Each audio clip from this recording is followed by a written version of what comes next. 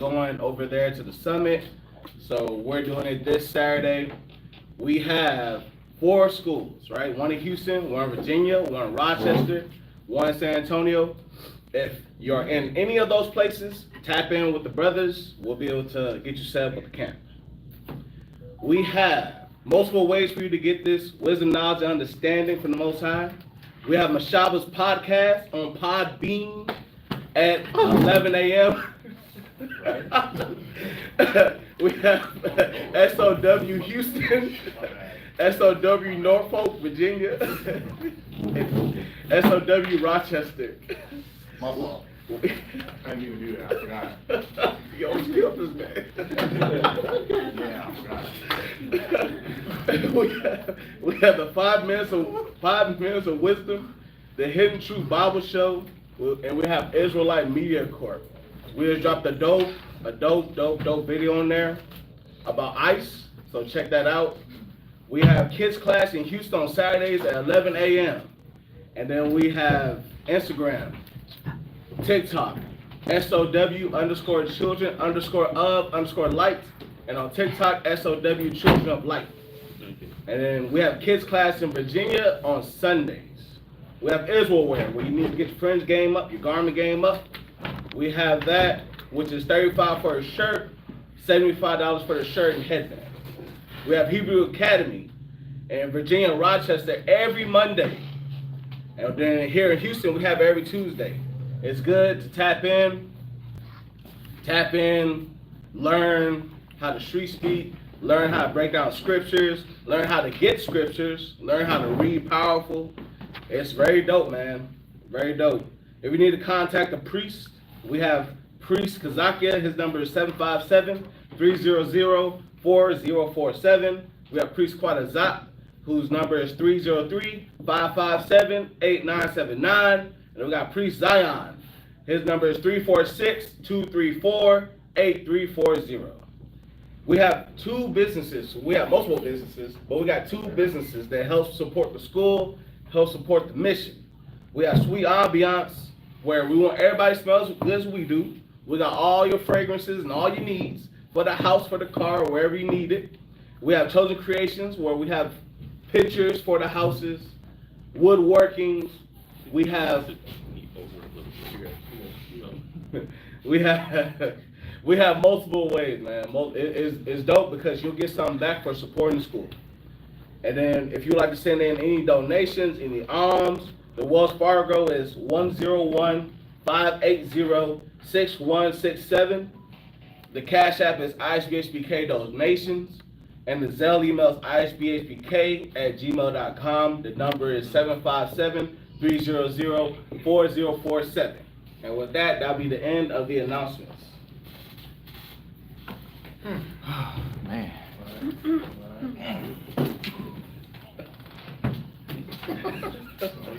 Shalom, shalom. Shalom. Right? Shalom, brothers and sisters. All right, so we're gonna, you know how we do, we start with the opening Sabbath morning prayers. So, y'all ready?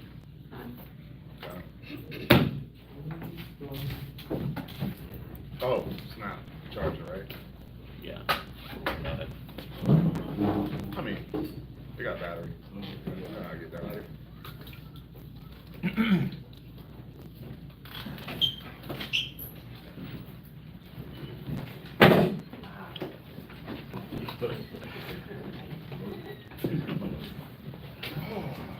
Oh man, I got to stand up again? Wow. I should have just stayed standing.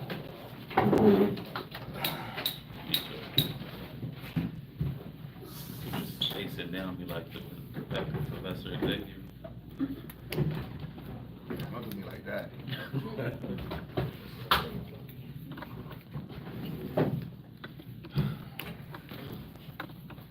Barakatah Yahweh. Barakatah Yahweh. Ba'ashem Yahushua. Ba'ashem Yahushua. Hawa'ah. Hawa'ah. Lathalanawa. Lathalanawa. Awar. Awar. Zayawam. Zayawam. The water. The water. Aman. Aman.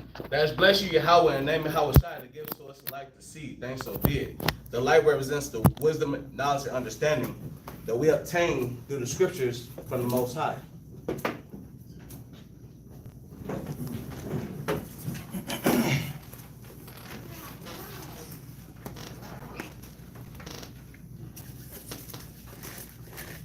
Barak Yahweh. Barak Yahweh. Ba'ashem Yahushai. Ba'ashem Yahushai. Hawa'ah. Hawa'ah. Lathananaw. Lathananaw. Rayach. Rayach. Nakaka. Na'achaka. The water. The water. Aman. Aman. That's bless you, Yahweh, and name Yahweh Shai.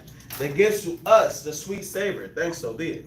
The frankincense and myrrh represents our prayers going up to the Most High as a sweet savor.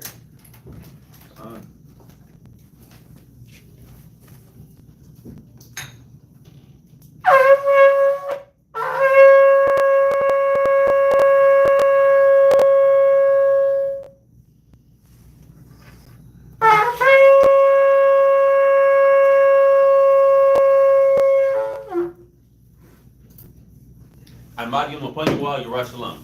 Rise and face Jerusalem.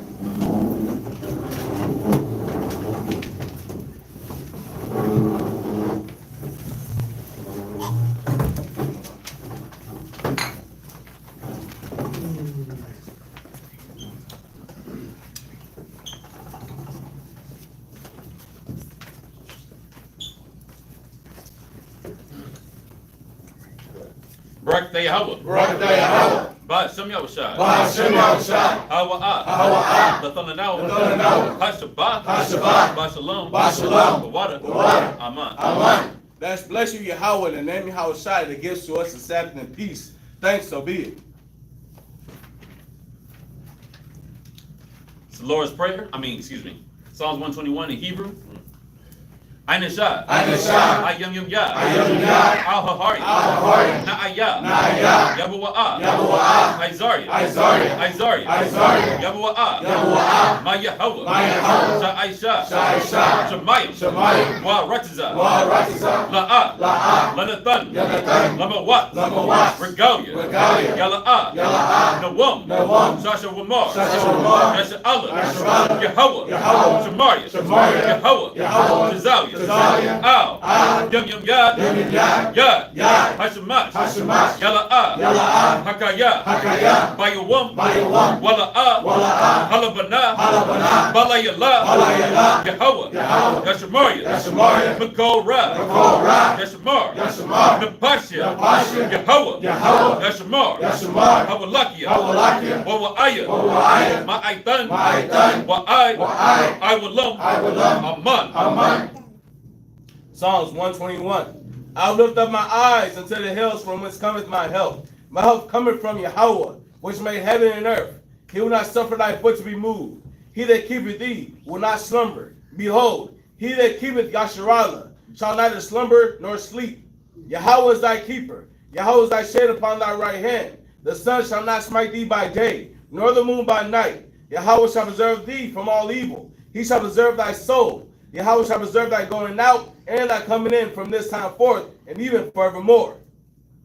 Shema Yashallah. Shema Yashallah. Yahweh Allah Nawa. Yahweh Chad. Yahweh Chad. Shema Yashallah. Shema Yashallah. Yahweh Allah Nawa. Yahweh Chad. Chad. Shema Yashallah. Shema Yashallah. Yahweh Allah Nawa. Yahweh Chad. Chad. Let's hear, O Israel, Yahweh our power. Yahweh is one. Lord's Prayer.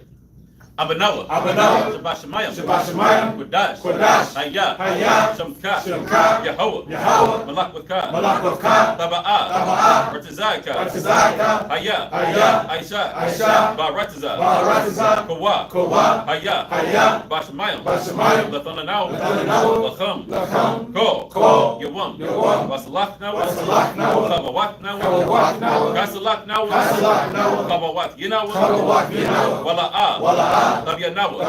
Banasai 1. Banasai 1. Abo. Pavashai now. Mayan. Rad. Kaya. Laka. Amalakwa. Wa Allah. Wa Tapara. La I will love you. Aman. This is the Lord's Prayer. Our Father, which art in heaven, hallowed be thy name. Thy kingdom come. Thy will be done in earth as it is in heaven. Give us this day our daily bread, and forgive us our debts, as we forgive our debtors. And lead us not into temptation, but deliver us from evil. For thine is the kingdom, and the power, and the glory forever. Amen. Aman.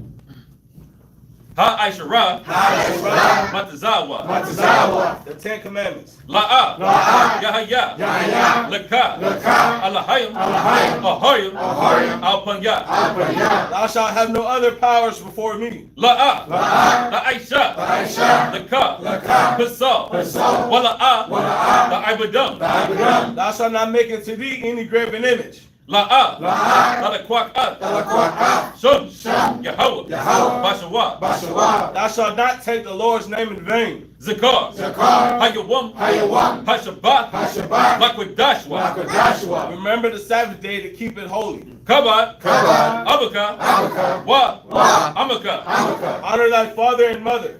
La'a, Laratazak, Thou shalt not murder. La'a, Lana'a, Thou shalt not commit adultery. La'a, Lakana, Thou shalt not steal. La'a, La'aina, Shakur, Thou shalt not bear false witness against thy neighbor. La'a, Lakamad, Kol, Asherah, Lara'ayaka, Thou shalt not covet anything that is thy neighbor's. Ba Shem Yavashai, the water, from God, Aman. Yeshabim, which means to be seated.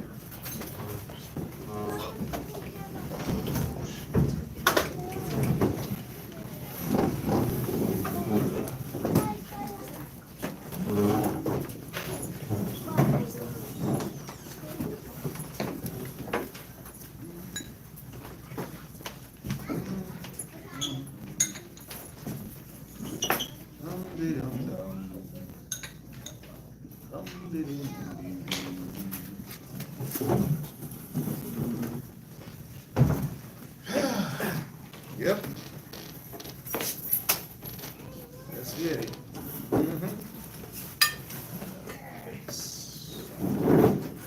Let's get it. Everybody all right? Like we didn't see each other yesterday, right? That up. Nice hot steamer.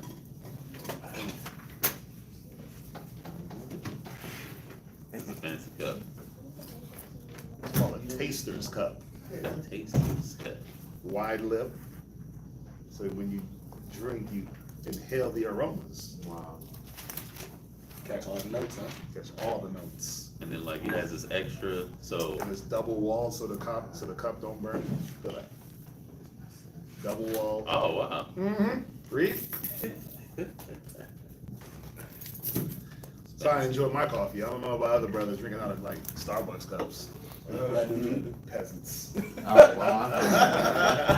Drinking Starbucks. Peasants. Peasants. No, simpletons. How long you How long you simpletons? simpletons will drink Starbucks coffee? Out the cup. I only drink Starbucks in emergencies. Wow, I'm like Yeah, it gotta be like an emergency. Like when you drink elevator Starbucks. We had one last weekend. That was an emergency. And I didn't buy it. I didn't even request it. You know what I mean? But yeah, shalom, everybody online. Yeah, the bros are at the summit, so we're gonna hold it down for today. They'll be back next week in VA. So where are we at? Proverbs? Yes, sir. 10? 10. E. Right? Okay, so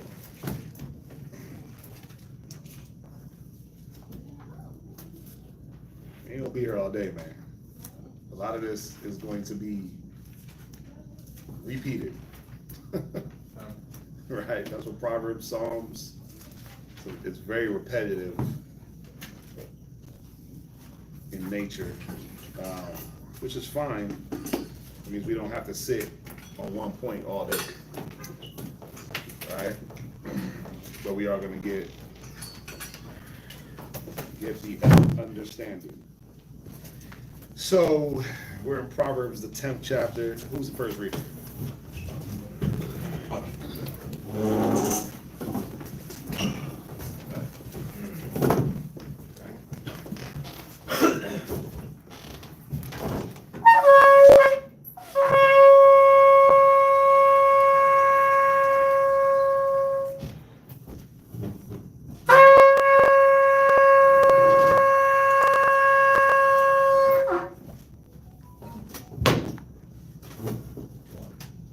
Yashkar, Shabbat Shah, Yashkar, Bayan Shrada. Yashkar, Shabbat Shah, Yashikar, Bang Yashala. Men Israel, Amadu. Barak. Yahweh Hashem, Yahweh Shai, Rakatham. Yahweh Hashem, Yahweh Shai, Barakatah. That right song though. We thank you for the proper entry. No, he was thanking the Most High for his spirit being on point. That he got the proper Thanking you for a proper introduction. They know the ram's horn blows. Dictate their spirit. They spirit dictate the ram's horn blow. Dang, that's crazy.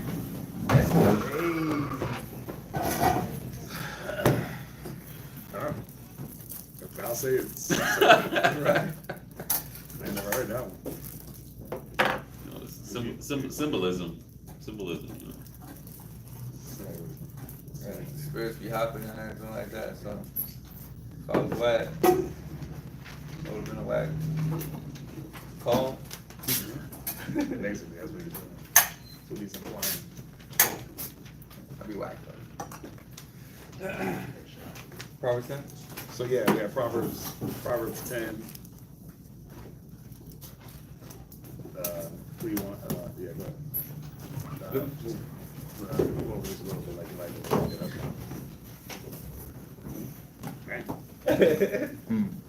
I call it. The book of Proverbs, chapter 10 and verse 1. Was he here for that? Go ahead. No, he wasn't here for that. I think he missed that part. It was a nice small Bible. I could read it in Spanish too if you like. I'm just saying. Espanol. Nah, because then we need. Los Because Proverbios de Salomón. then we'd be sitting here having to translate the whole time. You know, like he read the English, and then he read like 3 verses in English, and then he read those same 3 verses in Spanish. Right. No, my guy's gonna be the subtitles. I got you. Right. When he's on that other sign language too. Dang. So we cover everything. There you go. I get That's just baseball signs. There's actually a brother that be teaching in sign language. He's with, I believe he's with GMS. But he be teaching in sign language. And he's deaf. Oh, So okay. he has to sign. Oh, that's what's up. Yeah. That's dope. There you go. So we're book of Proverbs, chapter 10 and verse 1. Uh-huh. The Proverbs of Solomon. Right. So go to verse 1 and 1. I think I went over this yesterday. Go to 1 and 1. Proverbs 1 and 1. The book of Proverbs, chapter 1, verse 1. The Proverbs of Solomon. Right. So, you know, when you look at, if you guys are paying attention between Proverbs 1 and 1 and 9 and verse 18, it's kind of like this introduction where the chapters stick to this type of theme, right? Where kind of, you know, you get the receive instruction. He'll tell you a little bit about the instruction, the wisdom, the law, the commandment, why it's important to keep it. He'll give you an example. And then what was some of the chapters ending off on, like chapter 6, chapter 9, chapter 7? What were they ended off on? What was his main example of why to keep wisdom? Stay away from the harlot. Huh? Stay away from the harlot. Right, he would go into this theme of wisdom will keep you away from this type of woman or these type of people. And he would show like a wicked woman, and as you look from what is it? Where is he started? In 5? No, 3. You can see from 3 to 9, you can see how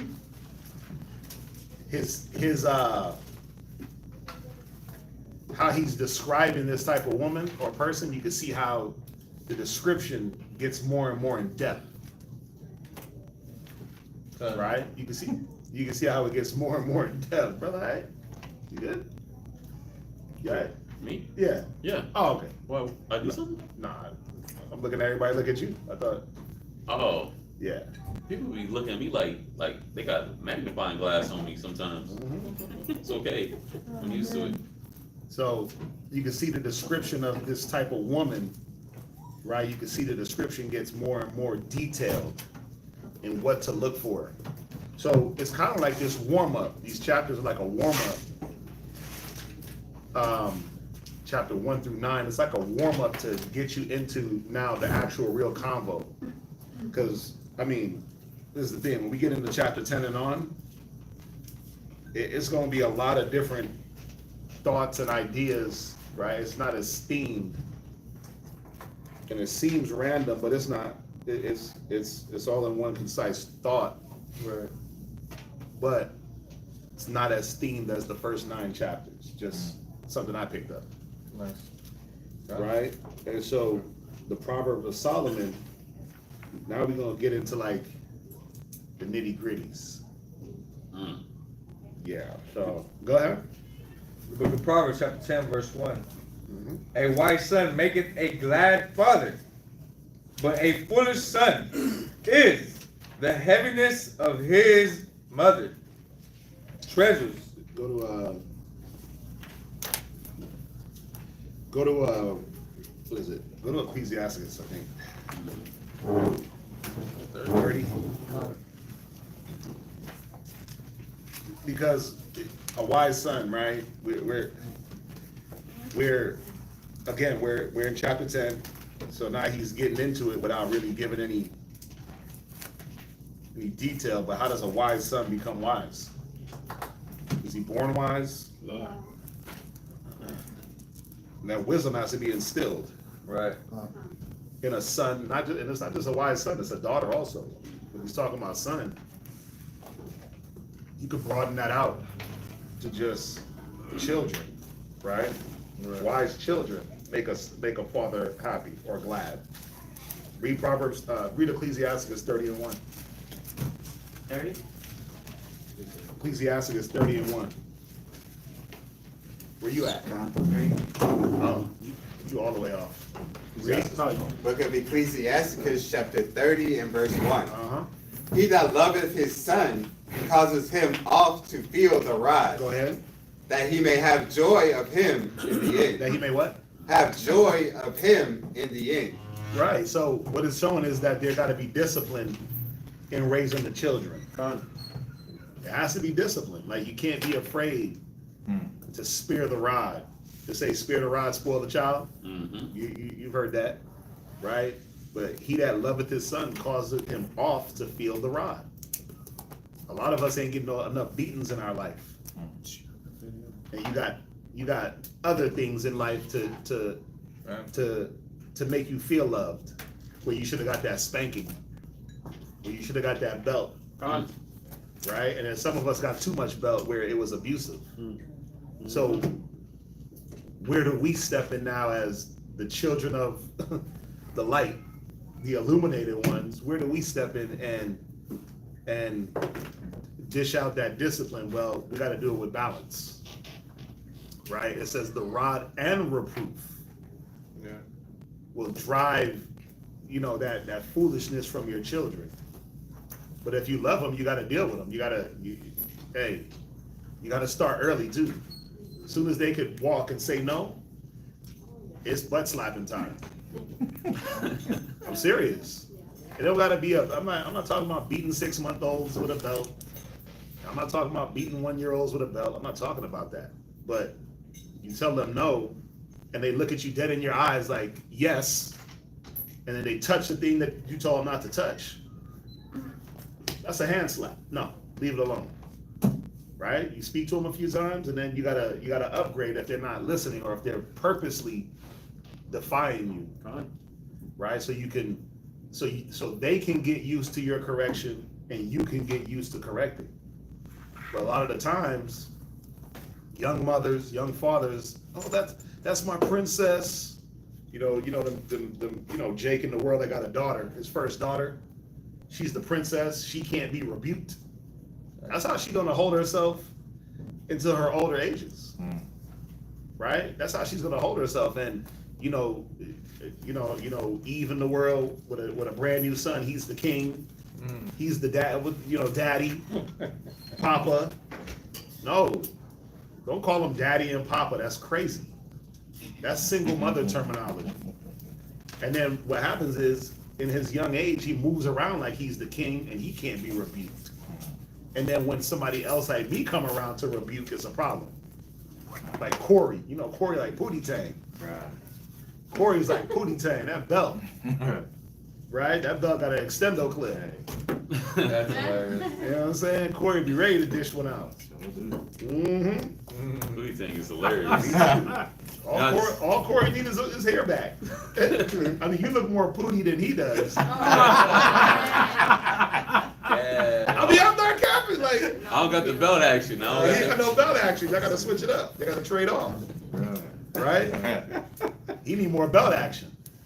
I need the extendo clip. Yeah, you gotta be able to reach Quadash from the back room. You gotta be able to just, he gotta at least know that you can reach him from the back God, without getting up. right. I'm gonna catch you from all the way here. Yep. Yeah, that's the Issachar moms. There's this video of this, like the daughter running. It was like a funny video. The chancla. Yeah, the The chocolate. chancla. The sister running and she's just like, boom. The arc, perfect head on, just bang. That's like any Caribbean or Hispanic mother. They are swift to grab a pot, a pan. Yo, you getting beaten with anything in arm distance. Just as I wear my house shoes. I just go. Flip it up. You flip it and catch it in one motion. No, she kicks it off. She's just like, Oh damn! You just nasty with that. See, that's crazy. That's crazy. Yeah, but you know the point is to instill the discipline and the wisdom, the instruction, to make sure that things are being adhered to at an early age. We can't neglect our children in the way of not disciplining them, and then when it's time to discipline, you just yell and scream, or if you do beat them, you beat them out of anger or frustration because you let things build up, right? You have to have that balance to be able to instill these things. Read on. Verse 2. Uh-huh. He that chasteneth his son Come on. shall have joy in him, Uh-huh.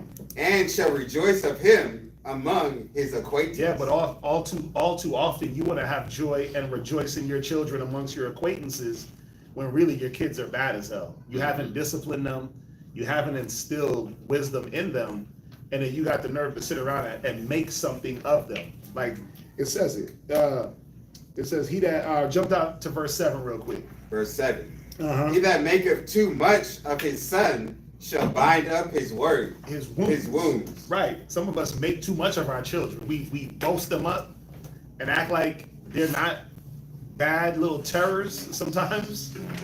You act like, you try to make a boast of them. No, not my kids. No. Your kids. Your kids and my kids. All our kids. Right? Because for one, foolishness is bound in the heart of a child. So you can never get away from that. They're always going to do something against your wishes and against your instruction, and they're going to really do it when you're not around to test the waters. Let me see what this other sister is about. Right? Let me see what this brother is about. see what I can get away Let me with. see what I can get away with, right? And so the report comes, yes, it's such and such was in the back doing, and you looking like, not my kid. No, it was your kid. Because you have it in your mind that it's not your kid doesn't mean it's not. You're making too much of him, right? And that right there, or her, and that right there stops you from administering the proper discipline. Because you already feel like it's an agenda against you and your children, when it's not. Remember, we discipline our children for a few reasons. One of my main reasons, not the only reason, but one of my main reasons, I said this the other day, I discipline my children and I'm strict on them, is because of you guys' children. Meaning, I don't want my children to give your children any bad examples that they may pick up. So if I see Manashah is watching something that he shouldn't be watching on TV, cut that off. No TV, right? Limit his TV, limit his access to things that could influence in an improper way, right? It's already bad enough some of our kids go to school. So what they picking up? Bad example. Like, even that. You really sit back and think that your kids be in school for 8 hours and then you give them a few hours out the day and you're really combating what they've been learning? Right. No, you're not. You're not, unless you're given the equal amount of time and having those very in-depth talks, you're not combating really much of anything. Because the time that they spend, 8 times 5 is what? 40. Okay, so you got 40 hours at school. It's a job, Yes, it is. right? They got 40 hours at school that's already imbalanced. It's already imbalanced, because by the time they get home, they got a few hours with you at home if you ain't busy. Then they got homework. They got homework and then they got sleep. Then they right back to school to be programmed by, you know, by some other child that doesn't have that discipline. So if you only got like a few hours with your child, like 20, who's winning in actuality?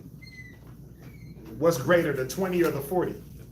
40. Unless you got some real potent talk and discipline you got going on at your house to combat it, you're losing. That's why you got to work even harder. And really, it's just one key factor. Pay attention to what they do. Pay attention to them. Step back and look at how they're moving all of a sudden, talking all of a sudden, right? Just all those different things. You step back and you look. Take the time to pay attention, right? And then you'll be able to know what you have to combat. That's first and foremost. And what you need to be correcting and removing from their spirit, talking to them about.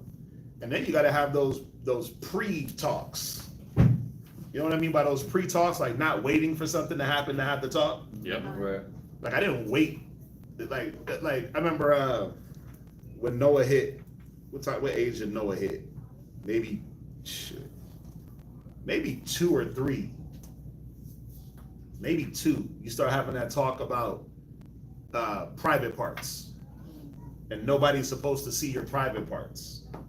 Right? Nobody's supposed to go inside the bathroom with you, unless it's a grown up helping you. You know that at that age too. Yep. You still got problems trying to wipe and all that stuff, so you might need a grown up. Obviously, sisters be helping, right? But outside of that, nobody's supposed to be inside the bathroom with you. No one's supposed to be looking at you when you use the restroom. Like you don't wait for something to happen to have them talks. That's correct. Right? And then you the way you teach it is when you're in the bathroom and they walk in, hey, no, knock on the door and don't look at me when I'm using the bathroom. Get out. Right? You instill those things early, that instruction and that wisdom early. Right? You don't wait for something detrimental to happen. It's too late. Right? And so really you got to know, like if I'm sending my kids to school, I got to know what's happening in schools. I got to know the general consensus of what goes on, which it's everything. Everything goes on in school, right? Yeah, that's crazy. And it gets nastier as the grade level goes up. And when I say nasty, I'm just talking about like how deep things can get early, right? Yeah. You got what you got in kindergarten and first grade, kids hitting each other, they might bite each other, right? You might come home with like a weird, what they do to Shirai? They cut her hair? Yeah, they play with scissors and they cut each other's hair. Like they do little dumb stuff like that, right? That's and you can expect that because that's what kids do to themselves and their brothers and sisters. They'll bite them, they'll cut their own hair. They be, you ain't watching them. They got the scissors, got the whole front gone, looking like me. You know what I'm saying? Just crazy with it. And that's children. That's foolishness, right? But then other kids do that to other kids. You got to prep your kids for those moments of being bullied. I had to deal with Noah on that on a high level. Brother was getting chased around the school for weeks by some bully, and I was like, listen, bro, that ain't happening.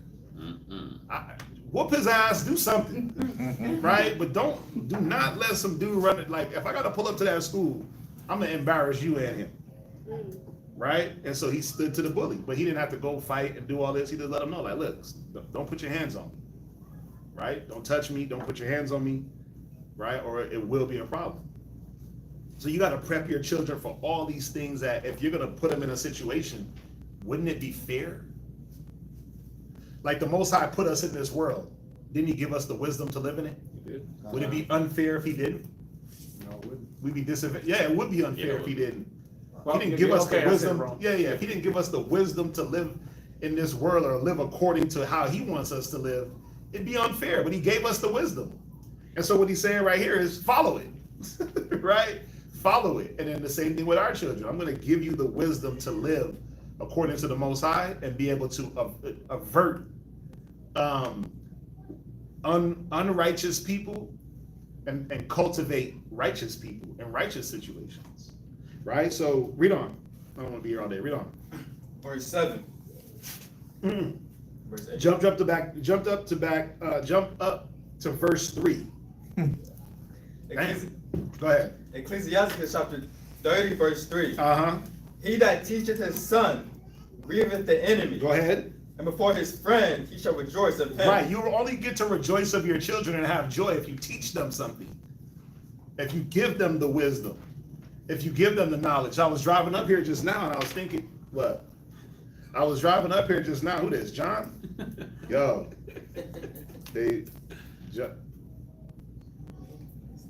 Man. Come on, bro. We don't be online like that. And you trying to troll and you want to turn me into a troll. You can't delete them. Oh, can you? You got Don Williams' account? Okay, yeah. Yeah, you can block John. You can block John. John probably one of them damn Ashkenaz.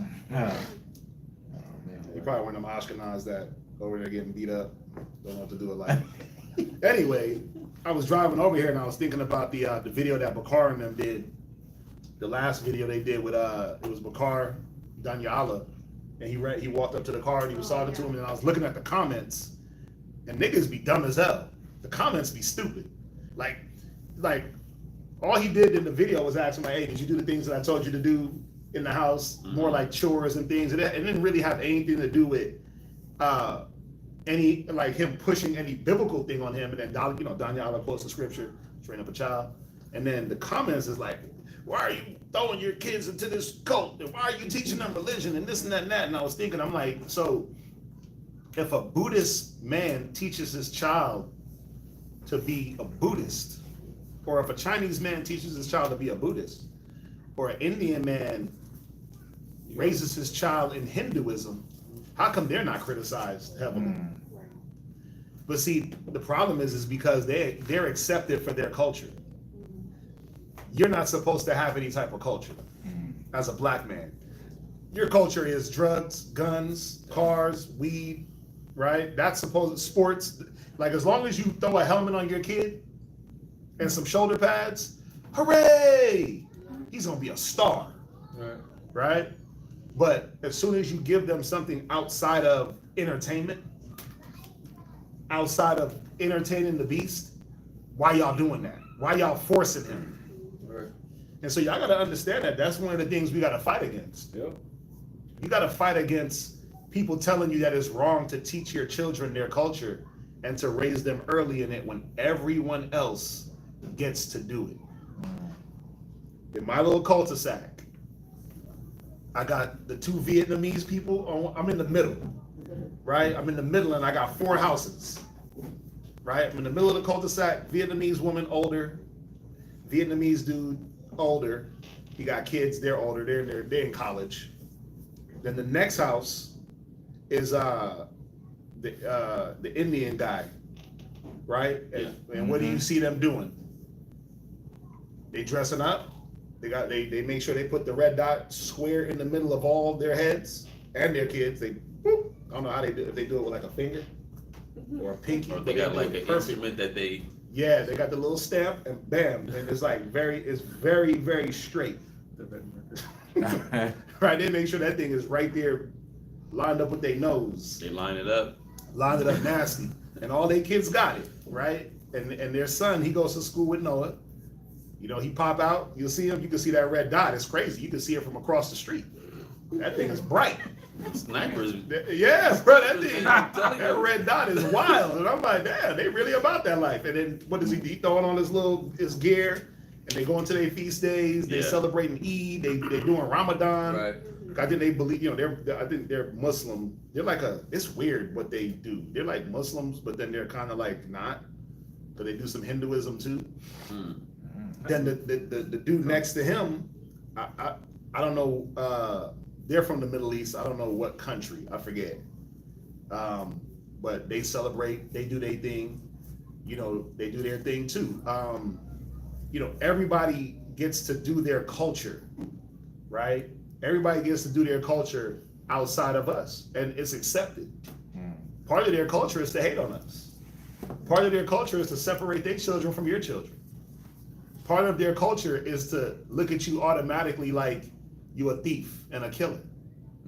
That's part of their culture towards us, when that was never our culture towards the nations, right? You don't see Adam walking around, or not Adam, Abraham walking around treating the other nations like thieves, and he was cautious, but he still dealt with them with a respect, Right. and let them show who they were, for what they were, right? So just a reminder, teach your children something outside of them. Stop letting tablets and TikTok discipline your children to be able to drive in a car without having a tablet. Show them how to look at their surroundings. Like, I could get to a certain street and my kids know where we at. Oh, we're headed home. Oh, we're headed to Shaddak's. Oh, we're headed to Mathanias. Oh, we're going to this person's house. Like, they know how to get to y'all's houses just by landmarks. And I'm like, Manashah be paying attention. Manashah's like, Dad, there's a Hot Wheels on that car. And I'm like, Hot Wheels? What are you talking? And I look, and he's reading the license plate. The license plate, and then the license plate little border. Yeah. It was a Hot Wheels license plate border. I'm like, where the hell? And he's like looking at every little small detail. But this is the time when they're supposed to be able to observe their surroundings and see what's really going on, right? They can look out that window. Get them out of the tablet when you're driving. Get them out of the tablet and the phone when you're moving around and doing certain things, so they can be observant. And so they can add things into their brain that they're gonna need, and not walk around in the earth like damn space cadets, right? You got your hand up, what? Yeah, just on the part about like teaching your children and how they separate us. That's like, I had an incident, like 2 years ago. Well, they're like, her dresses are too long. And I was like, what do you mean? They're like, well, she can't really run in them. And I was like, well, they're fine. And I'll just tell her to, hike it up a little bit. So she Gird can up your run in loins. No, it's not, but And they're like, well, why does she gotta wear dresses? She's not Muslim, is she? And I was like, no, we're not Muslim, but we don't wear pants. And they're like, but are you Muslim though? Like, no, I just told you we're not Muslim. And I was like, it's fine. It's fine. I'll hem it. So I hemmed it and I put fringes on it so it was the same length. And then when she went back to school, and they didn't say nothing. yeah, because again, it's everyone else is accepted, and you're not. So you have to fight and find creative ways to maneuver around their foolishness, or they're just gonna have you moving the way they want you to move. Yep. But you also have to bring your children along in those situations too. Look at what they're trying to do. Look at how they try to make this holiday and make it this and make it that and disguise it as this. They gotta teach y'all's kids. You have to teach them what other people are trying to teach them before they teach them. You see what I'm saying? Make them aware is what I'm saying, before someone else makes them aware and it now really becomes a part of them.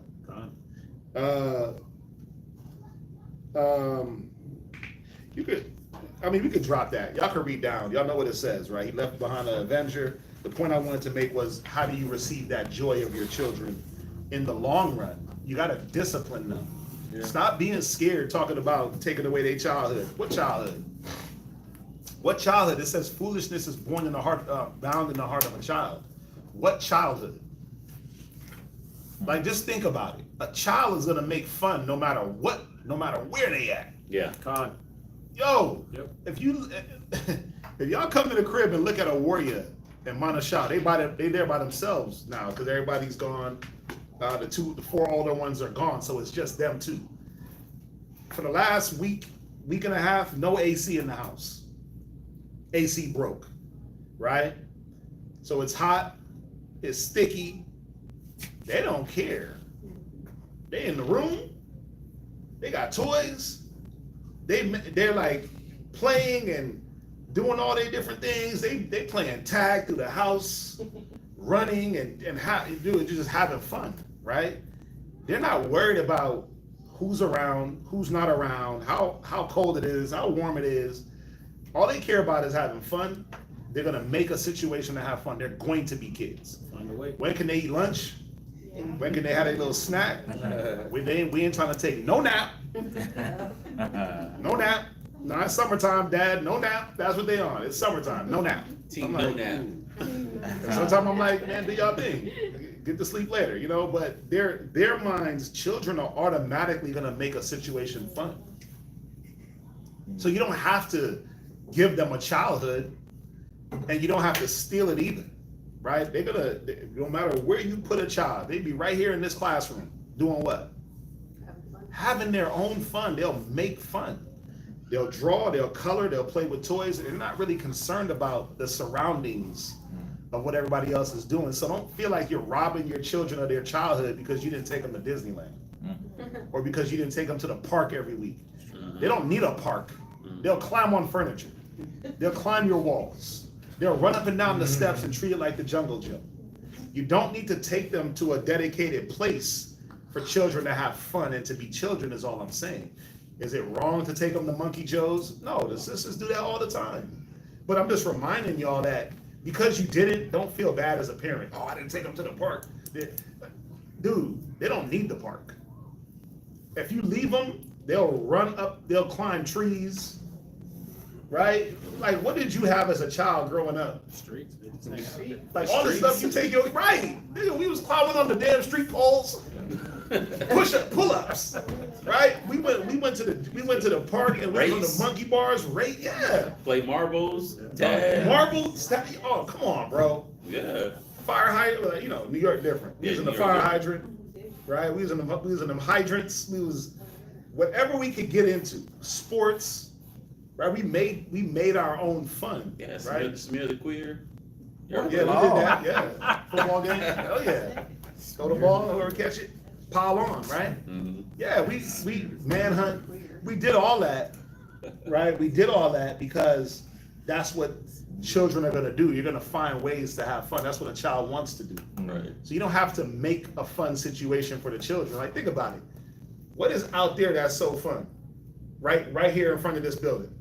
Nothing. It's like food in the parking lot, dirty diaper. It's like all types of crazy stuff. But they go out there and have fun, right? Yeah. What Jungle Gym? What Monkey Joe's? They come back in here sweaty and red and just panting. Give them some water and send them back out. And it's hot. It's hot as hell. They're not trying to run back in. They just want to have fun with each other. They're not thinking on a situation to have fun. They're like, we can have fun anytime. In the parking lot, we just gonna run in a circle. Quadash just ran in a circle. I watched him just run in a circle last night. That man ran from one car to the other in a circle, and I was like, yeah, he just having fun. He just having fun. They'll just do it, right? So you're not robbing them of a childhood if you put them to task. That's the point I'm trying to make. When you start giving them chores early, when you start teaching them discipline early, when you introduce certain things to them early, you're not robbing them of anything. You're actually giving them more than what the average Joe has. You're actually setting them up. You're actually setting them up to be greater in the long run, and then you'll have that joy. So just remember that. Stop thinking they got to be a certain age to learn something. They could look at a tablet.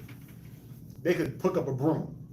They could maneuver a tablet. They could read a book. That's right. They could at least skim the pages. Sight words, you could do all that with your kids early. Stop acting like it got to be some other type of learning. Don't wait for them to hit a certain age, or they'll be behind spiritually, mentally, and physically. Right. So let's go back to Psalms. Yeah, let's go back to Proverbs. My leg's starting to hurt. Proverbs chapter 10, verse 2. Treasures of wickedness profit nothing, Right. but righteousness. Wait. So you went to. There's one more scripture I want to go to. I'm going to go to. Where we at? Proverbs 10 and 2. Proverbs 10. Go to Psalms 52 and 7. Just on that foolish son. Just on that foolish son. Psalm 52 and verse 7. Psalms chapter 52 and verse 7. Lo, this is the man that made not the Most High his strength, Right. but trusted in the abundance Oh, no, of that's, his. my bad. That's for the next verse. Go ahead. You stay where you at, lock around. Go ahead, read. Verse 2. Slide. Verse 2.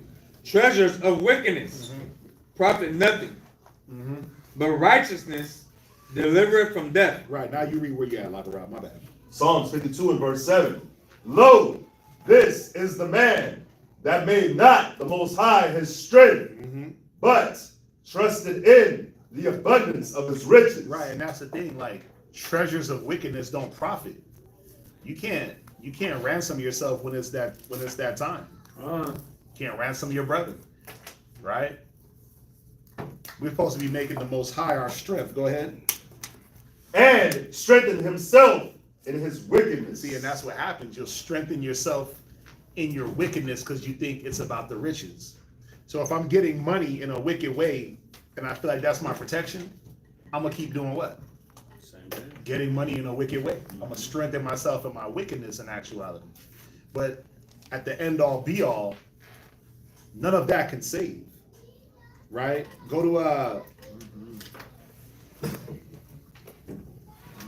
to Ecclesiastes. What is it? 7:22. Ecclesiastes 7:22. Money is defense. It's Ecclesiastes, right? Is it 7:22? No. It's Oh, it's, no. what is it? Yes, 7:12. 7:12, right. Looking right at it. Is it? Yes. Yeah, go ahead. Read it Wisdom. for me real quick. Ecclesiastes chapter 7 verse 12. Go ahead. For wisdom is a defense, and money is a defense. Yeah, they're both a defense. And we're gonna hit this scripture again, but they're both a defense. But watch this, read. But the excellency of knowledge is that wisdom giveth life. But see, wisdom gives you life. Way past what money can give you. Okay. And that's the point. Like, we're trying to ransom ourselves through riches and some through wicked inheritances and wicked treasures, where the way to keep yourself clean and to ransom yourself is through wisdom. Right? Through righteousness. It says righteousness is immortal. So we got to keep that in mind. Jump back to Proverbs. Verse 3. The Lord will not suffer the soul of the righteous to famish, but he casteth away the substance of the wicked.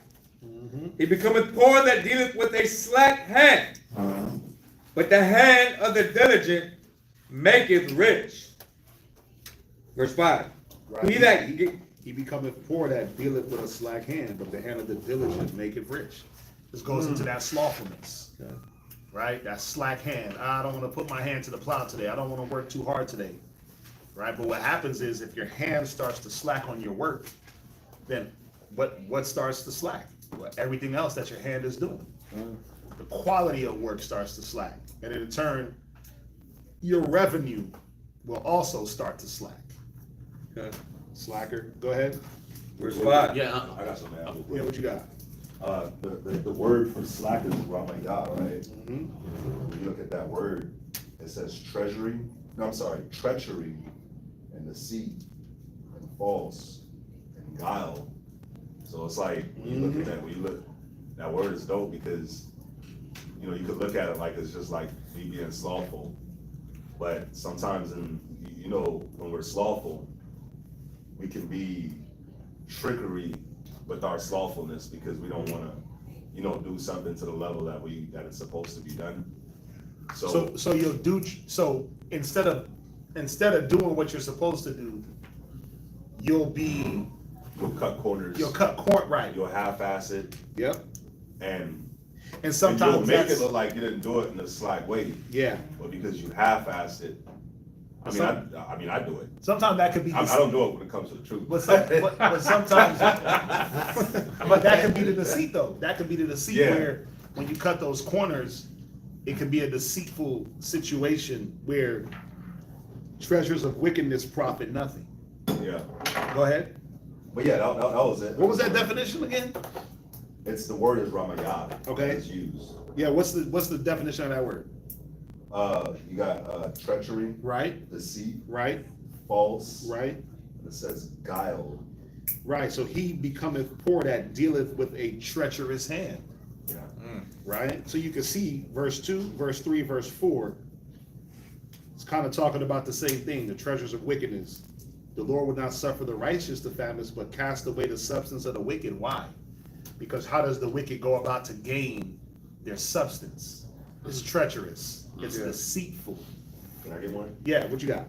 I'm gonna read it real quick. It's Ecclesiastes chapter 10, verse 8. Mm-hmm. It says,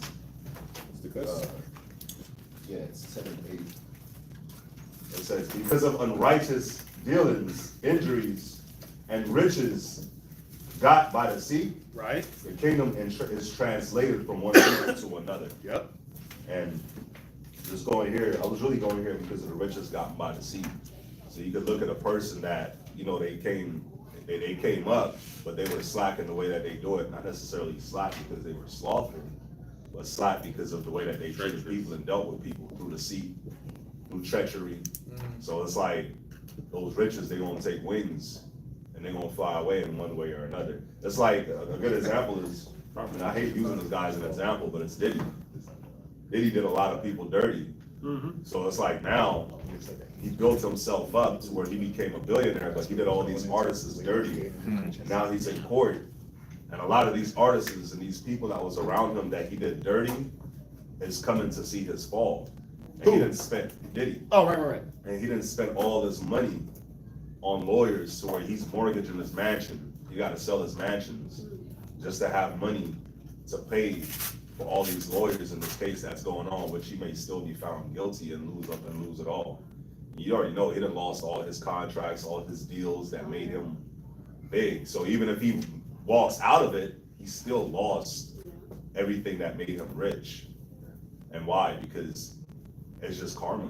And that man about to be found not guilty. I think so too. What? Mm-hmm. I think so too. They didn't prove nothing. They just proved that he was a freak. He was a freakazoid. That man about to be found not guilty. It's crazy. I feel like it was another just public shaming. It was a public shaming. He did something. He pissed somebody off. And so, no, but what Locker Rob is saying is absolutely true. Like, the way these cats get their money, and then, look, nobody's pulling up. The only cat that pulled up, or supposedly was Kanye, which he didn't go into the courtroom, he just showed up, right?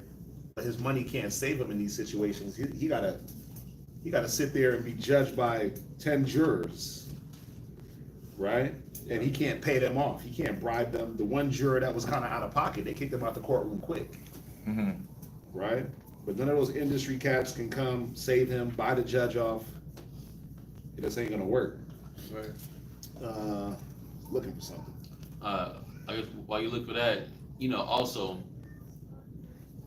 just to add another dynamic, which is probably more plain to see too, is it says he becomes poor that dealeth with a slack hand, and then so you think about when you get to a position, and I think about this just because I've been on my health a lot more than I have been in the past. And a lot of times when you get comfortable, you're like, oh, I'm good, so I can lax up. And then when you start getting lax, then you start reverting back to where you were, like slowly getting back to where you were. And it's the same way with finances too. Like you can get a certain amount of money or get a certain level of comfort, and you're like, oh, I'm good. And you kind of start splurging a little bit more, a little bit often. You're like, oh yeah, I'm kind of good, yeah. Oh, I got the tax return, so I can spend a little bit here, a little bit there, and then little you know, that tax return is gone like in a month and a half or less. Bills. And you worse off. Right. Or bad spending. Bills or bad spending. Probably both. Or tax return. And then so it's like, dang, well, you didn't get it and maintain it to grow it. You had a slack hand with it. You weren't diligent with it. And it slowly just trickled away. They say easy come, easy go. Right. Well, it's not. it's hard to come, and then it easily goes. That is true. Damn. Right, so, I mean, y'all see how, how that word could be interchanged, and then it doesn't just mean slack, like you're slacking off. It could mean Yeah. you're going into some type of deviancy, some type of ill dealing, some type of treachery. Like, I mean, come on, man. We see it with like a lot of businesses and a lot of like there's this dude that comes on and he shows like inflation of like fast food restaurants, and he showed like how the double of In-N-Out, it used to be $4, now it's $6. Hmm. But then he showed how the actual burger reduced in size. Oh, because of the wow. corners. So why they introduce more? While the inflation on the burger goes up, the damn burger itself is shrinking. That's ill dealings. Still ain't been there yet. That's it. That's ill. You gotta go. Yeah. But those are not righteous dealings, right? And what are they doing? They're just getting rich. So a double from In-N-Out is like $6 for one. Oh, someone had a question online What's the question? about dealing with children. What is it? It says, how do you deal with children with smart mouths or ones who do the opposite of what you say to do? Yeah, it depends. Listen. Putang. In Yeah, the mouth. it depends on it depends on the first of all, a lot of things are depending. But see, a smart mouth, that means that they've been able to ride with that for a while. Right? So depending on their age, listen, ass whoopings are always an option, but depending on the age, you gotta have these talks with them about the way they speak. Right? So you gotta, if you're not used to disciplining your child, because a child with a smart mouth, meaning that they've been able to ride with that smart mouth. Yep. Right? Sometimes they just need a quick smack in the mouth. Bow, backhand, shut up. Or other disciplines, right? You remove things from them. TV, video games. Right. What I like to do with my kids, especially like Noah, when he come with his little smart mouth, he gets to just write. I will not have a smart mouth. I will not talk back. He's writing pages front to back. Ruined his whole evening. Oh yeah, ruined the whole evening. He out in Colorado writing. Oh, like how Bart would be writing on the Yeah, chalkboard. No, he out there in Colorado. Mom got him writing when he get out of pocket. Right? So it's not necessarily always a beating situation. Again, age dependent. How much are you used to disciplining? And then you got to find different ways to talk to your kid about that smart mouth and about the things that they're doing. The main thing, you got to talk to them. It can't be one thing over the other. You got to have multiple ways to discipline a disrespectful child, right? So, there's many nuances into that, but really it starts with you were supposed to be challenging that cycle, challenging their psyche early, right? You're supposed to challenge that thing out of them early when you saw it. 1 year old, 2 year old. Because if they 10 years old talking back, they was talking back at 2 and 3. Yeah. No. Yeah. You let that ride. Now. Huh? No. Boy, who you talking to? Come on, let's have this. Like, my kids can't tell me no. My kids can't tell me no. Like with a straight face. They gotta be like, oh, I was just joking. Right. Because I give them that glance. And I stare a hole through their spirit. This could be your last day. Yeah. I remember, Manashah was at the table the other day. We was eating. He was at the table eating, and my kids, they're young, so I've been trying to get them on these table manners. But they was at the table just acting goofy.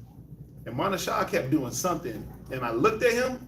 I just gave him that look. I'm sitting across the table. I just looked at him like, bro, if I reach over this table, you're going to be painted against the wall. And he looked at me, he looked up, he looked at me, he put his head down and then he was kind of trying to look up a little bit. And I'm just staring at him like, okay, you ready to act better now? Yeah. I didn't say a word. My rib didn't say nothing. Even a warrior looked over like, ooh. She looked up at me, she looked at him like, ooh. And I'm just looking at this dude like, okay, bro. And he got it. I didn't have to speak, I didn't have to yell, I didn't have to scream, I didn't have to beat him. But it's because my children know when it's time to get serious, because I've been dealing with them since they could understand. I didn't wait for them to be 7, 8, 9, 10. No, you could walk and if I can tell you no and you can get upset as a young child, that means you understand no. His son, Eliashai, he understands no. Oh, yeah. When he want to go in that front door, Oh, you get like mad. yesterday, I was like, Eliashai, get back over here. And he looked at me, ah! He was like, And I was like, get your butt over here. And he was like, Hulk smash. Yeah. But he did it though. He walked back and then he was like, nah, I ain't doing that. I'm going outside. He can understand no. He understands what you don't want him to do. And he knows what he wants to do. So that's the perfect time to now, no son, you can't go outside. You can't go outside without us. And you gotta constantly be on him, constantly being on him, constantly being on him. Because then if he finds that he can get his way, that's what he's gonna do. So every brother is at the door blocking him from going outside. So he knows he ain't gonna get his way with us. Right? Even if his mom ain't looking, he knows. He tries it and then everybody's there to block him. And he's trying to push out the way and it's like, no, you're not going out there. Grab him by the head, you turn him around, but you know, it starts early. What? It's a question? What? No, I sent you something. I sent you something. Belt 99, damn, I seen it on TV. 30-day free trial, $19.99. Fixes talking back, yelling, not eating, running in stores.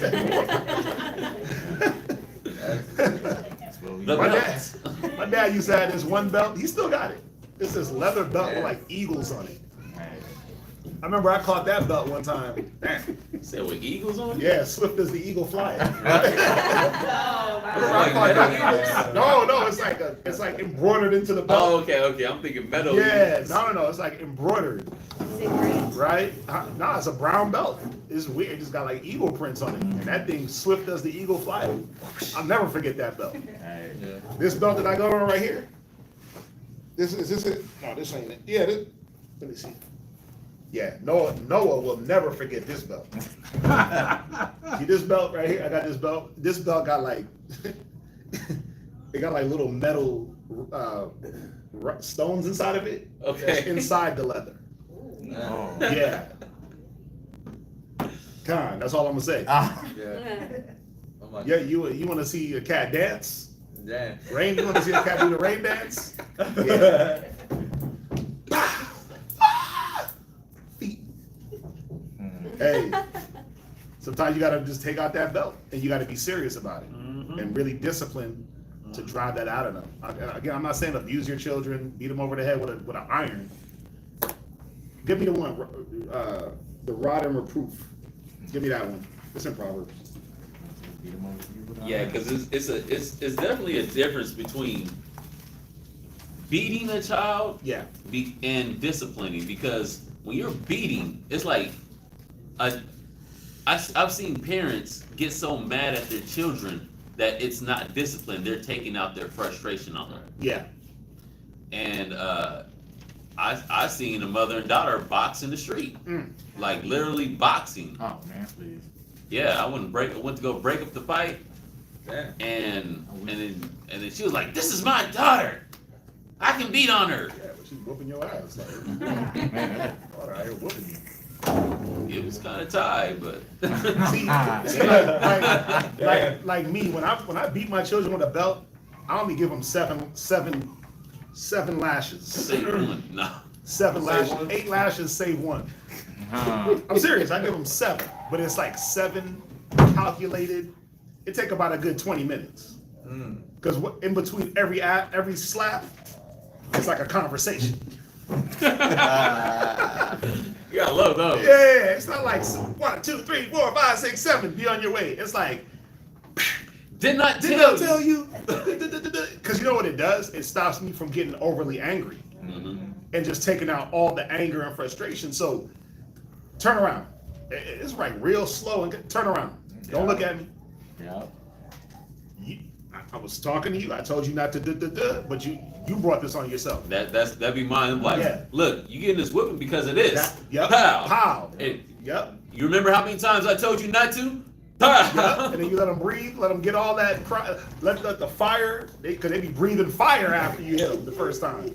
Let all that come out, all that dancing. Don't go save him back there. Yajagar? No, man. Yeah. But you let all that fire come out of him, you talk to him, and then you give him the next one. For me, a beating takes like 20 minutes. But it's only 7 hits. They just say it just depends, but it'd be 7 good ones because look, and it takes me a while to get there. I'm being honest, like, hey, you gotta beat your children, man. You gotta be careful. Hey, it's not abuse if you're not being abusive. Shalom, I have a question according to numbers. Okay, we on something totally different. Well, we can answer the questions after, like the questions off the top. I will sit. Wait, what? Right, Bakar, have them hold that see, look, push up position. Mm-hmm. You just gotta be careful with some of the things that you do, right? You gotta be careful with some of the things you do, because some things ain't looked at as kosher in the eyes of the state, right? But you gotta be, you gotta find ways to discipline the children. But this is the thing. If you do it early, you don't have to be as extreme. That's the point. If I deal with my children early, I don't have to be extreme with it. I don't gotta put them in horse stance for 3 days straight, make their legs strong as hell. Like, I don't have to do that. If I'm disciplining often and early, then my discipline doesn't have to be as extreme. Watch, read.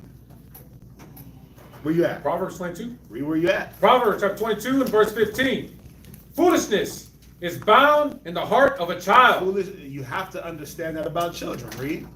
but the rod of correction shall drive it far from him. Right. There's another one that says the rod and reproof. 23. Get it? Oh, go ahead. Go ahead. Are you there? I can just move over. Yeah, then move on. No, then read. Proverbs chapter 23 and verse 27. Go ahead. No, never mind. That's Okay, fine. go ahead. Go ahead. Proverbs chapter 29, verse 15. Read. The rod and reproof. There it is, the rod and reproof, meaning the rod and the reproof is the speaking. Talking to them about why they're being corrected. Even after you beat your children, you don't just leave them beaten. I don't. Corey looking at me like, you don't just leave them bloody and battered? No.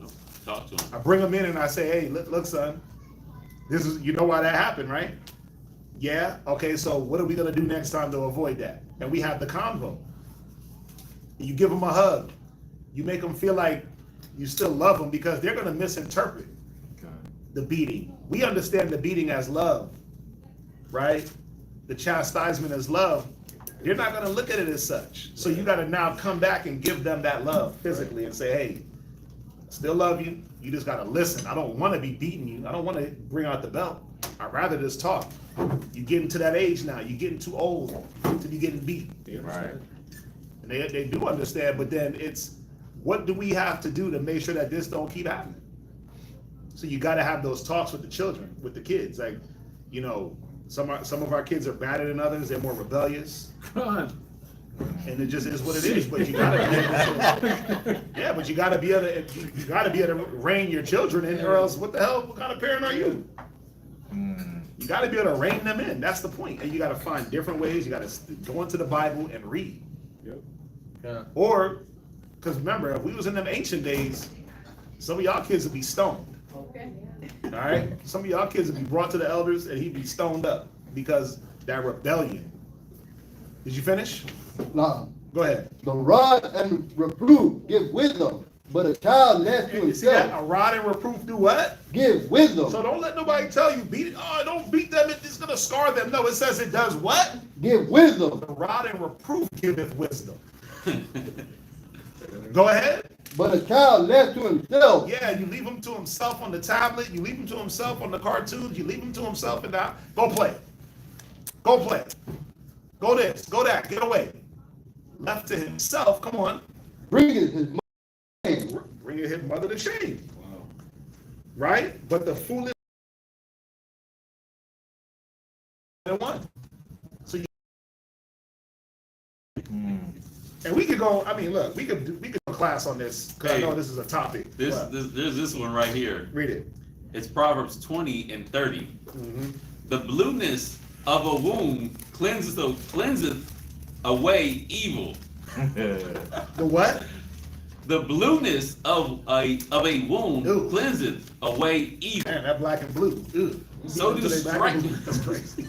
I don't know about that one. Go ahead. So do stripes the inward parts of the belly. Yeah. Bakar said them Haitian punishments making them kneel on rice grains. That's Issachar too. Kneel on rice grains. Yeah, yeah. Hey. Issachar make you kneel on rice grains in the corner. Damn. Yeah. I heard Or that. rice grains, bruh. Prayer position. They just spread some Keep your rice hands grains on up. the floor. You gotta kneel on it. That is nasty work. And a belt. Huh? And That's probably after you done got beat. Stripes It's like, across no, the back. it's why you're getting beat. Yeah. Holding books over your That was definitely back in the day. You can't do that now. Kneeling on rice grains is crazy. That's like that cartel torture. Golly. She said, holding the books up. You gotta hold your Bible in your pocketbook. Not the You're getting beat. It's like, I'm tired because my body hurts because y'all have me kneeling on the rice and the books on my hands. Damn. My body hurts. It'd be sore. What? Where I'm from, they would draw like a circle on the board that was taller than you, and you had to put your nose in it so you stood on your tippy toes. Damn. Strong calves. oh, Strong man. calves. I mean, there's many creative ways, but then see, this is the problem. When you administer the discipline, are you speaking to the children? And that's the part that's missing always. Because, you know, I remember just getting beat and just being sent to the room to just lick up my wounds. Yeah. And then you just be shook around the family the whole time, like, man, if I moved it wrong, they're gonna beat me. But you don't want your children to feel like that, like after you discipline them, right? Even if I talk rough to my kids, I come back and talk to them on the shot, like, listen, bro, Yep. you gotta get it together. Right? Yep. You know better than this. You shouldn't be crying over this, or you shouldn't be acting like this. What's going on, right? And even more now, before I just fly off the handle on them, I'm doing a lot more. Hey, come here real quick. Let's talk. Last night, we get home. He hungry. He ate, but then he want to keep eating. What does he want to do? Cry. Well, listen, bro. Come here real quick. What's going on? I want to eat. What you mean? You just ate. Well, I want to eat more. Okay, well, just be patient and just wait. She ate what you ate. How come she's not crying? Why are you the only one crying? How come you can't control yourself? You got to have those talks with them about on that level of what they could understand, and not just always lose it and beat them. Listen, it's many ways to get to your children. You got to explore the different ways. But the one main thing is don't discipline out of anger. Don't discipline out of frustration. You holding them up by one hand and just whooping the hell out of them. No, don't do that. Because then it's going to come across as abusive. It's going to come across to the children that you don't love them. Because you don't want to give them that impression in your discipline, right? That you don't love them. So you have to be able to back up your discipline, whatever it is.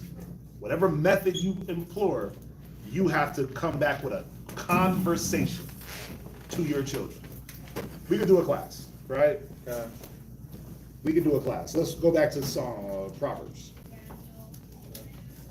Look at Proverbs chapter, You read 10 and 4, and then go down. look at Proverbs chapter 10, verse 4.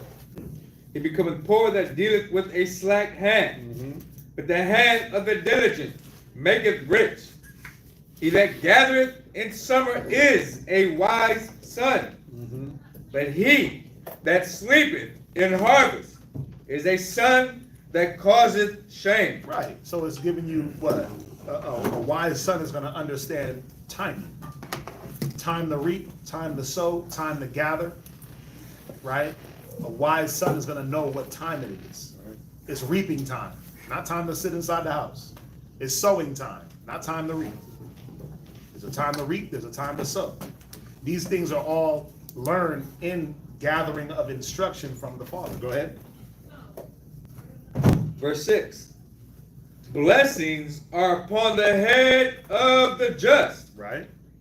but violence covereth the mouth of the wicked. The memory of the just is blessed, but the name of the wicked shall rot. The wise in heart. Yeah, we can, I mean, how many examples do we have to go to just to even understand? Blessings are upon the head of the just, but violence covereth the mouth of the wicked. The memory of the just is blessed, but the name of the wicked shall rot. Like, when you even look at the scriptures, and we go back into history, like, who stands out more, Korah and Dathan, or Moses? Moses, right? Yeah. Yeah, his name is gonna reign supreme over a Korah and Dathan. Or who you worried about more, the ones that died in the wilderness, or the ones that made it out? Right, the ones that made it out. Right? So your mind is already predisposed to think of the righteous man. What kings you worried about? The righteous ones or the wicked ones? Right. Yeah, you know more about the righteous kings than you do about the wicked kings. Right?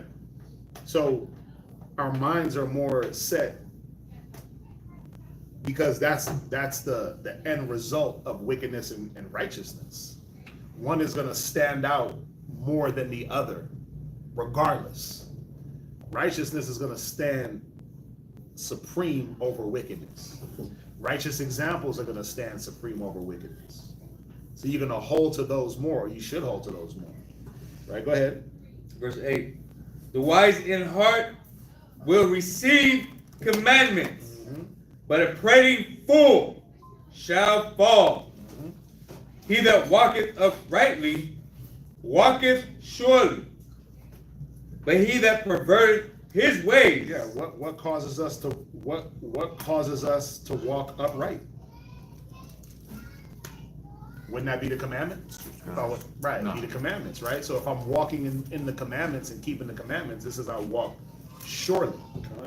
But he that is perverse, or he that perverteth, right? To pervert your ways. What does that mean? What does it mean to pervert something? To pervert, what does that mean? When I pervert my ways. Turn aside and keep. You said, yeah, it can lead into wickedness. You said turn aside. Let's see. So look it up real quick. What verse is that? 9. It's not, yeah. 9. Proverbs 10%. Make crooked. Definition. Right? Twist. Distort. You see that? Crooked. Yeah, twist. So you twist things.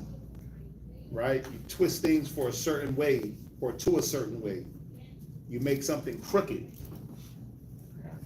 So you can see that. You can see that in the Pharisees in Christ's time. They were perverting the law. Right? They were twisting things to their own lusts and twisting situations to try to catch Christ. You can see that in the history when you go back into books like Kings, Judges. We would pervert our way as a nation by trying to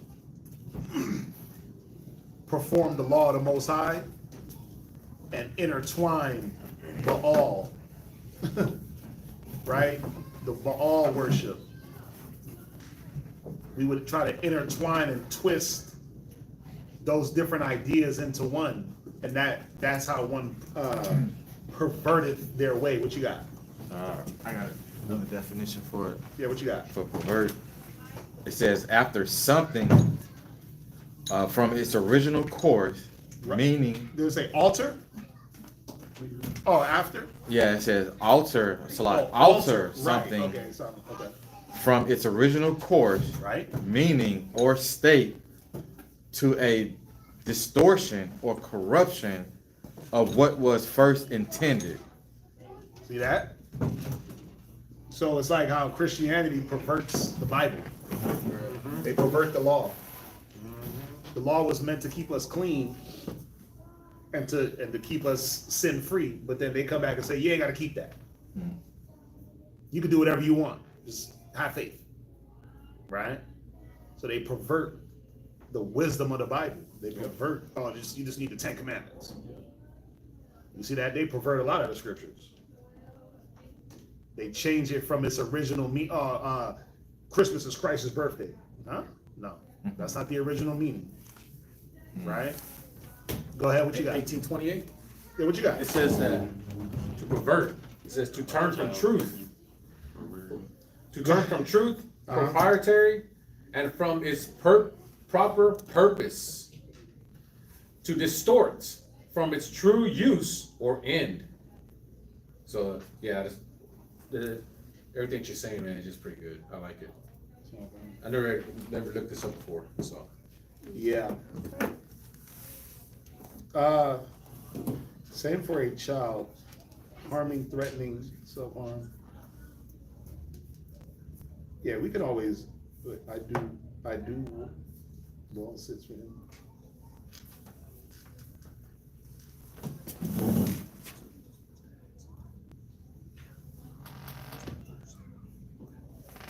Oh, see, that's a whole other dynamic. Dealing with a child that's not like your biological child, and either way, there still should be a respect. Doesn't matter biological or not. A child should respect grown-ups. I know we kind of jumping back a little bit. I'm just seeing her question, but you know, it's about. It has nothing to do with biology. Respect has nothing to do with biology, right? And understanding God, Christ, man, woman, child, that has nothing to do with biology as far as like biological child or not. I train my children to respect any adult that they come across. Even when we walking through the street, in the store, because you know, little kids be cute and they're like, oh, you look so handsome, right? And then what do the kids do? They just walk like they didn't hear the compliment. I'm like, say thank you. Say thank you. You with me, you can say thank you. Nobody's gonna do nothing to you while you with me. You can say thank you to them and just keep it moving. Right? Or hey, how you doing? And you just say, hey, shalom, and just keep it moving. Like, have respect just for adults. Doesn't mean you have to superly engage them or anything like that, but you do want to train your children, just like us. If somebody walk by me and say, hey, what's going on? I'm gonna be like, hey, what up? Yep. I mean, I gotta sit there and engage them on a high level, but I'm just in passing, hey, how you doing? That's something that the society does not have. That hey, how you doing spirit? That happy neighbor spirit. Speaking. Yeah, just speak to each other. It's weird when you walking right by somebody and you look at them, hey, what's going on, man? And they just look at you like, nigga, what you want? That's weird to me, right? But I train my kids, Manashah. If somebody speaks to him and they're just giving like a compliment or what's up, little man? Bro, just say what's up. They see you right here with me. But then you also got to train them on the other end, right? The stranger danger not to engage by themselves. That's the difference, right? So it's many different teachings that you have to give your children on many different levels. I just put that on. Go wipe it off. Right, go ahead. Where we at, man? Verse 10. Proverbs 10, verse 10. Uh-huh. He that winketh with the eye causeth sorrow, but a prating fool shall fall. We said that twice. You said we said that twice? No, it says in verse 8, but a prating fool shall fall. Right. Verse 11. Where you end at? Verse 13. Go ahead. The mouth of a righteous man is a well of life. Is a what? Is a well of life. Right. Life and death or what? Or the tongue. Life and death are in the power of the tongue. Right? What else does it say about that? Go ahead. But violence covereth the mouth of the wicked. But what? Violence covereth the mouth of the wicked. Right. And he that winketh with the eye causes sorrow, but but a prating fool shall fall. I believe if you go back, where's the one where it says he Verse 6. huh? No, hold on, let me finish saying what I'm saying before y'all just throw something else. Where's the one that says teacheth with his feet? It's in Proverbs. I think we just read it last week. Yeah. Right? It just you know, you wink with the eye. What is it? With his What- fingers, teaches with his hands. Teaches Yeah. with his hands, he teaches with his feet. I think it says something about winking with his eye. It's in Proverbs. Proverbs 6:13. Okay. Let's see. Read it. Yep. Proverbs chapter 6, verse 13. Verse 12. Verse 12. A naughty person. So a lot of times what you gotta do is you gotta go to another scripture in Proverbs to kind of get that full understanding. But like I said, a lot of this is gonna repeat. Go ahead. Proverbs chapter 6, verse 12. Go ahead. A naughty person, a wicked man, Right. walketh with a forward mouth. Right. Verse 13. He winketh. Forward is perverse, crooked, right? Deceit. That's what that means. He's walking with a deceitful mouth. He's speaking lies, deception. And then how else does he deceive? Go ahead. Verse 13. Uh-huh. He winketh with his eyes. Come on. He speaketh with his feet. Right. So, you know, if I'm like even up here, I can speak with my feet to Shaddai or to him. I can, he could be saying something, I can nudge him. You don't even see it. Shut up. It's loud. I didn't do that to the Nikes.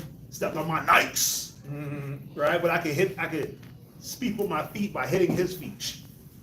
Right. Or, hey, yeah, right. Yeah, it's time. It's time. Right. I could look over at Elijah and give him a quick wink.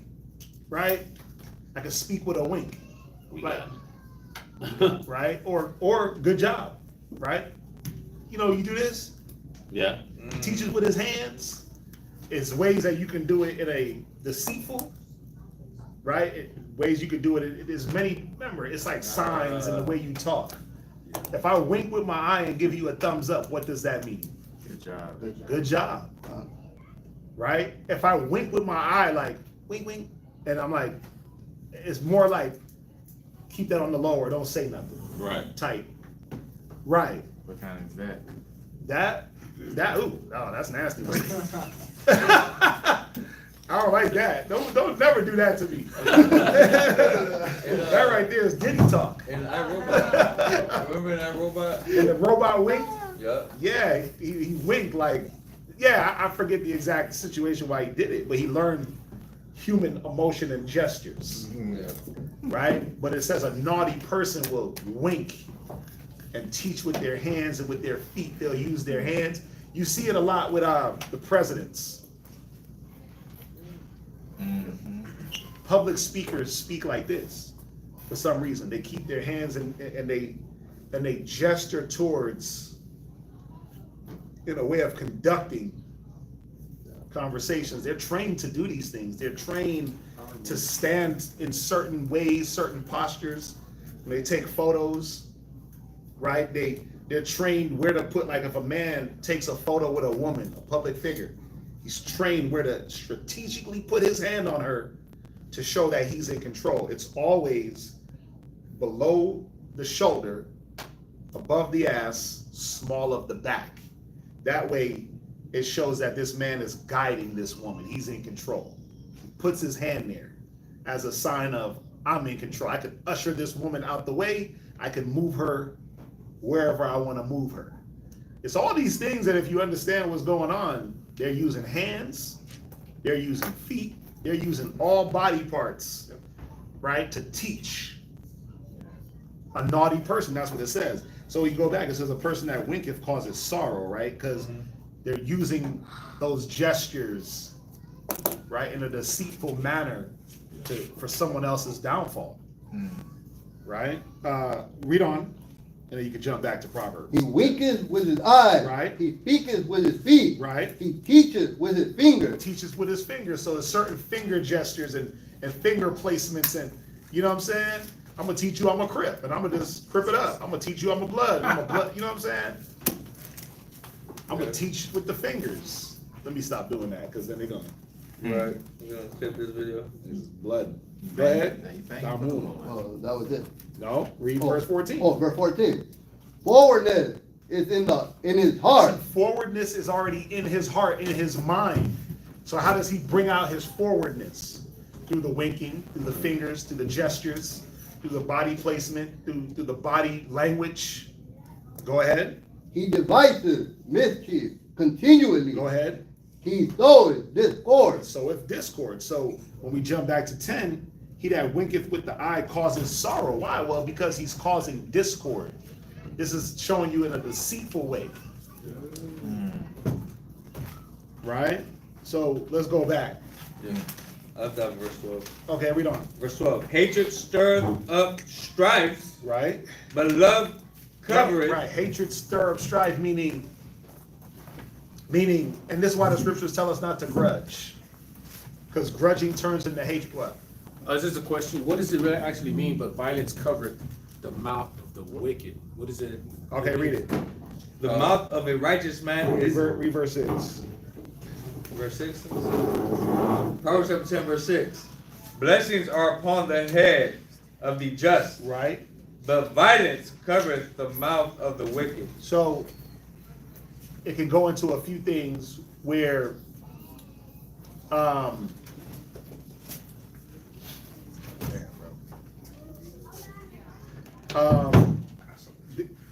what you got? Go ahead.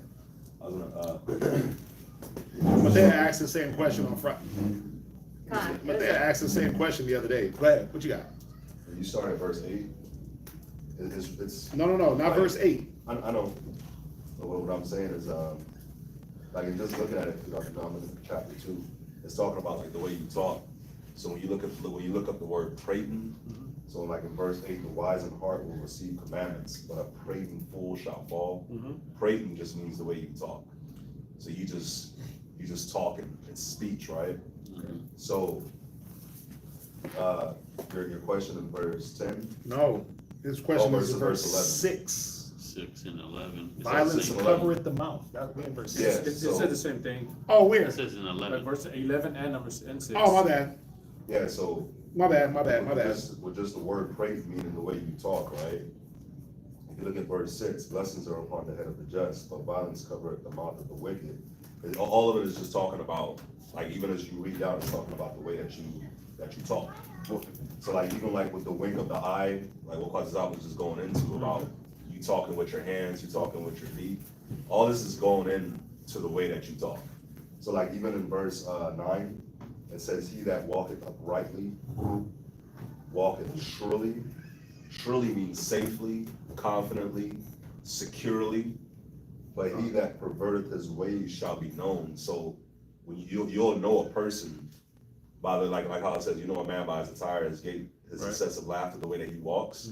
So when you see a person and they walking good and everything is good with them, then you know that this person's good. But when you see a person and their lives is just drama filled, their lives is just, it's like a whole bunch of drama that just comes their way, then you know that, oh, okay, even though he may wink at you, like it says in verse 10, he that winketh with the eye shall cause sorrow. Right. You may not see when a person wink, because half the time when somebody is going to deal with you in a certain type of way, they wink and you don't catch the wink.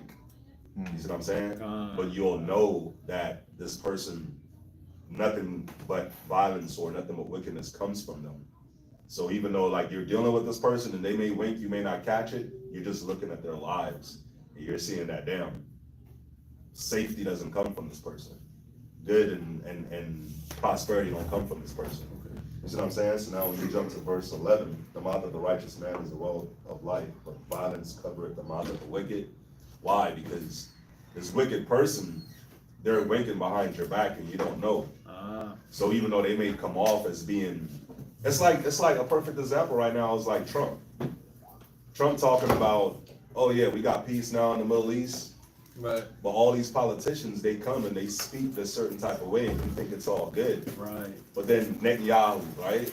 They speak a certain type of way, but then what comes from them talking? It's always violence. Yep. It's always violence.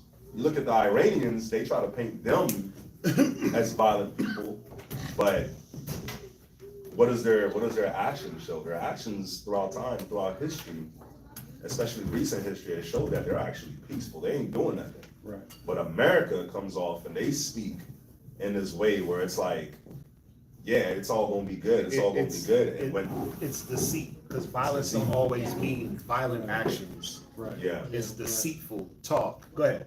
that's why it says the violence covereth the mouth of the wicked. Okay. So it's like, if I'm sitting here telling you I'm gonna shoot you, I'm gonna shoot you, I'm gonna shoot you, and my actions show it, then you already know I'm violent. But what about when you don't know that a person's violent and they're speaking peace onto you, but violence comes? That's America in a nutshell. They come and they speak nice. You think that they're good, What is it? but what follows America's actions? What follows Speak Obama? land. What follows Biden? Says, What follows Trump? It says, Obama got the peace. yeah. He got the Nobel Peace Prize, right? But he killed more people than anybody else. He's one of the reasons why they're at war in Ukraine. He's the one that put that rebellious, he's the one that took over the government. There was a coup that took over the Ukrainians' government during Obama's time, and it was backed by Obama. So Zelensky, all that, that's Obama's puppet government. Wow. You see what I'm saying? But he got the Nobel Peace Prize, but look, the way that he talks and everything, he is peaceful, but he dropped more bombs on everybody else. You know, so. Go to Proverbs real quick. Go to Psalms. Nice. Go to Psalms 28:3. There's another one. Give me the one where it says, 28:3 Psalms. Psalm 28:3. There's another one. It says, oh, I know. Y'all should know this. Y'all should know this. This is all. Watch this. All he's doing is giving parallels here. The righteous do one thing, the wicked do another. And righteous bring life, but why does the righteous bring life? Well, because their words and their wisdom is pure, right? Why does the why does the wicked bring death? Because their words are impure, they're crooked and perverse and deceitful, right? So read that Psalms and then go to Psalms 55 and 21. Right. Psalms chapter 28, verse 3. Right? Draw me not away with the wicked. Go ahead. And with the workers of iniquity. Go ahead. Which speak peace They to do their what? neighbors. They do what? Speak peace to their neighbors. But what do? But mischief is in their hearts. Go to Psalm 55:21. So you speak peace, but it's mischievousness. It's like when you move into a spot and you get that name. Oh, you know who was dealing with that? VA. They was dealing with that. They got a neighbor, this woman, Judah. She's like the neighborhood police, neighborhood watch. And so, you know, she's speaking all that neighborhood stuff, but then she calling like she called on the brothers the tax people because she got like pulled with the government or the city or whatever. So she's doing all that I'm cool stuff, we good, but then she's calling like the zoning department on the brothers because she don't want nobody to infringe on her neighborhood. That's where she's at. She'll play nice, but in the background she's calling and trying to get the brothers jammed up. That's what they was facing when they moved into the new school. Yeah. It'd be like that all the time though. You move into a location, especially, you know, the school, you move into a location, everybody wanna act nice, and as soon as you do a move they don't like, they got the cops on you. Or they did it to me when I moved into my neighborhood. Yeah. They calling the cops because we playing ball outside or because we got some music going. They'll come and all congratulate you. Oh, you know, thanks for moving in, da da da da. But they really feel a certain way about you being there. Read the other song, 55:21. Psalms. Anybody. Psalms chapter 55 and verse 21. Uh-huh. The words of his mouth were smoother than butter. Right? But war was in his heart. Yeah, like, come on. This is easy, right? Words smoother than butter, but what? The words of war. Like, look at Netanyahu. Look at the Netanyahu. Yep. Right? He'll talk them biblical words, but yo, he been trying to listen. What he just did, he been trying to do for the last 30 years. Mm-hmm. They got weapons. They got nuke. They're about to have nukes in 2 weeks. You know how many times he said that about Iran? That they're about to have nukes in 2 weeks. He's been saying that since the 90s, since the 80s. They got their nuclear program is going to be up and running in 3 weeks. Yep. There's clips of him saying the same thing. It's weapons of mass destruction. Right? Afghanistan, Kuwait. How many times they say the same thing?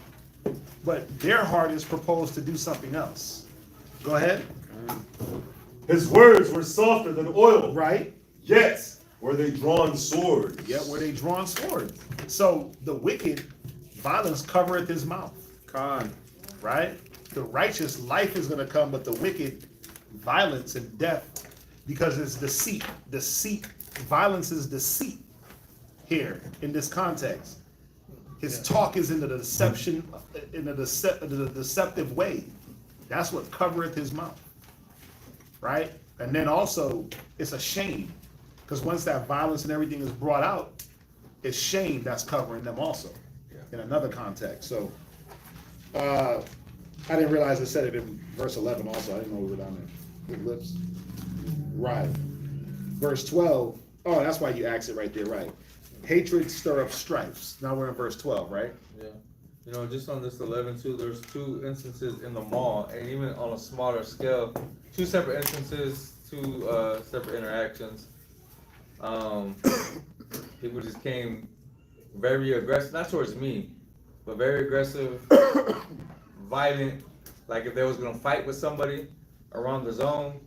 But just hearing the way they were talking, and you know, I've been surrounded by those type of conversations, so I was able to discern what was going on, even if I didn't know the full context of what was going on.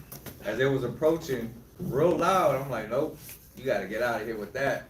Like, nah, don't come around here with that type of mess, because even if I was naive to not pay attention to what was going on, something bad could have happened to one of the brothers working at the mall, or our stuff at the mall, or even customers walking around the mall and everything like that. So that was one of the things I was thinking of on the violence covered the mouth of the wicked. Yeah. You know, I mean, and even if they're not being deceitful, they're gonna speak it. Shoot them up, kill them, right? So, I mean, we get that. Yeah.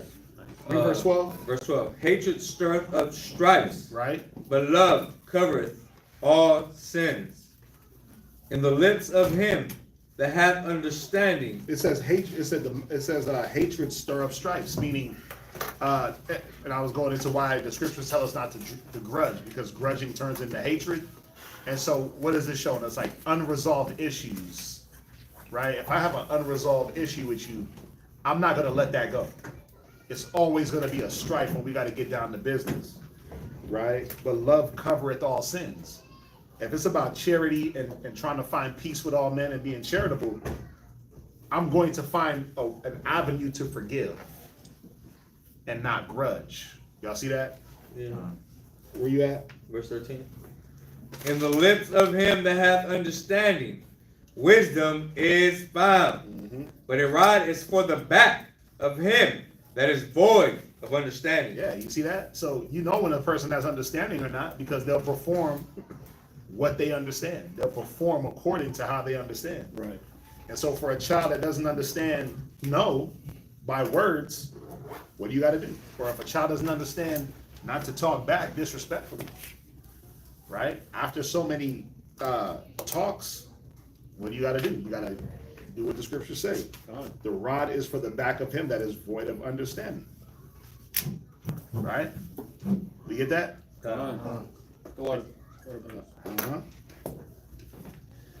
Any questions on that before we get to the next reader? All right. Yo, when you say the deposit, what you talking about? The one that we put here? Yeah. You're trying to get that back? No. So what you, Oh no, I don't know. oh yeah, yeah, toss her outside. Yeah. Ow! I be forgetting. I be forgetting. Okay. Don't forget. Don't forget.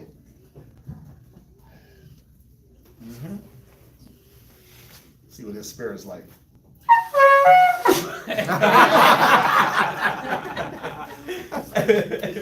Damn. Come on, I do that. You did that. that wasn't history. That was you right there.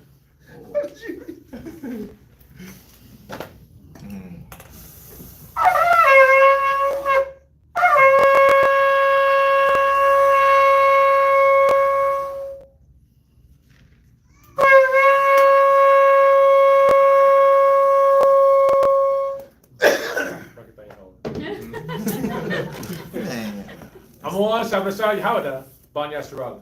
I'm a one shopping the Shah, Yahweh the Banya Shala. Memphis, I'm not right. Yahweh Bashem Yahshua Brakatham. Yahweh Bashim Yahweh Shah Brakatah. Ooh. Yeah, man. Yeah, man. Nola up in here, man. You know, it take you like 15 minutes to get out of the bed.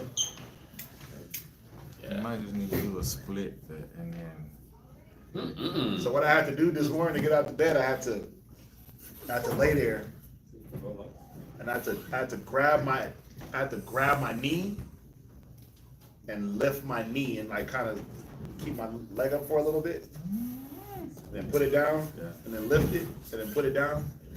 I had to do that for 10 minutes just to get the get the groin loose, and then I turned on my side and did like the scissor stretch.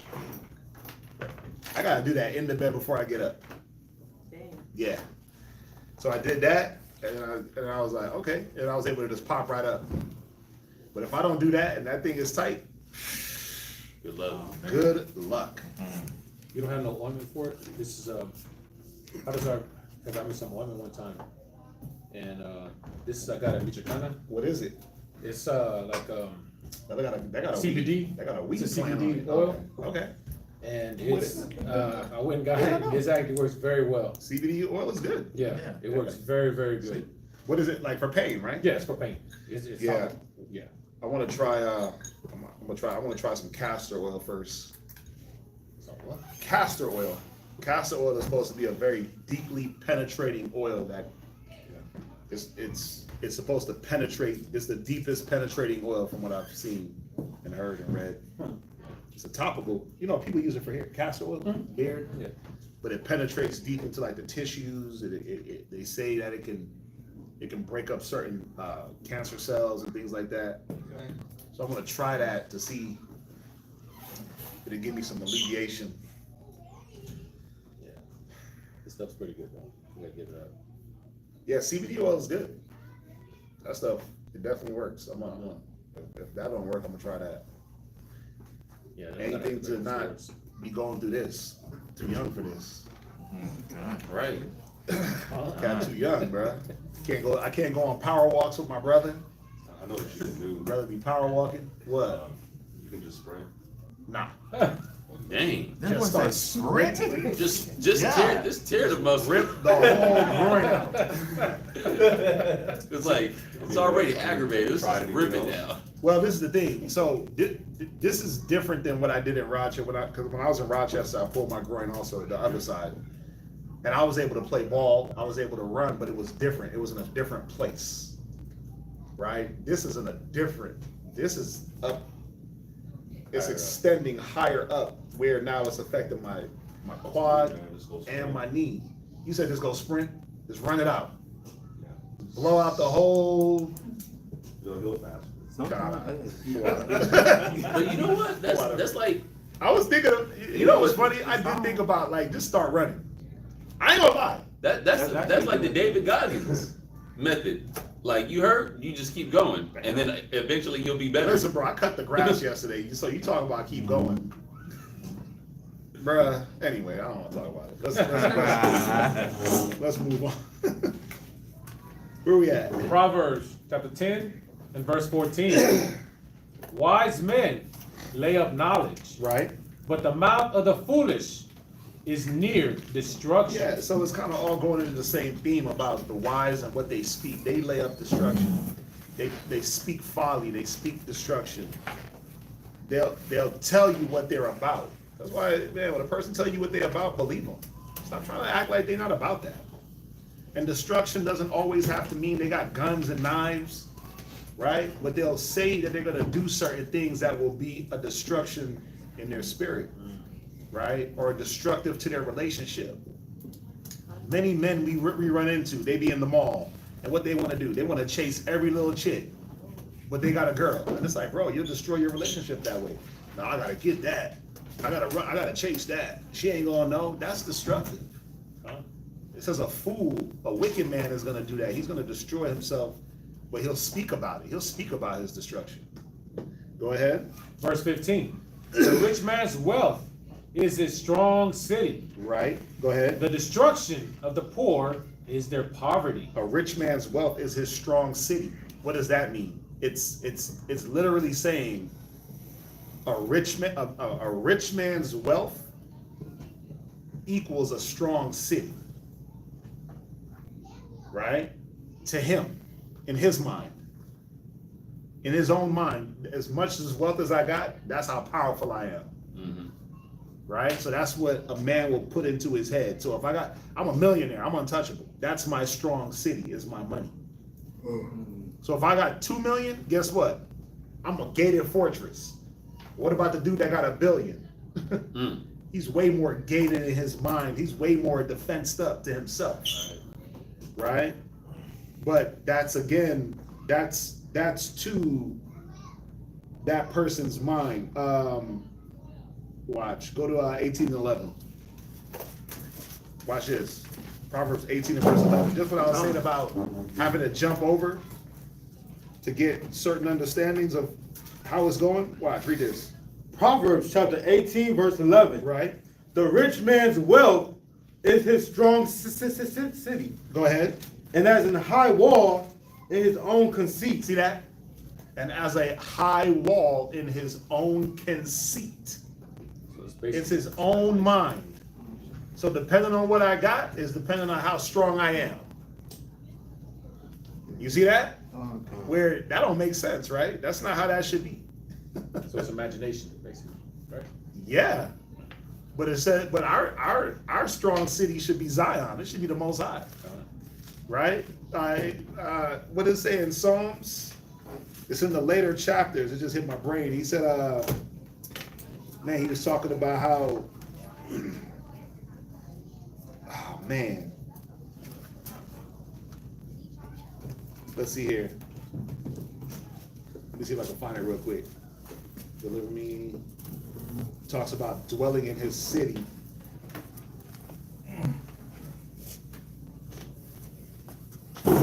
Right.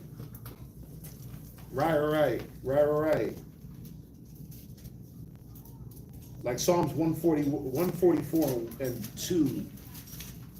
My goodness and my fortress, my high tower, my deliverer, my shield, and in he whom I trust, who subdueth my people under me.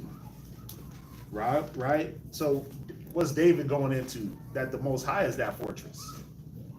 That the Most High is that strong city. He's that tower. But see, a wicked man, his wealth is going to be his fortress and his tower in his own conceit, in his own mind. Money is a defense. Wisdom is a defense. But the excellency of knowledge is that wisdom bringeth life. Right? That's the point. Wisdom bringeth life. It says money answereth all things. Right? But not all things. It answereth all things, but it don't have an answer for certain things. Yeah, you can pay some bills, all things that pertain to paying bills and different things like that, but think about it. We read it in Proverbs last night, and we read it a few days ago when it talks about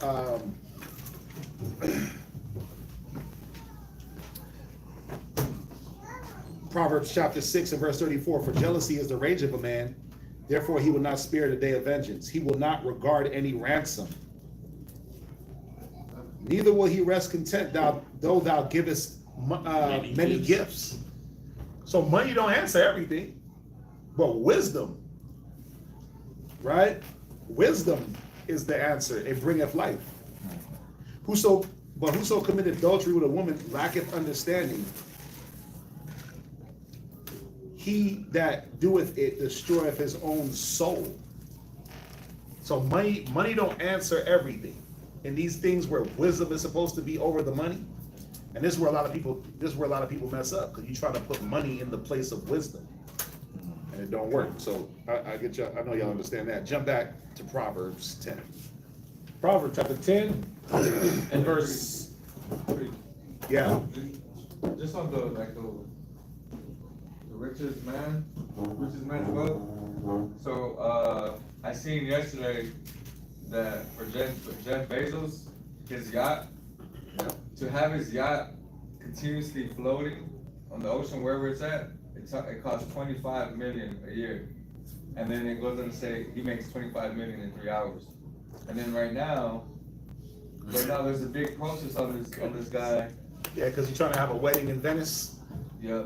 Yeah, or It wherever costs you like want to go. between like 55 to 65 million. But just even the point of just bringing that up is just like, okay, this man has a pool like that because he has investments in like rockets or the ocean or certain things, and you know they looking this guy up. Remember, he started Amazon, Yeah. one of the biggest companies ever. So yeah, in his mind, he's untouchable, Yeah. right? Diddy thought that he was untouchable also. He was in his own conceit. He was untouchable, right? Because of his money. A rich man's wealth is in his strong, a rich man's wealth is his strong city. See that? So it's just showing you that that's how they think. It's like my money is like a defensed city around me. So it's a mentality. Right? Destruction of the poor is their poverty. Right? The things, the poverty, the impoverished situations that the poor go through, that's what destroys them. The lack, right? The lack of having certain things is what destroys or impoverishes people. What verse you at? Verse 16. Uh-huh. The labor of the righteous tended to life. Right? The fruit of the wicked to sin. Right. If I go about my works in a truthful, non-deceitful, striving lawfully type of manner, what's going to happen? Well, I'm going to have riches that endure. Right? I'm going to have durable riches that we read in Proverbs. But the fruit of the wicked is sin. Right? Is that what it is? The fruit of the wicked is sin? Yes. Yeah.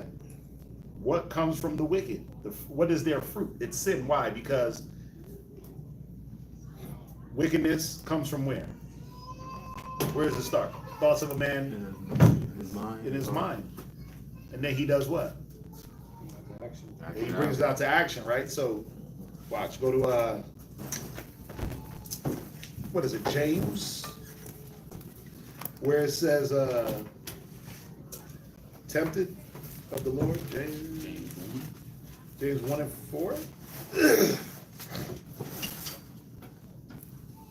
Is it? You know what I'm talking about? James 1:13. Okay, read that, James 1:13. James chapter 1 verse 13. Let no man say when he is tempted, I am tempted of God. For God cannot be tempted with evil. Right. Neither tempted he any man. Go ahead. But every man is tempted when he is drawn away of his own lust and enticed. 15 is the point. Read. Then when lust has conceived, it bringeth forth sin. Right. And sin, when it is finished, bringeth forth death. Right. So lust, when it's conceived, it brings forth sin. So the same thing, the fruit of the wicked is sin. Right? It starts with their lust. It starts with a thought. It starts with that lust. That lust is conceived. They do the action. Then the sin is produced. It's the production. It's the end result of their thought and actions. Where we at? Verse 17. Proverbs 10, verse 17. He is in the way of life that keepeth instruction, but he that refuseth reproof erreth. Yeah. And we see that a lot with brothers and sisters, where you'll get the reproof, the instruction, and it's like, yeah, Kanak, I hear that. And then you go about your way, do your own thing, and then you jammed up. 6 months later, 3 months later, 2 months later, it's like, dude, all you have to do is just listen and be patient. Follow the instructions. Follow the instructions, not for like 5 minutes. But yeah, I did do that, but for how long? Sometimes we don't take the instruction long enough to see the result. You get impatient, and then the calamity hits, and it's like, but I did that. No, you were supposed to do that for a duration of time. And sometimes that duration of time is undisclosed. But you gotta wait to see results.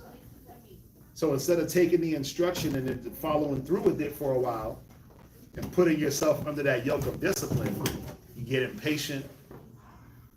You get impatient. That's why it says, impatience possessing your souls. Right, go ahead, where we at?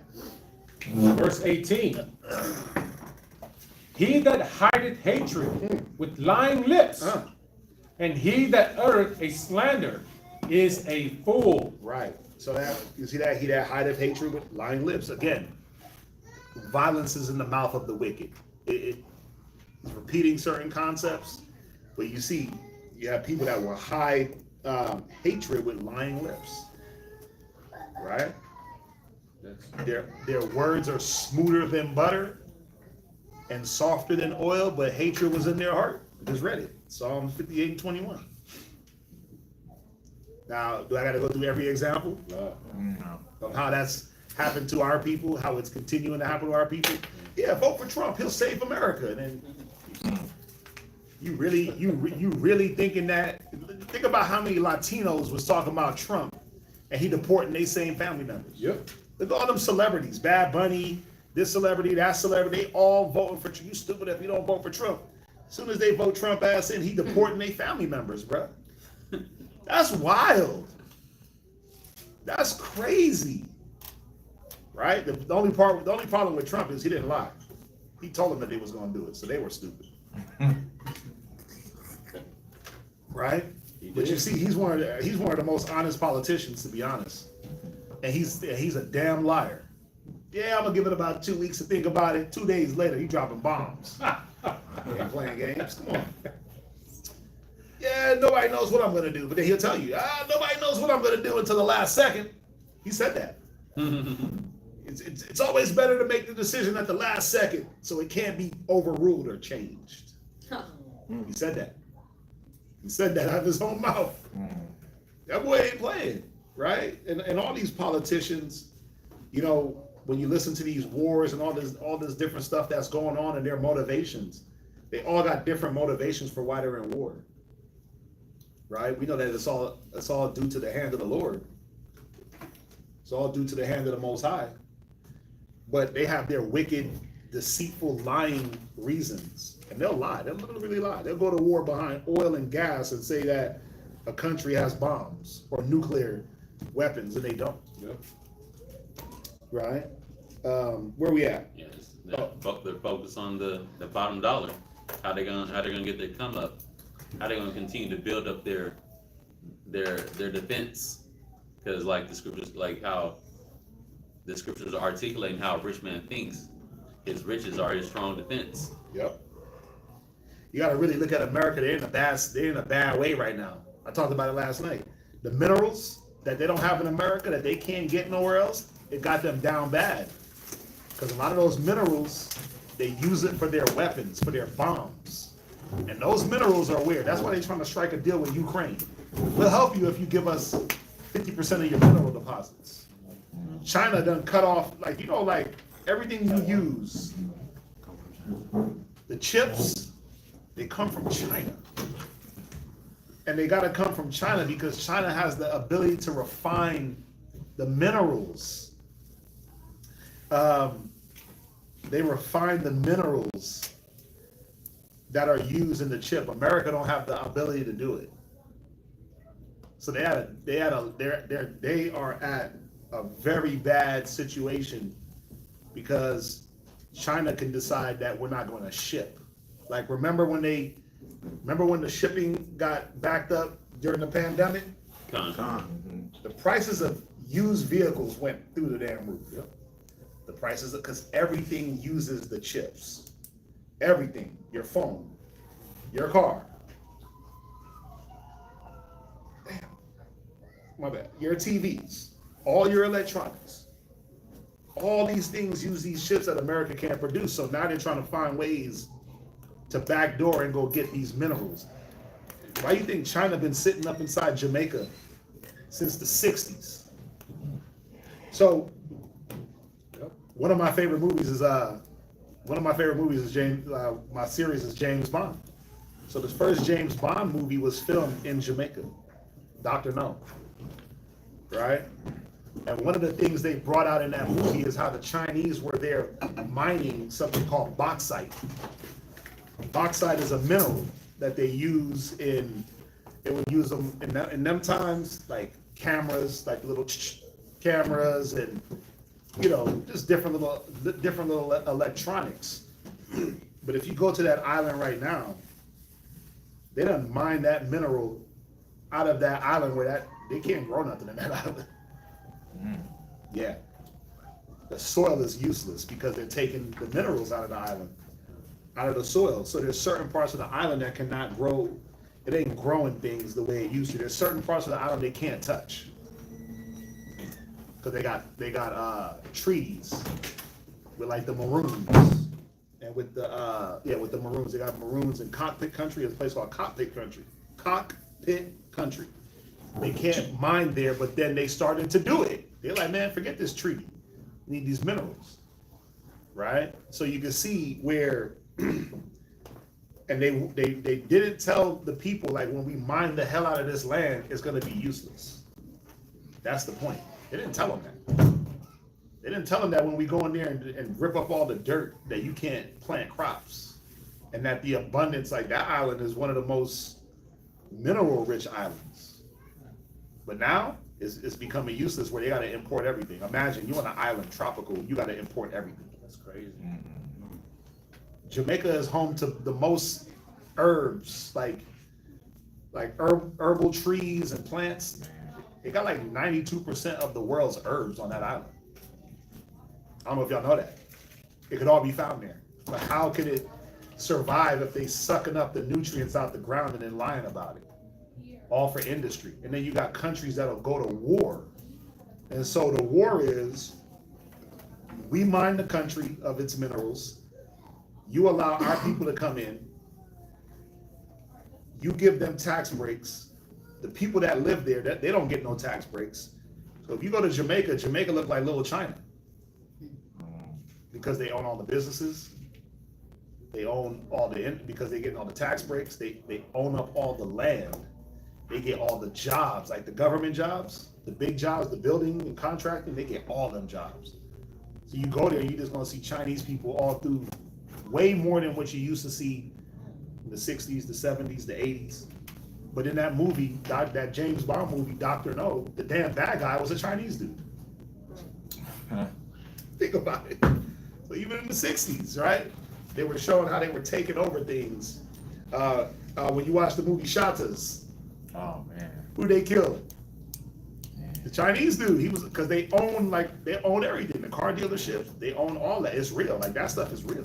I still haven't seen that movie. Bam. That's crazy. I had to ask, So I take had this to ask, was brother. it real? Take this brother's Benjamin car right now. If I had it, I'd give it Take up. this brother's Benjamin car right I now. have that. No Give it saltfish up. and dumpling for him. Yeah, that movie. What's that? Take his no ackee and saltfish for him. Never had that. Take his no oxtail for him. No curry goat. I'm no not- patties. I'm not- Look, he about to hate on everything. Like oxtail, I'm not. No rice and I'm peas not for this thrilled guy. over it. Look. You can't take away white rice and peas. I said rice and peas. That's what I just said. Yeah, I can't. You can't take that All right, away. your Jamaican card is gone. Right, where we at? Get his first brother. Get his brother. What they eat over there in Ukraine? Oh, no. Wow. Get that brother some sausages. Some What is it they eat? Gefilte fish. Ew. Oh, Give him that yeah. What was gefilte that? fish. Yeah, It's an Amalek diet. Gefilte filter fish. fish. You never Give him seen that Rush Hour? give him that old liver and onions. It's on Rush Hour. That's unlawful. I can't eat that. Give him that. That even sounds nasty. Gefilte fish. I'm gonna stick to soul food. Yes, I do. Yeah, oxtail. Right. Anyway, where we at? We make ourselves too, right? Yeah. Let's see. Who? Judah. No. Y'all cook cowtails.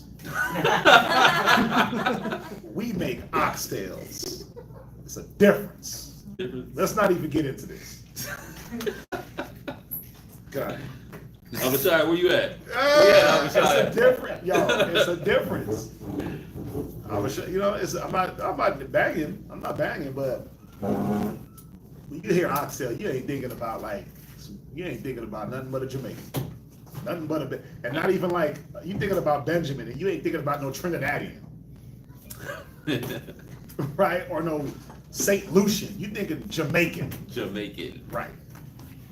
Anyway. Jamaican be crazy. Nah, don't do that. It's like a damn Italian.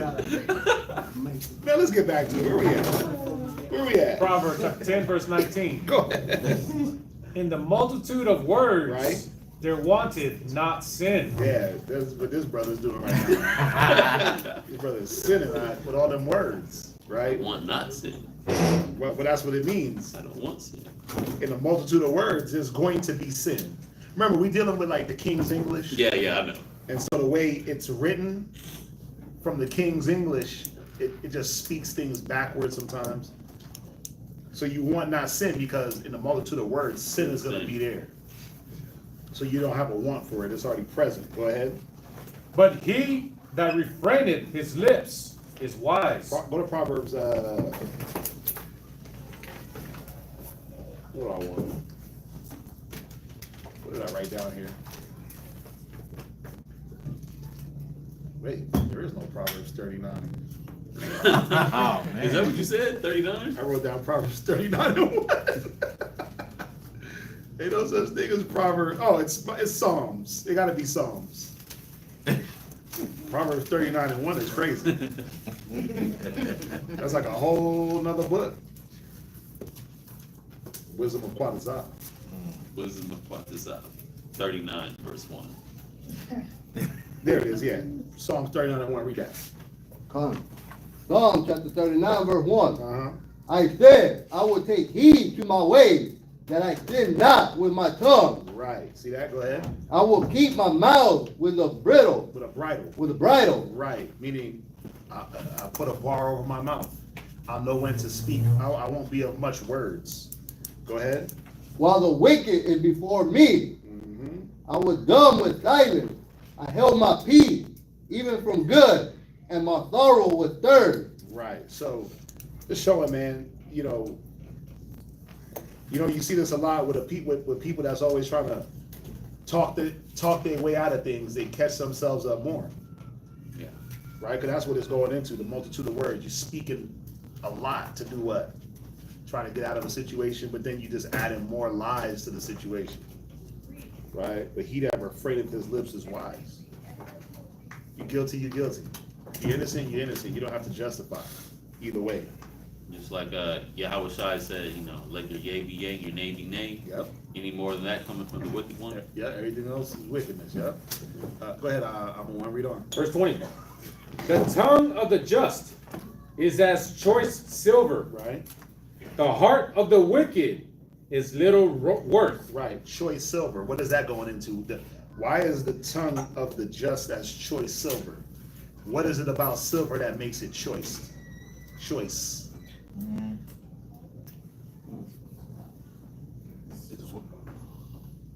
Choice silver is what? What has it been through? Refining process? Huh? The refining process? The refining process to make it what? Pure? Pure. Right? So he's just saying a person with a pure tongue, right? Or the tongue of the just is going to be pure. They're going to speak the correct things in season, right? But the heart of the wicked has little worth, because what comes from the heart, or what comes from the mouth? What comes from the tongue? The things that come from the heart, the mind. So even their heart is impure. It's not worth anything, right? I mean, y'all get what it's saying, right? Okay. 21. 21. The lips of the righteous feed many. Right. But fools die for want of wisdom. Go to Proverbs 5, 21. So sometimes all you gotta do again is just jump back to the previous chapters to get a little bit more of the understanding. Go ahead. Proverbs chapter 5, verse 21. Right. So it says the lips of the righteous are like a tree of life. Right. But it says a fool died for want of wisdom. Go ahead. Proverbs chapter 5, verse 21. For the ways of man are before the eyes of the Lord, Go ahead. and he pondereth all his goings. Go ahead. His own iniquities shall take the wicked himself. His own what? His own iniquities shall take the wicked himself. Yeah, his own iniquities. You're gonna reap what you sow. Go ahead. And he shall be holden with the cords of his sins. Uh-huh.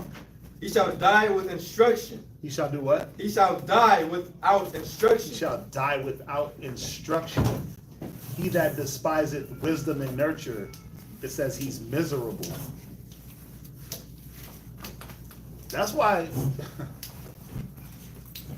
it's not hard sometimes for brothers to just step back from certain situations. Because we understand the balance of the Bible, where some men and women are going to die without instruction. He that is unfaithful, let him die in his unfaithfulness. Right? He that is faithful, let him be faithful still. We understand it. What's up? You good? No. Me? No, I'm just. Everybody got a look on their face like they got a question. So I'm just. Like, she had to look like she had a question. You gotta look like you got something to say. Like he looking like he's stroking his beard. I already know he got a thought. This is how he brews his thoughts up, right? Thought somebody had something to say. No, it's all good. But what was I saying? It's not hard for us to step back because we understand the balance that we can push. But some men are gonna choose to go through this life, not take the instruction, and that's gonna be their way out. That's gonna be their exit. Some women, the same thing. And then some are gonna hold to the instruction that's being given, right? But we don't determine that. All we can do is just do the game, the tug of war, the push a little, pull a little, push a little, give and take, until you let go of the rope. Right? So it says, he shall die without instruction. Go ahead. Verse. Was that it? Allah. Go ahead. And in the greatness of his folly, he shall go astray. He shall what? He shall go astray. In the greatness of his folly, he will go astray. It says, there's a way that seemeth right unto a man, but the ways thereof are of death. He that wander out of the ways of the Lord, wander into the congregation of the dead. Brothers and sisters got to understand that. Like, it's not our way, it's the biblical way. And you could choose this day, life, or death. You could follow the biblical way of doing things, which it'd be just certain simple things that brothers and sisters don't want to do to preserve their way. Or you could follow your own way and see how that gets you. Right? So jump back. Proverbs chapter 10, verse 22. Mm-hmm. The blessing of the Lord, it maketh rich. Right? And he added no sorrow with it. Yeah, and go to Ecclesiastes 2:24. And I mean, that's self-explanatory. We talk about this one all the time. Most High bless you with something. It's up to us to maintain it. It's up to us to be able to put in the work to maintain any blessing. Ecclesiastes in the Bible 2:24. It's up to us to maintain the blessings, right? And to put in that work to keep things going, right? Every good gift is from the Lord. We turn the gifts into sorrow due to our lack of understanding, wisdom, maintenance, care, right? But I just want to go here just to show those gifts are not always a rib and always this and always that. Sometimes it's just something as simple as getting your money and being able to eat from the works of your hands. Read Ecclesiastes in the Bible 2:24. Ecclesiastes chapter 2 verse 24. Go ahead. There is nothing better for a man than that he should eat and drink. Right. And that he should make his soul enjoy good in his labor. Yeah. I mean, sometimes that's it. I get to eat and drink off the labor that I've put in. Sometimes that's it, man. And you got to be content. And you gotta see where is the sorrow in being able to provide for yourself, even on just a low level. Sometimes we look at the low level and think like, man, that's it. This manna. Oh no. This not this manna. right? Not the, man, all I'm able to do is pay the light bill. Shit, rocket that hour. Some of y'all were shy. No. Right? All I can do is pay my rent. Okay, cool. Well, you got another month with a roof over your head. I just got enough to pay the car. Well, guess what? You got your car for another month. That's how I look at things. I'm like, whenever I pay that car note, I'm like, I got 3 more months of cushion. Because you know, you got 3 months until they repo. Yeah, that's how I look at it. That's how I look at things. I'm like, well, got 3 more months. Because anything can happen. You gotta wait for preset to come. Hey, that's how I listen. The one thing I've learned in this life: ain't nothing guaranteed. That's true. Ain't nothing guaranteed, right? And so if you try to, obviously we want to be stable, right? We want to be stable in our, and there's nothing wrong with being stable in your home, in your vehicle. Nothing wrong with having that stability, but you got to have there's a stability that you have to have first, which is a stability of your mind. You got to be sound to be able to handle the inconsistencies that may come through life, right? So the first thing is soundness of mind. We talked about that yesterday. Wisdom brings soundness of mind. Isaiah 33:6, and then what did you read yesterday where it says it's Proverbs. Now my Proverbs game is getting nasty. Mm-hmm. Proverbs chapter 4, right? That's that keeping your heart with all diligence. That's a sound mind. But how do you achieve that? And why is that necessary? Well, because you're gonna go through perilous times, like now, where one minute they blowing up this place, the next minute they not, the next minute they are, the next minute, what they do, a bomb threat in Colony? Yeah, so Bomb threats Colony, in the mall? it wasn't a bomb threat, Oh, okay. but it's just because of the bombs that we dropped in Iran. They're like saying that, you know, there's a lot of Iranians around here. They could Basically. set something up. Listen, gang, like that mall is the Middle Eastern mall. Yeah. If y'all know about Colony, Colony is damn Nigeria and Middle Eastern cats just sliding through that mall. Come. It's gas station money. You know what I'm saying? Pops on a 7-Eleven type-ish. You know what I mean? So we deal with a lot of that. But if somebody wanted to set it off because their country got hemmed up, well, where am I gonna go to prove a point? Right to that food court. Order me a Chick-fil-A sandwich. Get my last meal in. That's the last meal, huh? Hell yeah. Get that. They got like that new pimento cheese joint. They got something new over there. You get you a Chick-fil-A, get you a Charlie's and It some just- Chinese it just food. get- It just get raggedy with it. Just sit right in the food court, grub, and just set it off. Walk right to the shoe cleaner, get my shoe clean. They got the alcohol too at the Bigote. Where's that? What is that? That's a Mexican spot. Inside the mall? Yeah. So that Yeah, you get you a shot. Yep. Right there. Get you a shot of tequila to kill you. And bro, To kill you, to to kill y'all. To kill y'all. Ali Akbar. And then boom, we gone. We out of here. We gone.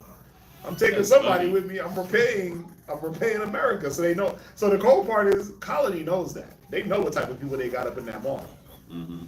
right? They know what type of demographic. I'm pretty sure Memorial City also.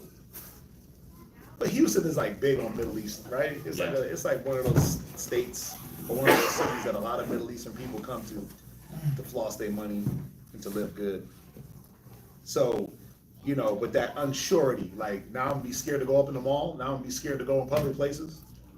I don't have a sound enough mind to believe that the Most High, he said, he encamp about his righteous. Now I'm going through financial situations. I don't know how to be, I don't know how to be sound in my mind where it's not affecting me greatly. These things are important, right? These things are important. So sometimes it's just as simple as looking at the small things that the Most High allows you to get with no sorrow. Eat your bread, drink your wine, drink your water, provide your roof, drive your vehicle, same garment from last year, and just keep it moving. You know what I'm saying? Sometimes it's just that simple. Yeah. Read where we at. Go back to, did you finish? Okay, you done? Go back to Proverbs. Y'all out? Proverbs chapter 10, verse 23. Uh-huh. It is as sport to a fool to do mischief. Yeah, this is what they live for. A sport. They train for this. They train for mischief. They train for folly. It says they can't sleep unless they doing some wickedness on their bed. Oh yeah, that's exactly what I was thinking about. Yeah.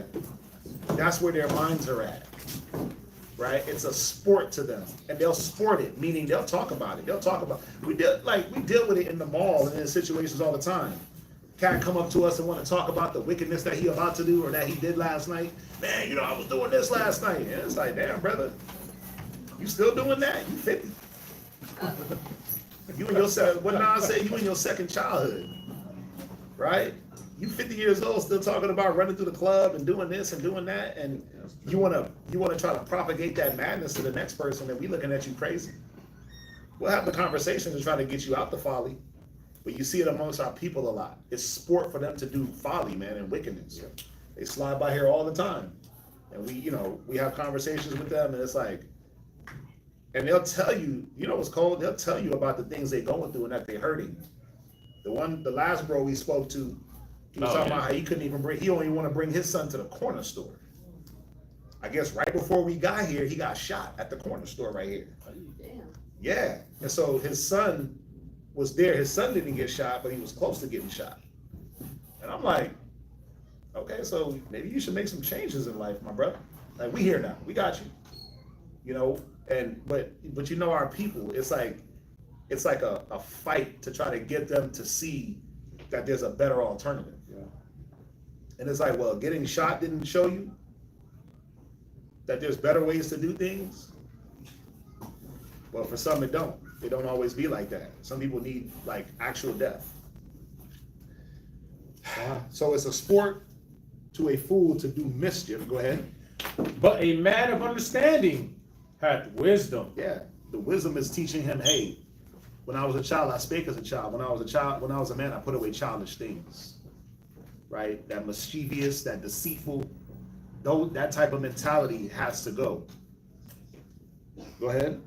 The fear of the wicked, it shall come upon him, but the desire of the righteous shall be granted. Right, so that goes right back to, where is it at? The tongue of the just, the heart, and the multitude of words. He that hideth. Where's it at? It talks about something about memory of the just, wise heart. It says something to this effect about basically you get what you reap what you sow type. What you put in is what you get out. Where is it? Yeah, hideth hatred with his lying lips. We just read it. Verse 16 kind of goes into it. But y'all see what this is saying, right? The fear of the wicked, it will come upon him. What does the wicked fear? They fear that their wickedness will be discovered, getting caught, right? It says, but the desire of the righteous shall be granted. Could 13 go with it also? It might, in the lips of him that hath understanding, wisdom is found. In the lips of him that hath understanding, wisdom is found. Go with what? Go with 24? I mean, it all goes together. Right. But there was one, I thought it said the same thing. I might be thinking about something else. But, I mean, y'all see what it's saying, right? The fear of the wicked, that discovering, that light being shined. That's why they hide. It said they hateth the light. That's why they hide themselves. They don't want to come to the light. But the desire of the righteous shall be granted. So whatever a righteous man desireth, the Most High is going to provide. Where do you end? 26? Go ahead. Yes. As the whirlwind passeth, so is the wicked no more. Yeah, I mean, you can see that in Proverbs 1, where he said, when your destruction cometh as a whirlwind. Remember that? Yep, Proverbs probably. 122 down, right? Proverbs 1. How long will you simple ones? Yeah, how long ye simple ones? Will you love simplicity? Read that. Proverbs 122. Proverbs chapter 1, verse 22. Uh-huh. How long, you simple ones, will ye love simplicity, and the scorners delight in their scorning. Right. It is a sport. It is sport to a fool to do mischief. Go ahead. And fools hate knowledge. Go ahead. Turn you at my reproof. Right. Behold, I will pour out my spirit unto you. Jump to verse 27. Verse 27. When your fear comes as desolation, and your destruction comes as a whirlwind. See that? When It says, distressed. as the whirlwind passeth, so is the wicked no more. So that destruction is meant to remove the wicked from a situation or out of this earth. Either or. But that's what that whirlwind is about. It's to remove the wicked. Right? Because wickedness should not be the foundation, is the point. Where we at? Wow. Go ahead, read on. Oh, but the righteous. Yeah, go ahead. But the righteous is an everlasting foundation. Right, because you can't have a foundation of wickedness. It don't last. It says, how oft is the candle of the wicked put out? Where we read that at? Job. Huh? Job. And where else? Job what? Yeah, you're right. It is Job, I believe.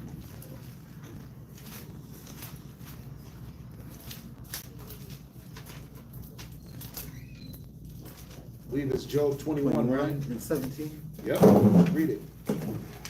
Job chapter 21, verse 17. Right? How oft is the candle of the wicked put out? Right?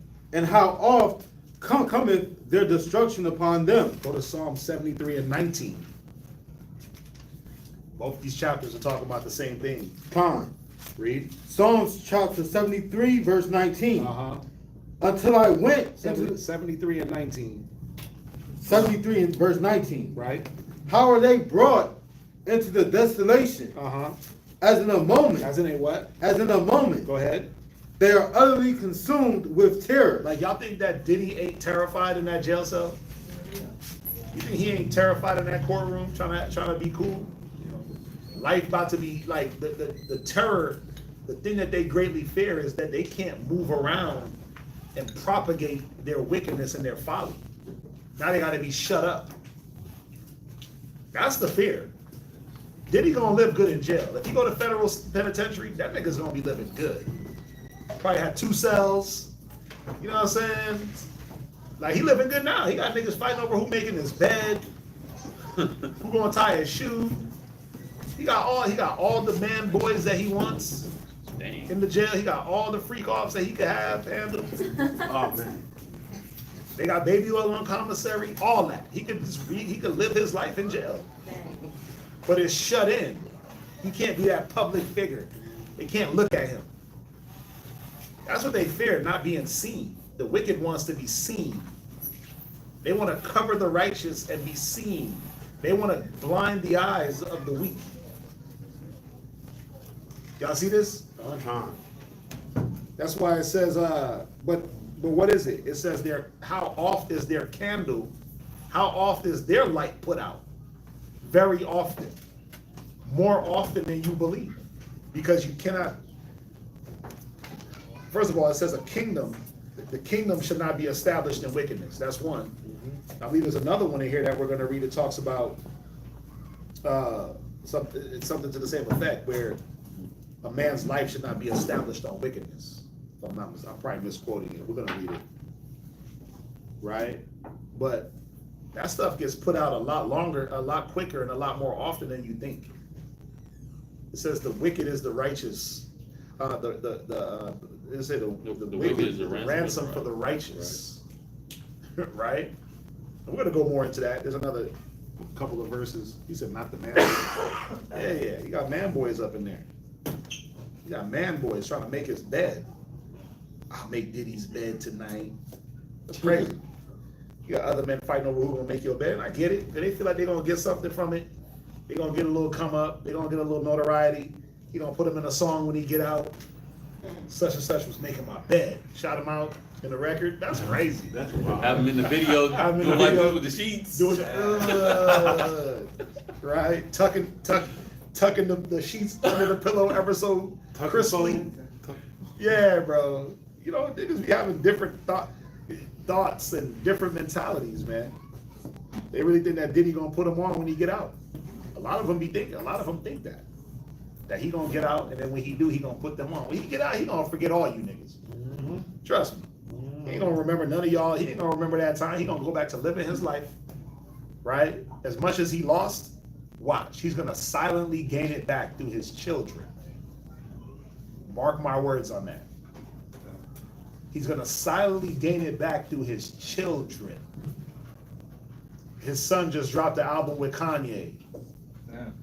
Secretly, they dropped a little seven track album that I probably would never listen to, because I don't know about no King Combs. You can put it right here.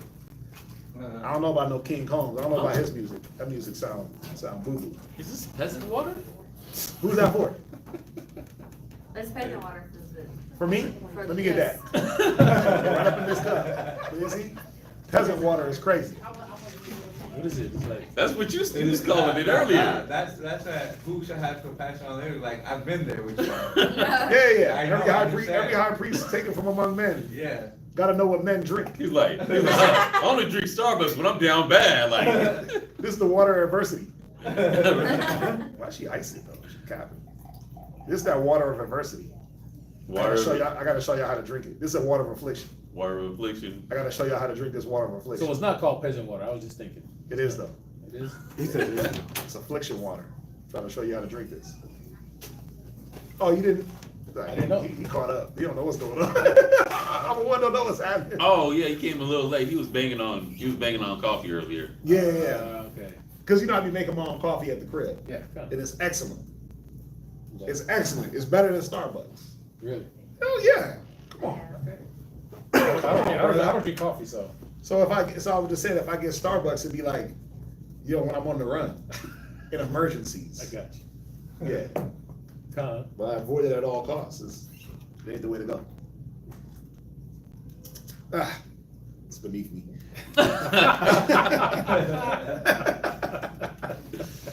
It's beneath me, right? Yes, sir. Where we at? Proverbs. So where we at? Ooh. Yeah, let's keep it cold. Where we at though? Proverbs chapter 10, verse 26. Uh-huh. As vinegar to the teeth, Right. and as smoke to the eyes, Mm-hmm. so is the sluggard to them that send him. Yeah, vinegar to the teeth, them sour grapes, right? The teeth set on edge. What is, vinegar to the teeth, smoke to the eyes, they're all annoyances, right? It says, so is the sluggard to them that sent him. Why? You sent a sluggard to do a job. What you gotta do? Wait. You gotta wait for the job to be complete. And you like, damn, bruh, hurry it up. And then you gotta make sure that the job is being done completely correct. So you might as well have did it yourself. Yep. Because now you gotta go and check the work. That's what it's articulating, right? Smoke to the eyes. You can't stand smoke in your eyes. Like when I'm on that barbecue pit, that smoke kick up when you first open it, when that smoke hit, man, y'all seen it sometimes. You gotta turn your whole face, eyes be red. It's a nuisance, it's annoying. I wish they had some type of goggles, you know what I mean? But it's just showing you that sluggard is annoying to the person that sent him. Starbucks, huh? Wouldn't the goggles like fog up though? They would. That's the point. It's called peasant bugs. Peasant bugs. Not star. Peasant. Mm-hmm. Peasant bugs. Like it's just like their coffee is just so abrasive. It's just so strong and abrasive. It's not smooth and elegant. Right. Like you could taste the bitterness. Yeah, Yeah, I mean, Like anybody in here like to taste wine? I do. Okay, first of all, I said taste. not crush the bottle. In one sip. Taste. Okay, so when you so when you taste wine, you taste the notes and different fruits, and you're like, oh, that got a high alcohol content. When you move it around, right? You hold it and you do this, and they do that for a reason, because the alcohol content, they can see it when the wine settles and it leaves that little you're like, oh, that's a high content, and oh, right? That's how I have with my coffee. So if it's bitter, I'm like, ooh. It wasn't brewed properly if it's bitter. Like smoke to the eyes is like bitter coffee. It's like Starbucks to the tongue. It's like, right. Smoke to the eyes is like Starbucks to the tongue. Like sending a slugger to do a job.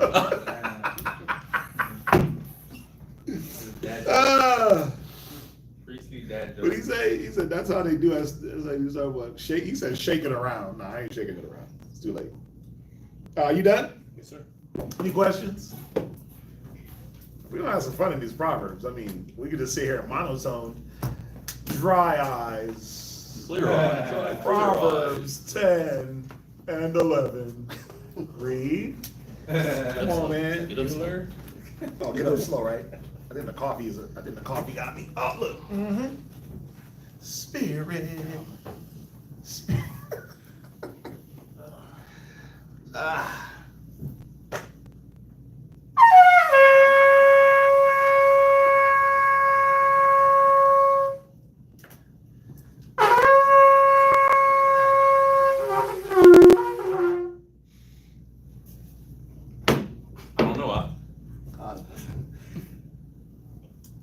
Hatazar, Shabbat Shah, Yashika, Banyasharala.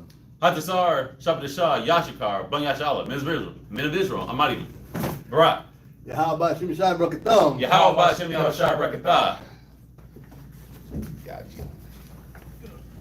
Got you. That boy said, shake it around.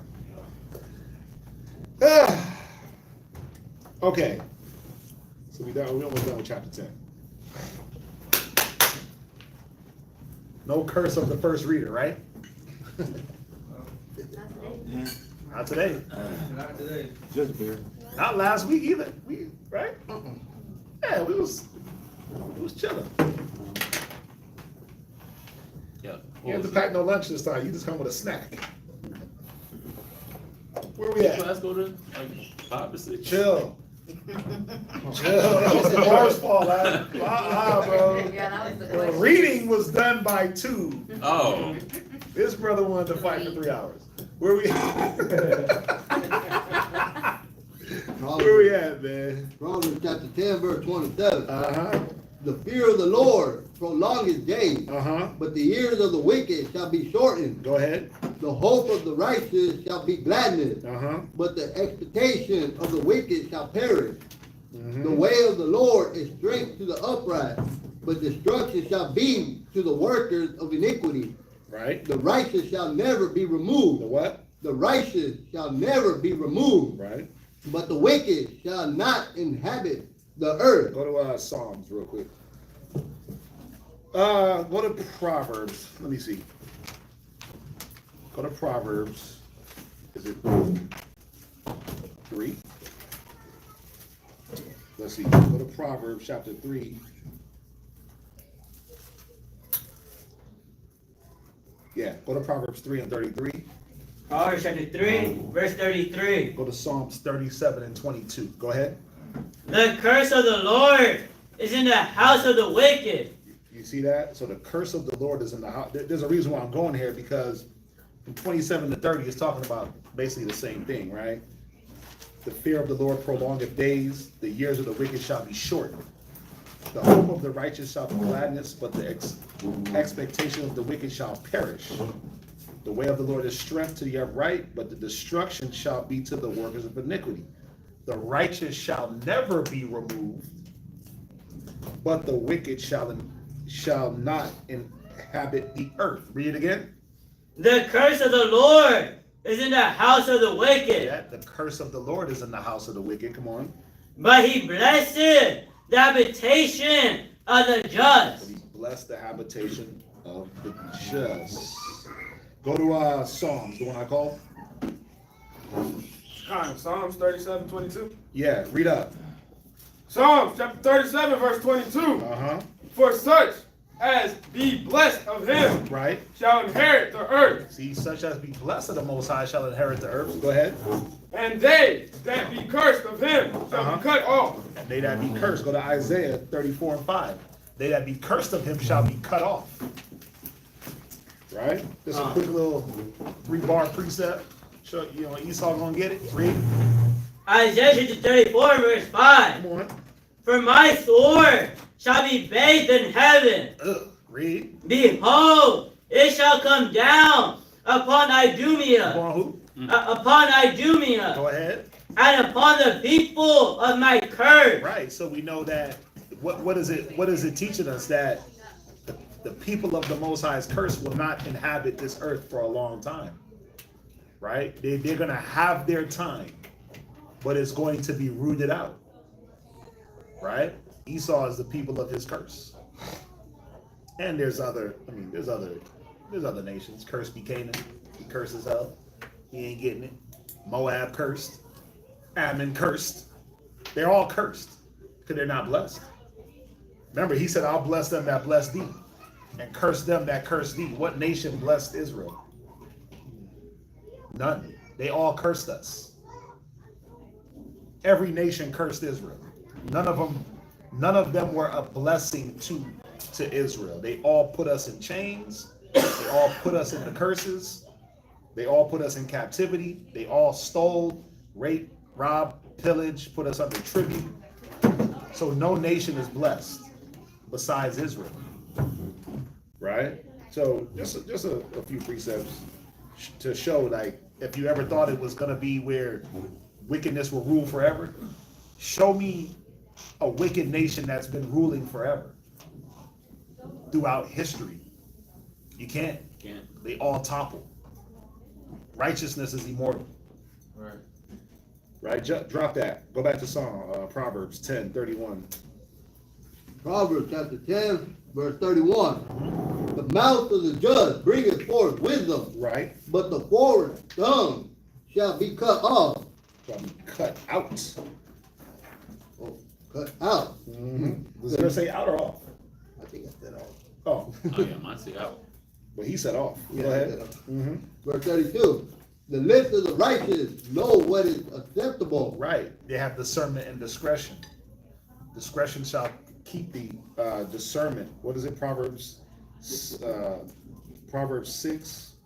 No, Proverbs 3 and verse. It's Proverbs 2. So I can. Proverbs 2 and verse 11. Proverbs 2 and 10. Somebody read it. Come. Proverbs chapter 2, verse 10. Uh-huh.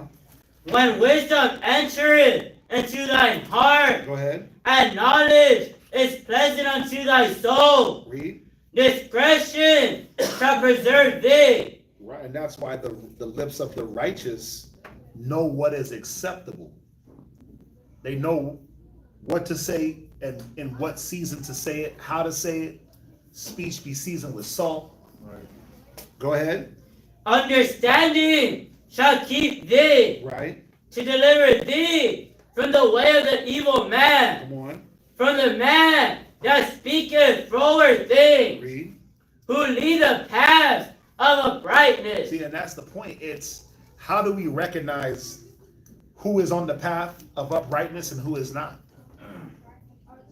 How do we recognize these things? Well, wisdom, discernment, discretion keep you from just following and being a blind follower. So you can step back and be able to evaluate who's on the path and who's not. Right? Before you just leap. What do they say? Jump out the window. Before you just jump out the window on something, discretion and discernment give you the ability to at least look and observe from a distance. Who's on the path? Who's following the right path? Who's doing the right things? Who's saying the right things? Who's putting their words, their actions, their thoughts into one and being a good example of what the truth should be? Right? Who's just the beard and Fringe Gang. Who's the Precepticons, right? Who's the lonely alites? They always buy themselves the by myself alike, the no camp alike. Discretion and discernment gives you the ability to see these things. That's what discernment is. You're able to discern what is right, what is wrong, what is needed. Right? It says the lips of the righteous know what is acceptable. Go ahead. Proverbs chapter 10, verse 32. Uh-huh. But the mouth of the wicked speaketh forwardness. But the forwardness, perverseness, crooked. That's what forwardness is. It's crooked, it's perverse, it's deceit. Right? That's what that word means, to be forward. They'll speak it. That's the point. Listen to the way people speak.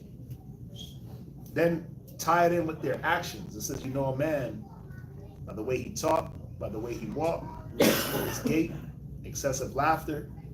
It talks about the harlot's attire. Her words is like honeycomb, but the end is bitter wormwood.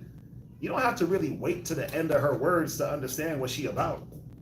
Look at her batting of the eyes. The heart, like we read through this whole Proverbs about harlot's attire, right? Like my favorite Proverbs, to be honest, is that Proverbs 9. That Proverbs 9 is so cold because when you read Proverbs 9 and 1 through 3, it shows you wisdom. The Bible equates wisdom to a feminine, a she. We know it's not an actual woman, but it equates it to a she. Wisdom buildeth her house, hewed out her 7 pillars, dressed her table. But then who is simple, come into her, right? But then when you get to Proverbs 9 and verse 13, it talks about this foolish woman trying to do the same things that wisdom does, trying to mimic. But see, discernment is what shows you the wisdom in a woman or a foolish woman. She'll mimic. A foolish woman knows how to cook. Mm-hmm. She knows how to clean. She knows how to talk to get a man. A foolish woman knows how to be graceful. They know how to do all that. And then what?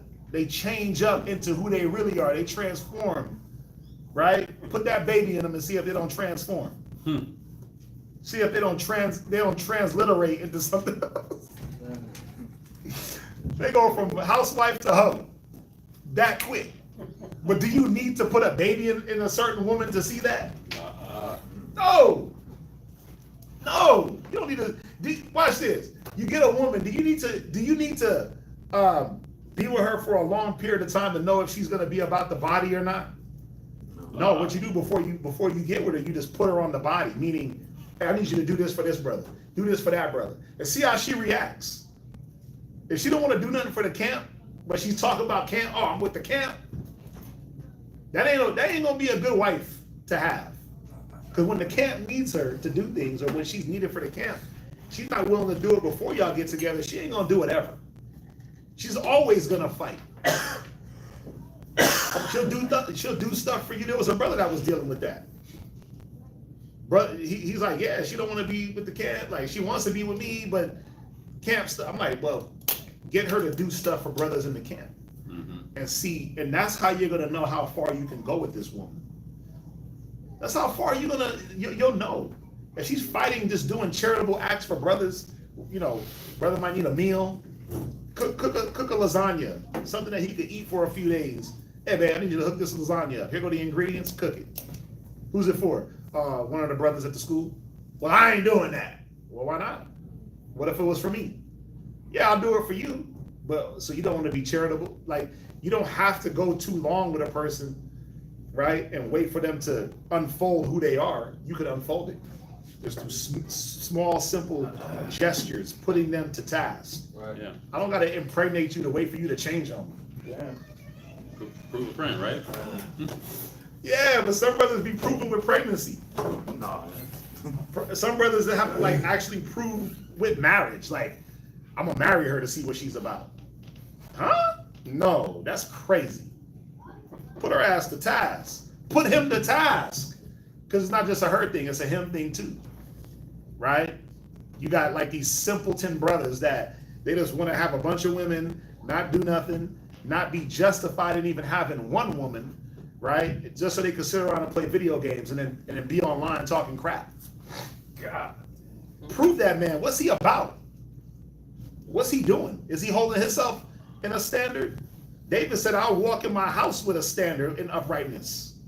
Is he walking through the house with some type of uprightness? Is he following commandments, laws in the crib, or is he just an Israelite in the streets?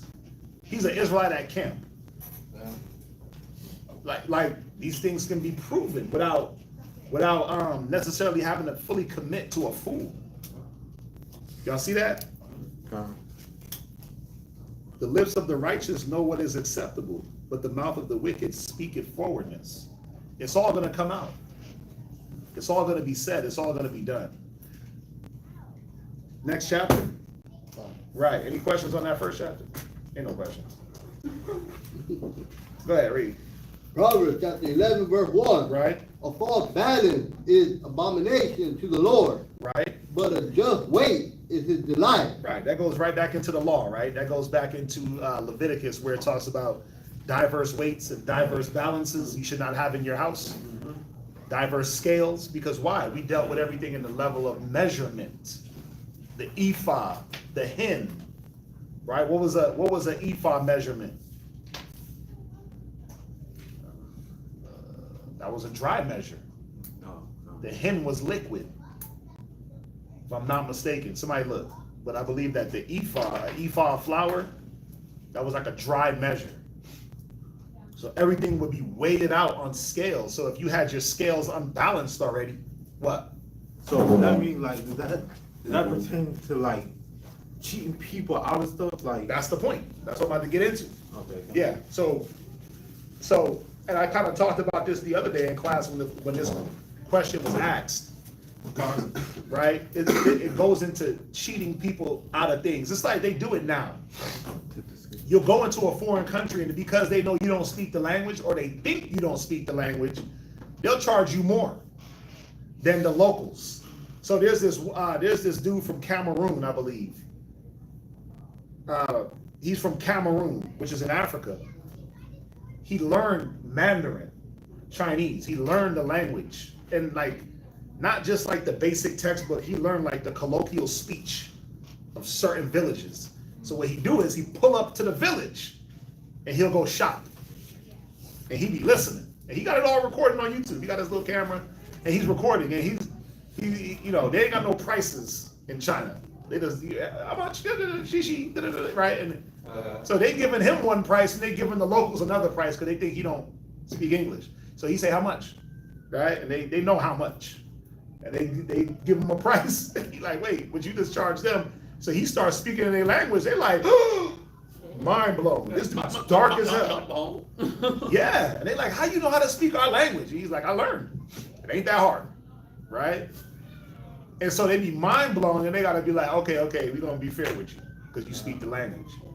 But they know because you don't speak the language, they can do unfair practices, right? The Most High didn't want us to move like that. So things were on scales and balances when people did commerce. But if your scales are supposed to start out like this, right? What happens when the scale starts out like this? It's already unbalanced before there's any weight. Like when you go into the grocery store and you weigh in your dragon fruit per pound, $7.99 per pound, and you like, damn, wait a minute, but the scale's already tilted to the, it's already half a pound, and then you put your thing on, it just got you for 2 dragon fruit. It's $12. Bruh. You only got 1 ginger, $5.99 a pound. Turmeric, $7.99 a pound. Bruh. So if they already got the scales tilted on you, they're gonna get more money. We talked about how they inject the poultry and the chicken and the produce with a lot of waters and a lot of salt. And what does it do? It plumps up the poundage. So you're just getting a bunch of water. You're getting half water, half produce, right? But they're weighing that when they plump it up. That's why we do, it was better to go to like the little meat market by the crib. There's literally a meat market by my house. You can go and pick out your bird. Give me that one, live, running around. 5 minutes later, That nigga's in a bag. That nigga running around plucking corn. 5 minutes later, bro, that dude ain't got no feet, no feathers, and no head, and he's carved up for your consumption. Yes. They go snatch him up by the legs, flip him. He's like going crazy. They put him head first in the little thing, throat gone. Bam. Little cone. Yeah. Stick his head in there, throat instantly gone. I remember watching a lady do that. It was like a line of cones. And Yeah, she was like oh, that. tap that. Yeah. Cause they got like 10 or 15 of those cones. They just put them head first, hit the throat, bleed out, cut the head off. Then they dip them in some type of hot water to defeather. Probably. I didn't see that part. Yeah, then they dip them in a hot water bath they don't cook them, but it defeathers them real quick. Pluck them down, feet off, de-gizzard, and you paying for what you want. I don't want gizzard. No, I want chicken. I want breast. I want wing. I want thigh. I don't want head and all that other stuff. And they're not pumping it up with a bunch of BS before they sell it to you. So they weigh it. It's a 5-pound bird. It was $2, whatever it is. That's how it should be, right? But it should be just balance, just weight. On a spiritual level, it's not just about weighing out flour and water and things you can consume, but there has to be balance in your spirit, right? You got to know, how to conduct yourself in different situations. The Most High deals with balance and equality, equity. That's what equity is fairness. Am I being fair in a situation? Am I judging a situation with balance and fairness, or am I judging off of gender? You know how being a council, you know how sisters always think, they're gonna listen to my husband because he's the man. Oh yeah. Prove it. But we ain't never did that. I ain't never did that. Right? I try to judge fairly and unbiased and with balance, letting every party speak. Right? I think there's people in here that could attest. No, let her talk real quick. Let her talk. If she do like 1,000 run-on sentences, hold up, sis. Let him talk. You've been talking for 15. Let him get it out. Let him answer a few points. Let him talk. Let him express himself. And we judge off of what's being said equally and the situation, not because he's the man. The men's. There has to be balance and fairness and judgment. That's what it's going into, right? Other than that, it's an abomination. Most High ain't dealing with it. Where you at? Proverbs chapter 11, verse 2. When pride cometh, then Who had your cometh. hand up? You had your hand up? Yeah, don't worry about it. It was, Oh, free. Proverbs chapter 11, verse 2. When pride cometh, then cometh shame. But Where does the shame come from? When you're being destroyed, that whirlwind of destruction. Now I'm shamed because of what I'm going through. Pride goeth before destruction. After the destruction is the shame. The shame of what I'm dealing with. I didn't have to go through this. I didn't have to be puffed up. I could have just listened. Right? Go ahead. Or just like on the verse 1, the false balance. You got caught up. You got called out on your unjustness, or you were being unbalanced, and that was called out, and then you're moving around like you're so on point, and then when you get called out on it, that's when that shame comes in. Good point. Very good point. Read on. But with the lowly is wisdom. Because the lowly is going to do what? They're going to accept correction. They're going to be just in their judgment. They're going to be just in their balance, the way they deal with situations. Right? It says he receiveth the humble and he give grace to the humble and reject the proud. Go ahead. Verse 3. The integrity of the upright shall guide them, but the perverseness perverseness or forwardness, same thing. Go ahead. Of transgressors shall destroy them. Right. So integrity, what is that? What is that to y'all? Integrity, what does that mean? To be integral. That means to stick to your morals and your values when nobody is looking. Okay, I like that. What else? When nobody is looking. I like that. That's key. Yeah, I was gonna say the same thing. I was gonna say it's your moral compass that you never move off of. Right? Moral compass. Okay, I like that. What else? Anybody else? I have a definition. Basically the same. What you got? Integrity is 1828. It says the entire unimpaired state of anything, particularly of the mind, moral soundness or purity, incorruptness, uprightness, honesty. Integrity comprehends the whole moral character, but has a special reference to uprightness in mutual dealings, transfers of properties, and agencies for others. Right, so the integrity of the upright. Well, think about it. If you go back to verse 1, he says a false balance is an abomination. That goes back into the law, right? So what is he showing here? That your moral compass, the integrity of the upright. What makes a man upright? And following the law. Him following the law, right? So how well I follow the law, how well I hold to that. I like what he said, when no one's looking. It's not for show. This is something that I stand on in my spirit. The integrity of the upright shall guide them, right? But the perverseness, the crookedness of a transgressor shall destroy him. Where does that crookedness start? Where does that perverseness, where does that veering off the path start? Well, it could start anywhere, but then what does it lead to? What is it that you transgress? The law. The law. So Proverbs 11 and 1, 2, 3, all the way down, they all go together, because it's starting out with this law to show you, think about scales and balances. If I inch the scale over just a smidgen for a gain, that makes me lacking integrity. Mm-hmm. And I'm breaking the law, and it makes me now crooked. And then guess what? That becomes practice. And then what? I find ways to slight the scale every so little bit, right? That's what they do, like in money laundering or skimming. They'll you know what? I'm gonna start out skimming like a penny off the top, a penny off of every dollar. Nobody's gonna miss that. Dang.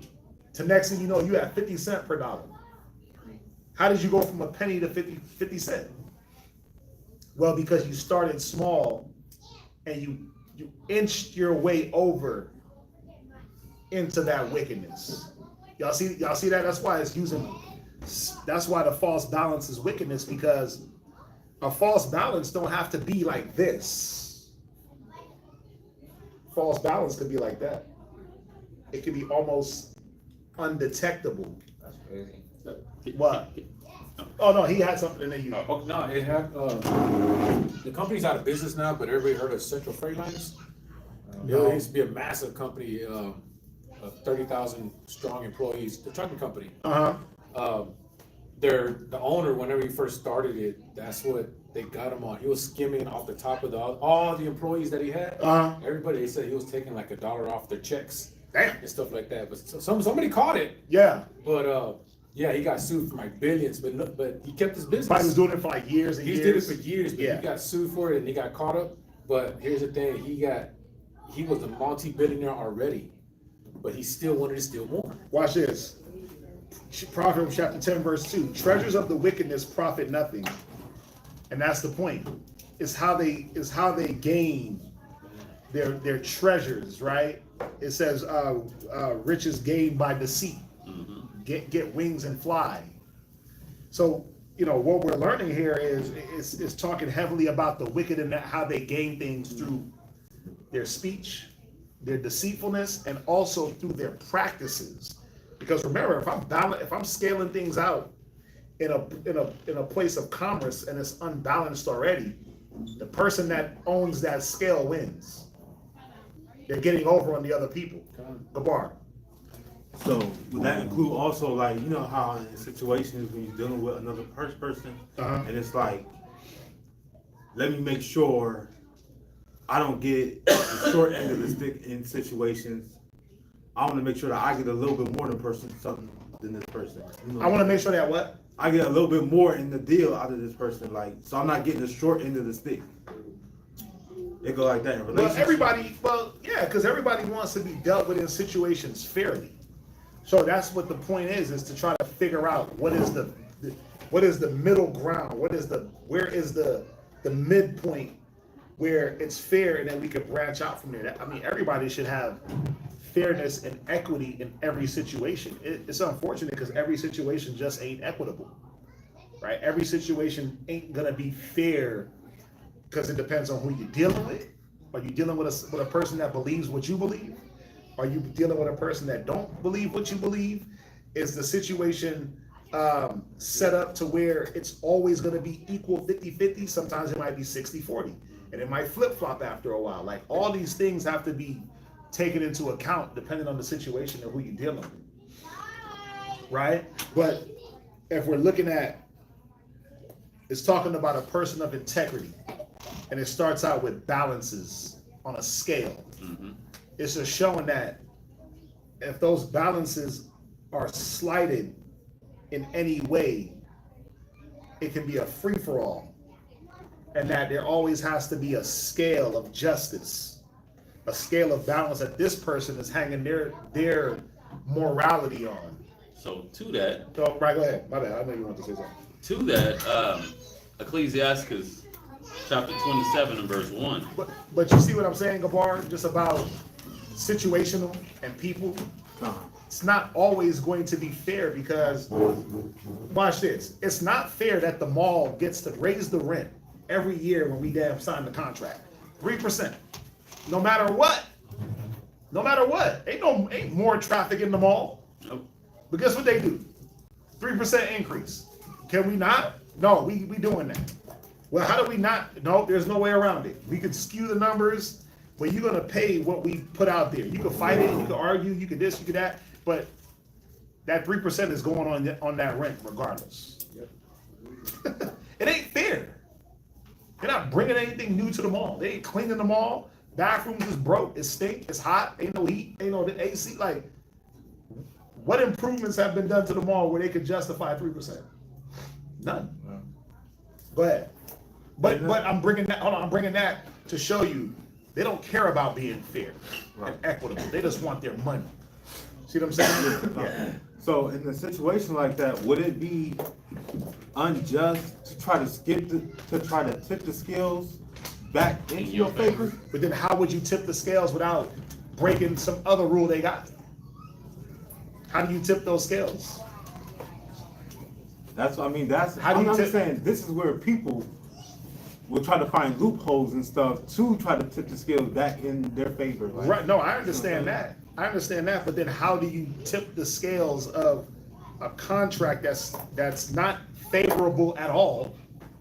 Anyway, the contract ain't favorable towards the tenant. The contracts favor the mall because they have the preeminence. It's theirs. They own it, right? Right. So they don't make the contract where it's equitable anyway, where it's fair, where it's balanced. Because if they want, they can come move the cart tomorrow.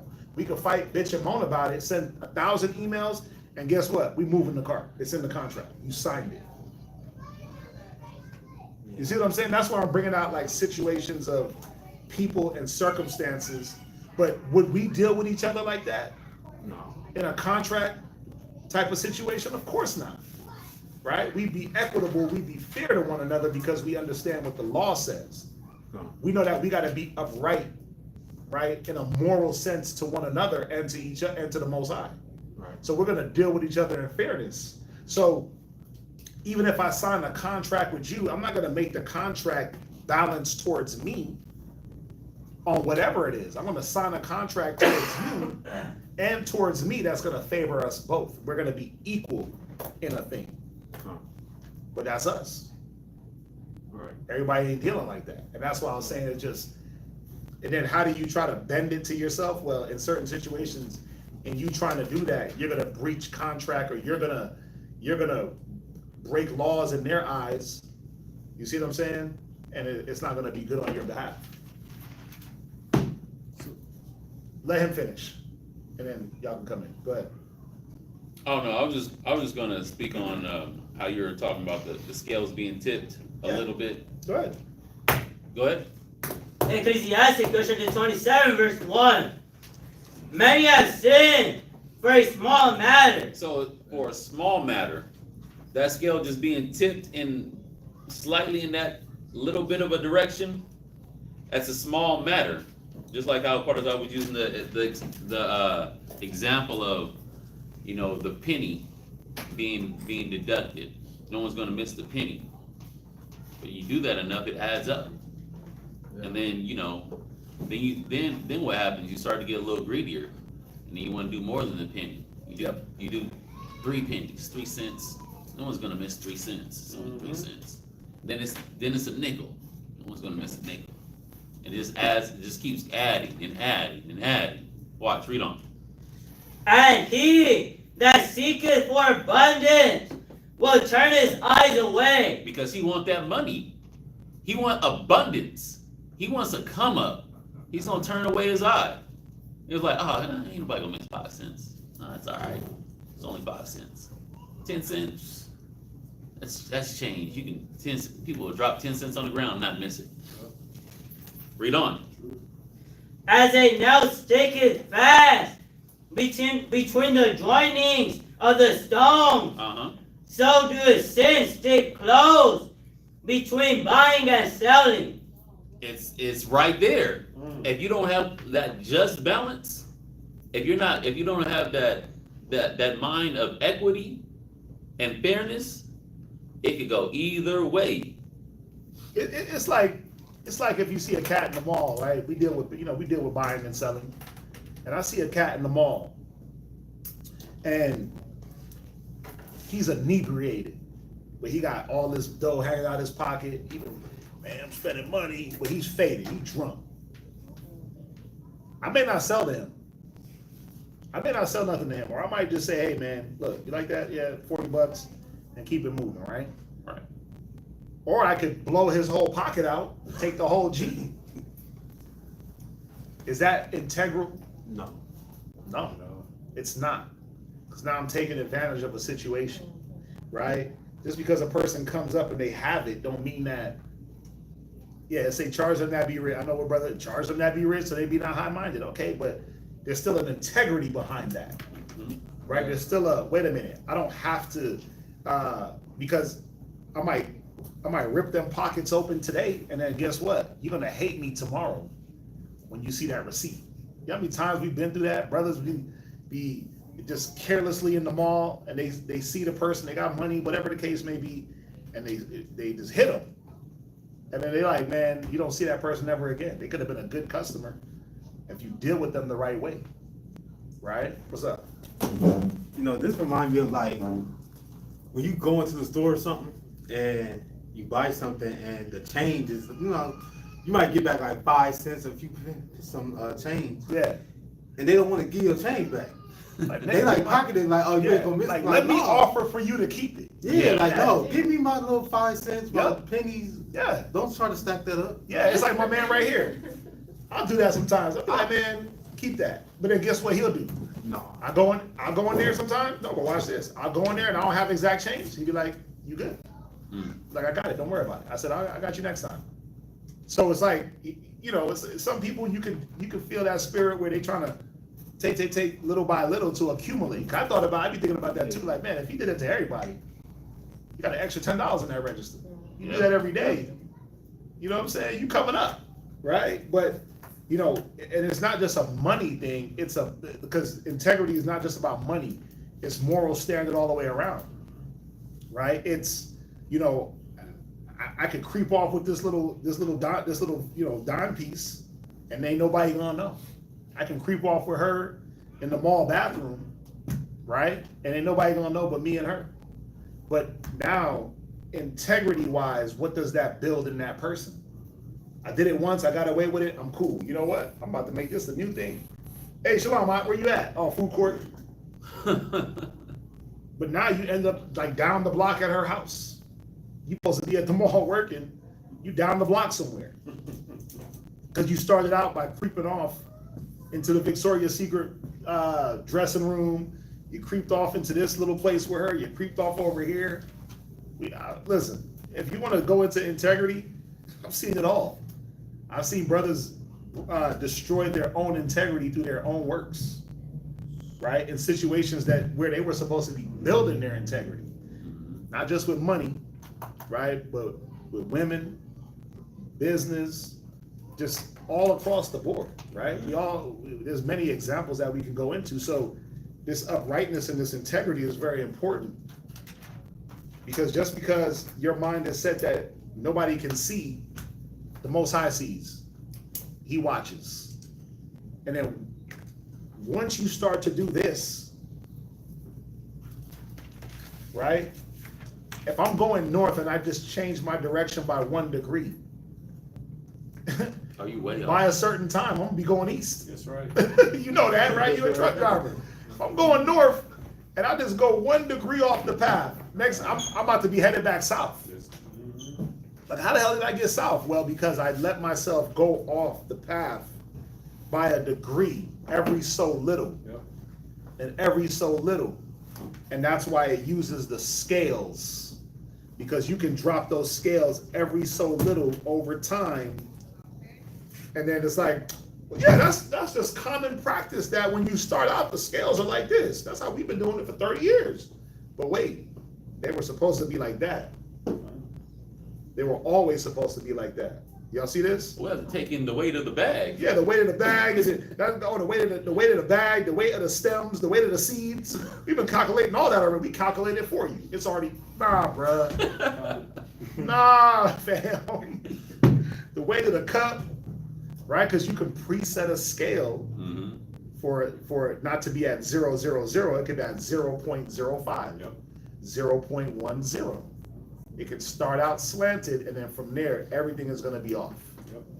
And if you do that through time, because integrity is dealing with time, right? When they go and they test the integrity of a building, what are they testing?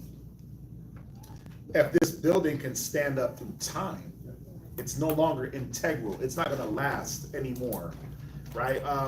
There was a building that collapsed in Florida a couple of years ago. And they were saying that they never tested the integrity, like they never went and really looked at the foundation to make sure that, and nothing hit it. There was no storm. Y'all remember that building that fell on the beach? Yeah.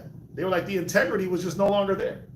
It failed after a while, but it didn't just happen overnight. It was a slow breakdown of the structure to make the building no longer integral. It was a slow breakdown that nobody checked on. And so that's where this is leaning towards, where your integrity of the upright is going to be one way, and then the integrity of just a man is going to be another way. Right? Who got their hand up? Yeah. Well, when you kind of look in the word upright, it means you're keeping yourself in a diligent way. Of course. You know, you're not maneuvering. Right. You know, and I like this, you know, we're going into this because when you look at the Lord, he says he's no respecter of persons.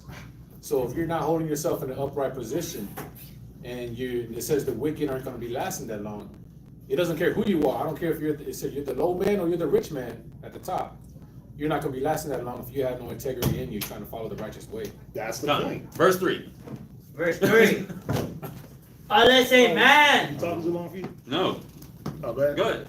Unless a man hold himself diligently in the fear of the Lord, his house shall soon be overthrown. Yeah. Everything else in. The diligence, the integrity, if he doesn't hold the integrity of his house, yeah, it's going to be overthrown. It's going to fall. Right? It says through slothfulness, the house droppeth through. Right? And it decays. How does a house drop through? And it decays. From the top down, bottom up, whatever, it decays and falls into itself because it's losing the integrity. Yeah. You got to keep integrity by maintenance, maintaining yourself, keeping yourself in good practice, and that's what it is about. It's about good practices, first and foremost. It's not just about building something, it's about building it in good practice. That's why it says the upright. What makes us upright?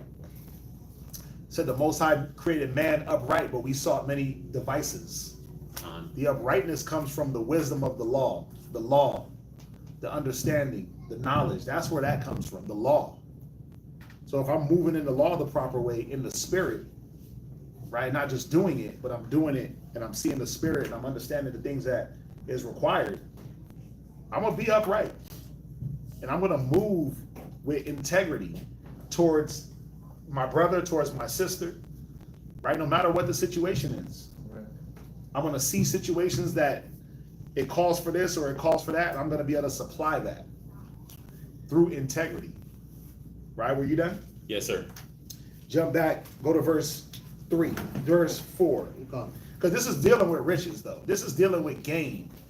He's really harping on this gain because remember, the balances, the scales, it's about judgment, but it's also going into commerce. Go ahead. Proverbs chapter 11, verse 4. Riches profit not in the day of wrath. Go ahead. But righteousness delivereth from death. See, so you can't buy your way out of the wrath. We read that in Proverbs 6, right? We read that in Proverbs, I'm not going to read it again, but Proverbs 6:33 talks about that, the day of wrath. Go ahead. Verse 5. The righteousness of the perfect shall direct his way, but the wicked shall fall by his own wickedness. Right, the righteousness of the perfect, that's the law. That's all that is. That's the law. How I keep the law is going to direct my path. Go ahead. Verse 6. The righteousness of the upright shall deliver them. Go ahead. But transgressors shall be taken in their own naughtiness. Transgressors shall be taken in their own naughtiness. He's given us the parallel. You can only transgress the law. Go ahead. Verse 7. When a wicked man dies. So we understand that a man's integrity and righteousness is predicated on how well he adheres to the commandments and how well he keeps the spirit of the law as well as the just doings of the law, right? His spirit towards the law.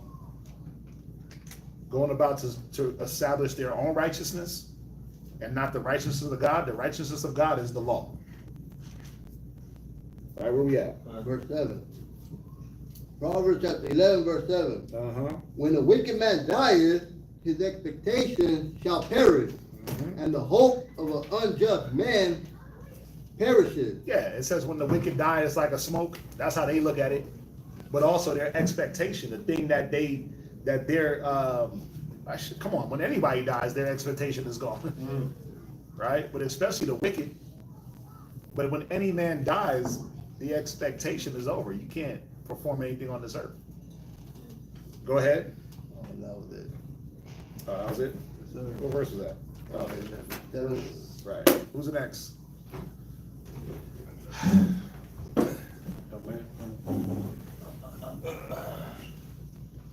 Right? I need to mail this. I keep forgetting.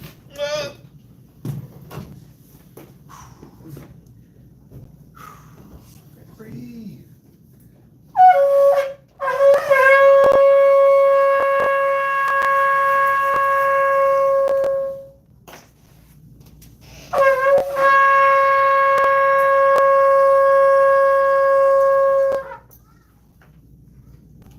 Lakarab Shabbat Shah Ban Yam Ban Yashar Allah.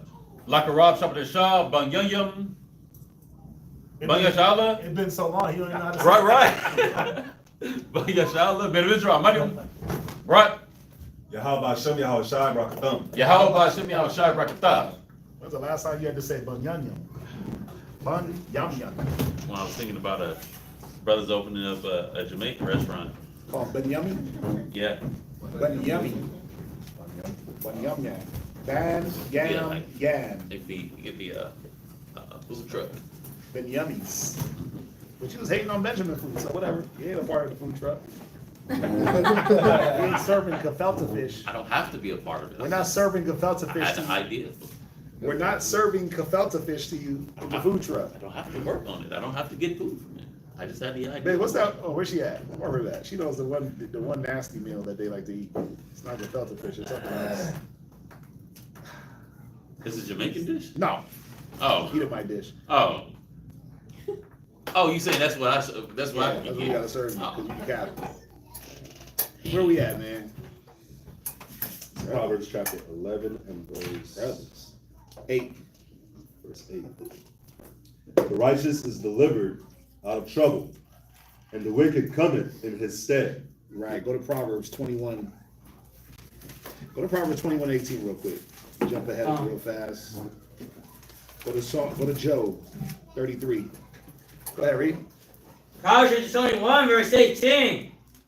The wicked shall be a ransom for the righteous. Yeah. See that? The wicked shall be a ransom for the righteous. Right? Go ahead. Was that it?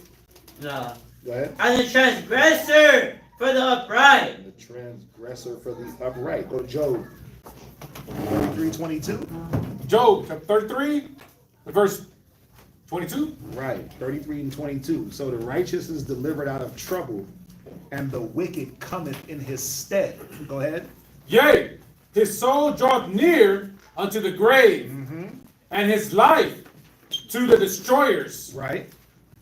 If there be a messenger with him, an interpreter, one among 1,000, come on, to show unto man his uprightness. Read on. Then he is gracious unto him. Right, so this is talking about reviving a man from that death. Go ahead. And saying, deliver him from going down to the pit. Right, taking him out of those snares. He's coming near to the gates. Let's ransom him. Go ahead. I have found a ransom. I have what? I have found a ransom. This is only if a man wants to hear. A lot of our people are in this state of close to the gates, close to the pits. Skin is being burned off. If you read up, that's what it's going into. Skin being burned off, this, that, and the third. And then what do? We come and we show the uprightness, right? We're the messenger. And we bring that wisdom. And then what? A righteous man, it says he'll hear and increase learning. Right? But the wicked, they'll do what? They'll just cast it behind them and keep it moving. And they end up being taken in those same snares. Where the righteous man that hears, he's able to deliver himself out of that death. Right? And then it says, I think when you read down, it talks about his skin being renewed like a baby. Yeah. Read it, read it. Verse 25. His flesh shall be fresher than a child's. Right, so it's talking about a man being refreshed and being pulled from that certain death. Right? Because we've all been there. And what brings us out of it? It's the wisdom. It's the message. It's that one flyer you got. It's turning on the channel and catching the cable show. It's this. It's that. It's that conversation. Right. And now you're switching places with the ransom, the true ransom. Go back to Proverbs 11. Y'all got that one too. Yeah, what you got? Isaiah 43 and verse 4. Read it. Somebody read it. Isaiah chapter 43 and verse 4. Since thou wast precious in my sight, thou hast been honorable, and I have loved thee. Therefore, I will give men for thee, and people for thy life. Yep. Righteous. You can highlight verse 3 too. The wicked is a ransom for the righteous. It can be 3 and 4, but What was that scripture slide? Isaiah 43. You can put 3 and 4, verse 3 and 4. Yep. I love that scripture. I will give men for thy life, man. And then one more, Wisdom of Solomon, chapter 11 and verse 5. I can read it real quick. It says, for by what things their enemies were punished, by the same they in their need were benefited. And just showing with that one, like when a situation pops up, the Most High, he'll take us out of the situation to make the situation beneficial for us, but for our enemies, they end up getting the bad of the situation. Right. Yep. All right, so this is Proverbs chapter 11 and verse 9. It says, "An hypocrite with his mouth destroyeth his neighbor, but through knowledge shall the just be delivered. When it goeth well with the righteous, the city rejoiceth. And when the wicked perish, there is shouting. By the blessing of the upright, the city is exalted. Right. But it is overthrown by the mouth of the wicked." Go to Genesis real quick, 39, verse 5. Just on that, city is exalted. Because think about it. It say when it go well with the righteous, the city rejoiceth. Why? Because what's going on? There's peace. There's tranquility. There's no destruction. There's no horns, trumpets being sound. Right? We chilling. But when when the wicked perish, there is shouting. Everybody's happy. Right? Read Genesis 39 and 5. Genesis chapter 39, verse 5. And it came to pass from the time that he had made him overseer in his house, right, and over all that he had. Who's this talking about? Quickly. Anybody? Joseph. Joseph, read. That the Lord blessed the Egyptians' house for Joseph's sake. Come on. And the blessing of the Lord was upon all that he had in the house. Right. And in the field. Yeah. See that? Joseph was the blessing of the Egyptians. Kept them out of a famine, got them built up in their storehouses. Right? Moses was a blessing to the Egyptians. Was helping them win wars, was coming up with ways to fight the Nubians. When you go into the Josephus, it shows you how he set those traps. Right? Everywhere we went, we were a blessing. Laban said it about Jacob. He said, "I'm blessed because of you." Yeah. Everywhere we went, everywhere we go inside this earth, they're blessed because of us, because they get to steal our industry. I get to put you in slavery and then steal your inventions. Tennessee whiskey, Jack Daniels. Hell nah. Them 13 spices. Hell nah. Where did they got that from? Colonel Sanders didn't come up with no damn chicken recipe. 11 herbs and spices. Niggas was eating and wanted to get that chicken tasting good, because all they gave us was damn chicken gizzards. And the nasty parts. So how else you gonna get that thing tasting good? We just had a lawsuit about that. Really? Yeah. Wait, hold on. Adanaya had her hand in you. She might be saying the same thing. You might be stealing what she said. No, it's like I actually saw this video. It was like a funny skit, but it was 3 Esau in a field, in their field. Yep. And talking about they burning? They were, yeah. They're like, bring them back. Yeah, bring them back. We can't stand the heat. Niggas getting heat stroke. Like, yeah, it was funny because it's like now they have to go and do the work that they had Israel doing. Listen, I was cutting my grass yesterday, and the Moabite cat to come fix my AC, he comes later because it be so hot. He's like, I was like, look, I ain't gonna be here tomorrow if you don't get it fixed. I ain't gonna be here until about 5, 6. He said, oh no, that's fine. He said, because in the day it's too hot. I said, bro, I've been out here cutting my grass all day. He said, but where you from? I said, I'm from Jamaica. And he didn't know, he didn't understand. He said, first of all, he said, where is that, in Africa? Nigga capped on me. I said, bro, and so Issachar standing next to him. I said, bro, you know how Micah? He said, yeah. He started talking to him. He feeling stupid. He's like, oh, he said, is it as hot as this? And I said, no, it's not actually. It's actually better because it's an island, cool breeze, it'll rain. It's more moderate, the temperatures, 80s, 85s, 90 with a nice ocean breeze. Nice. Not that old hot, musty, damn Chinatown air that we get. Damn. Right? But this damn Moabite was standing there dying. And I'm looking at him like, oh my God, I can't. Like they weren't even in the sun. That's the crazy part. They were at the side of the house. It's all shaded. And I'm in the backyard. I'm talking about drenched. You know when you sweat and like everything is just wet? Yeah. Socks just got everything. Bro, and I'm like, how the hell are you gonna do when it's time for y'all to be in them fields? But it goes right back to what you It's a little rough. It'll be rough as hell for some of these guys. You ain't getting no sun hat. You ain't getting no long sleeve. No rating hat. No rating, you ain't getting none of that. And I'm out there and I'm like, yo, it's hot as hell out here. And I'm hurt. And I'm trying to move things and I'm like, oh my God, but I still got like, the sun ain't really affecting me. Right? The sun don't really, I can sit off in the sun for like in the direct sun, I can sit off in that sun for hours. Right? I don't know. It don't really do much. And then I came to class yesterday, we did class. I was cutting my grass for some hours. It takes me a while to cut that grass. So I'm just in that sun, just getting beat down. That man didn't even touch the sun. He wasn't even sweating. And he talked about, oh my God, it's so hot. I don't know how you do it. And I'm like, bro, you gotta figure out how you gotta do it. Right? There's melanin. It's that melanin though. I don't burn. I don't get sunburned. I don't get nothing from the sun. It be activating me. I get more powerful.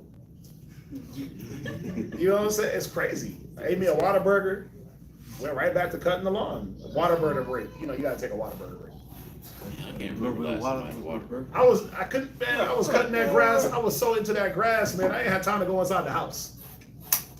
I ain't had time to go warm nothing up. I was like, I need to see the quick snack. You know, hit the burger.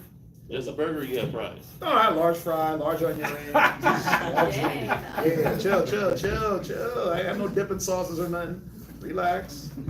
Whataburger with the Chick-fil-A sauce? I didn't do that. Oh, so you catch it though.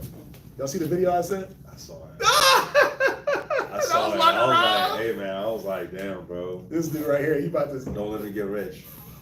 I didn't see the video, bro. So there's a video of it. Y'all know the dude Chime Time that goes around and rates all the food. Black dude from Detroit. Yeah. So he did a video where they made their own Raising Cane sauce. Oh yeah. And he sat inside of a tub of the sauce and was eating a bunch of fast foods and just dipping it in the sauce, like literally sauce to his chest. First kind I thought about, honey mustard. Second kind I thought about, Zion Ranch. I would definitely do it. I ain't gonna lie to you. I know he would do it. Zion would do it too. If I had the money, I'm gonna do it. Zion, huh? He sat in the tub? He sat in the tub, chest high. Yeah. It was so much sauce, he couldn't even breathe after a while. He had to get out and breathe.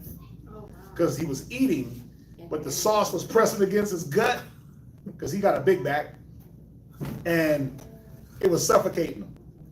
So two cats I thought about, Zion with the ranch, him with the honey mustard.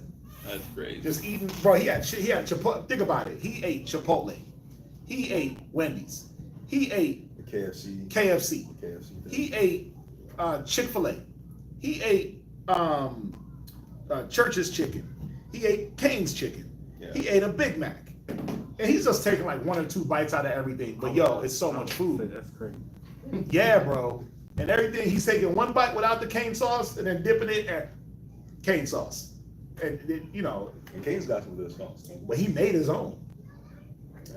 He made his own. To get that much of it, they had to get like tubs of ketchup and mayo and they got the ingredient list. And he was like, I thought he was like in his bathtub. He was in a damn bathtub though. That's the crazy part. He was like, yeah, bro. And that man he was just dipping. You know what I mean? So anyway, Lackarab is who I thought about. Zion is the other cat I thought about. Saucy. He said, I'm definitely doing it. Look, ambitions of fat boy. Go ahead, what? That's on the sunscreen thing.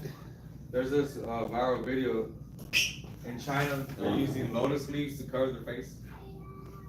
Have you seen that? No, I haven't seen that. To cover their face from the sun? Yes. A lotus flower. I forgot how that even looks. No, yeah, I mean, bro, at the end of the day, they can't deal with what we got to deal with. They can't. And so, like, where we at? Where they go well, right? Overthrow, blessing, exalted. They're blessed because of us. Hold back the 4 winds to the 144,000 is sealed. This whole earth is blessed because we're in it. and scattered through it. Our curse was their blessing, but then our blessing is gonna be their curse. So we understand that. Everything they do, they stole from us. Every invention, all of it. You know, I ain't gonna sit here and say everything, but the majority of the stuff, that's us, man. Right? They misuse us. Remember, when you had a slave, everything that he did was yours. His property was your property. Right? All of it. So whatever we did, they took on as culture, the music. You think they wasn't doing bad music contracts way back in slavery, and when cats was getting out of slavery, they wanted us to play at the juke joints or play here or play there. They wasn't doing, like, who said it? Meek Mill. Meek Mill said for his whole career he only be getting 13%. 13?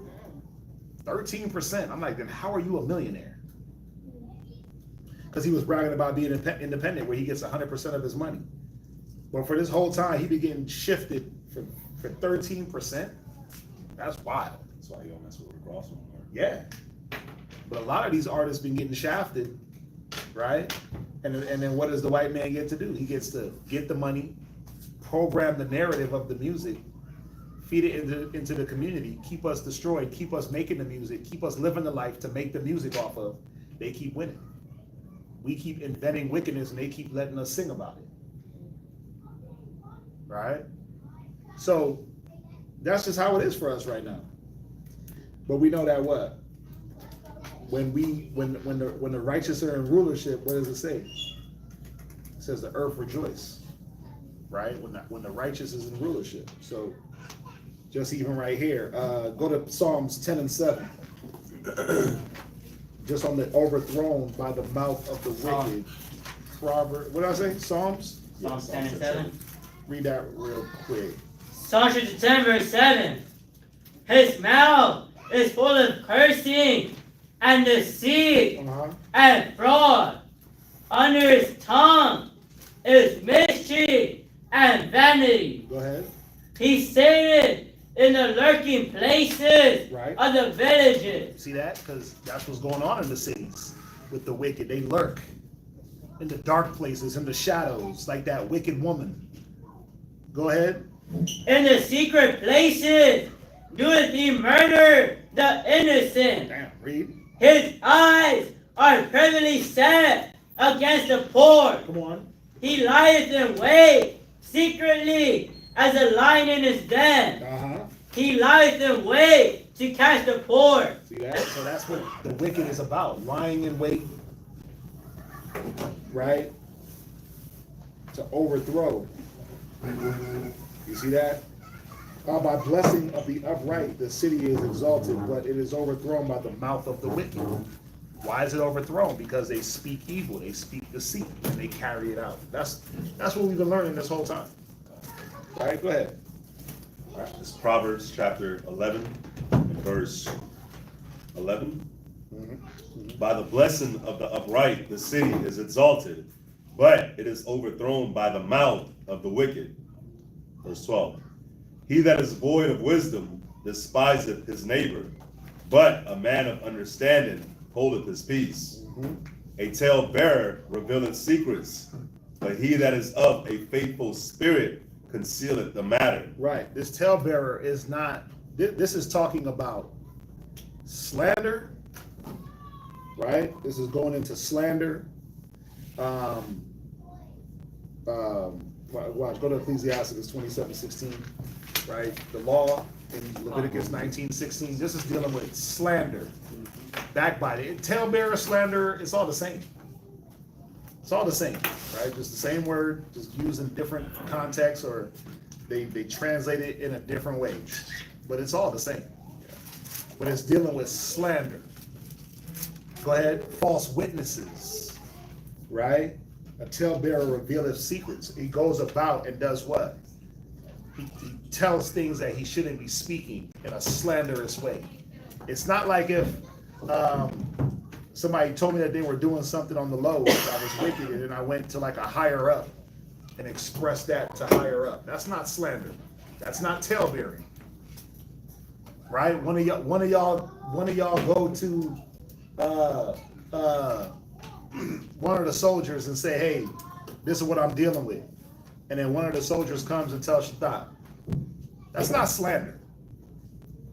It's not slander. Slander would be like a false information. Y'all see that? It would be lies. But if you're saying you're doing something and they go and report that, that's not slander. That's not tale-bearing that, oh, they're revealing my secrets. No. What they're doing is they're reporting and communicating and counseling. Go ahead, read. Ecclesiastes chapter 27, verse 16. Right. Whoso discovereth secrets loseth his credit.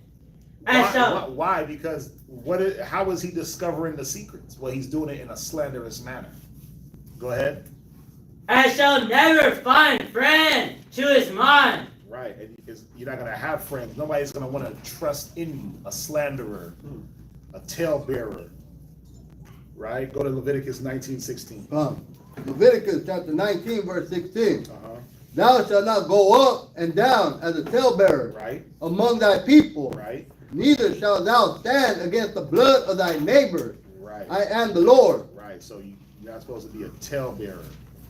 Right? Now watch this. Read verse 14. Proverbs 11 and verse 14. Where no counsel is, the people fall. Wait. So do I talebear or not? Well, now we understand that they're not the same. Counsel and talebearing is not the same. Where there's no counsel, the people will fall, but a talebearer causes people to fall.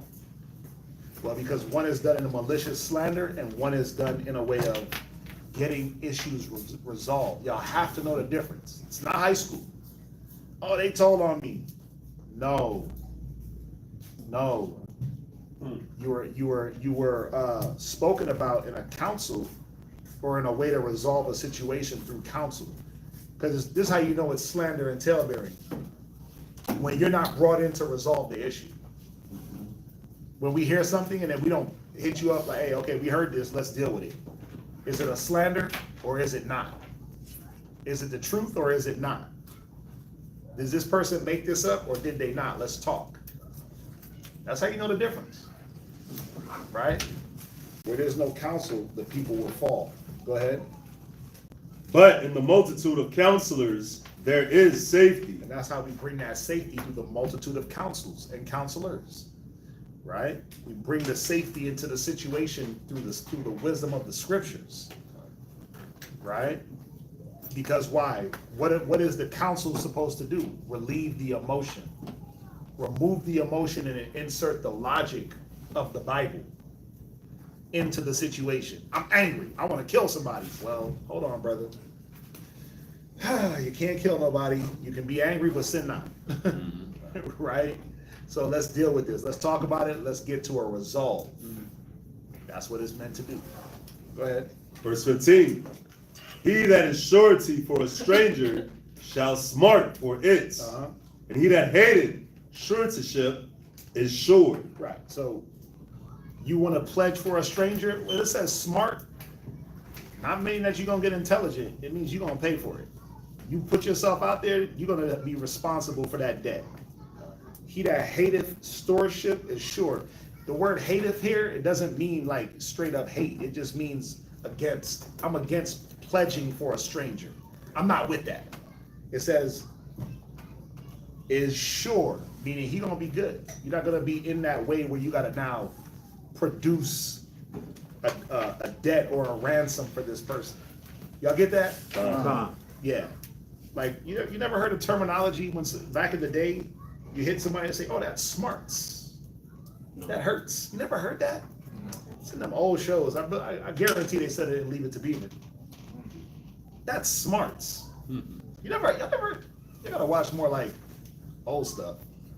But that was like they would, oh, that hurts, or that feels weird, or that feels funny, right? But they say you will smart for it. You're gonna feel it. You're gonna pay for it. You're gonna have to come with what you said you were gonna put up for that person. The surety is a guarantor, cosign, right? It's like you cosign for somebody, and the next thing you know, who they calling when they don't pay the bill? You gonna feel that. But a person that don't co-sign that's against that, they're sure they ain't got to deal with that. It's all the same. Go ahead. 16. A gracious woman retaineth honor, and strong men retain riches. Right. A gracious woman, she'll get honor, right? Beauty, her beauty, looks, talk, all the complete package, she can gain that honor, right? Strong men, what do? They retain riches because they got strength. So grace does one thing for a woman, strength does one thing for a man. That's all it's saying. Go ahead. The merciful man doeth good to his own soul, but he that is cruel troubleth his own flesh. The wicked worketh a deceitful work, but to him that soweth righteousness shall be a sure reward. As righteousness tendeth to life, so he that pursueth evil pursueth it to his own death. So what is these three scriptures talking about? You reap what you sow. It's really that simple. What you put in is what you're going to get out. A man is going to reap what he sowed. So if you sow wickedness, you're going to reap wickedness. You sow righteousness, you're going to reap righteousness. If you sow it to someone else, you're really sowing it to yourself, because you're going to get caught in those snares. When you go back into all the Proverbs, all the Psalms, what did David talk about? The net they set for me, they got caught in the net. The trap they set for me, they got caught in the trap, right? We talk about how the Planned Parenthoods, that was a wicked device that they created for us, right? But then who got caught up in Planned Parenthoods? Becky with the good hair, she got caught up. She was out there aborting babies, right? They throw crack out and fentanyl into the hoods for us. We could literally cook with it. They just be sprinkling fentanyl on their damn. Yeah, it's crazy. Black people are strong. Black and Hispanic people be sprinkling it like it's Frosted Flakes. Hit the grilled chicken with some fentanyl. Yeah, it's crazy. I'm like, wait, Salt Bae? because my thing is like, you hear brother like, yeah, I was addicted to fentanyl. You like, wait, you live? How did you have an addiction to something that kills people instantly? Yeah, right. But then white folks, they look at fentanyl and they down, they dead. That's funny. Right? Heroin. Like, how did you live through a heroin era? Yeah.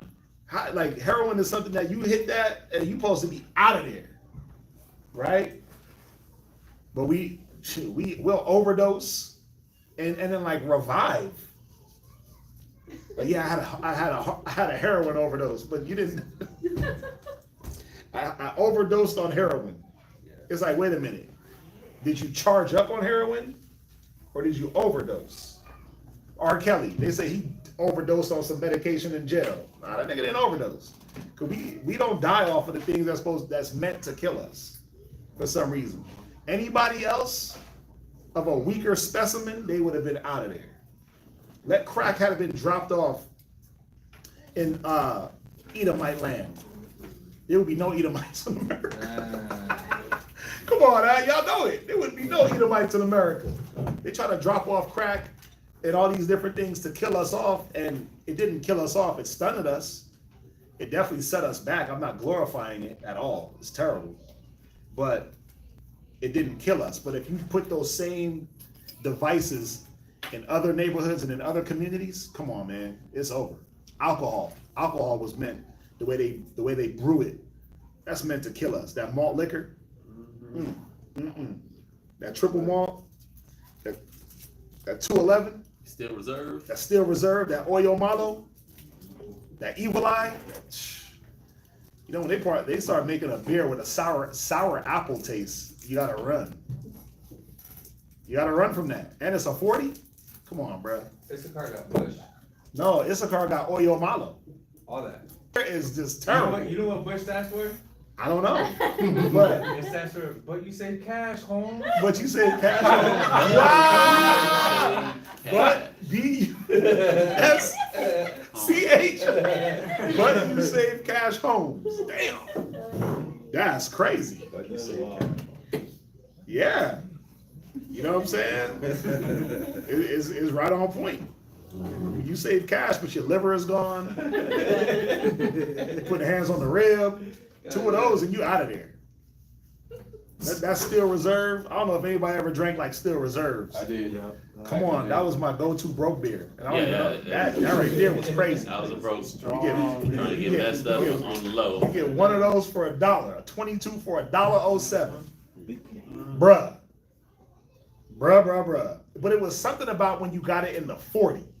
That's all I drank it in. When you got that 40 ouncer and you put that to your head, yo, I could only drink 20 ounces. I never did a 40. I'd hit that 40 and pass out after 20 ounces. I promise you. It hit me so hard, I'm like, and I'm out of there. I'm out for the night. Damn. I'm not moving. Bruh, it was so crazy. It was so crazy. And then, you know, when you could save a beer for the next day?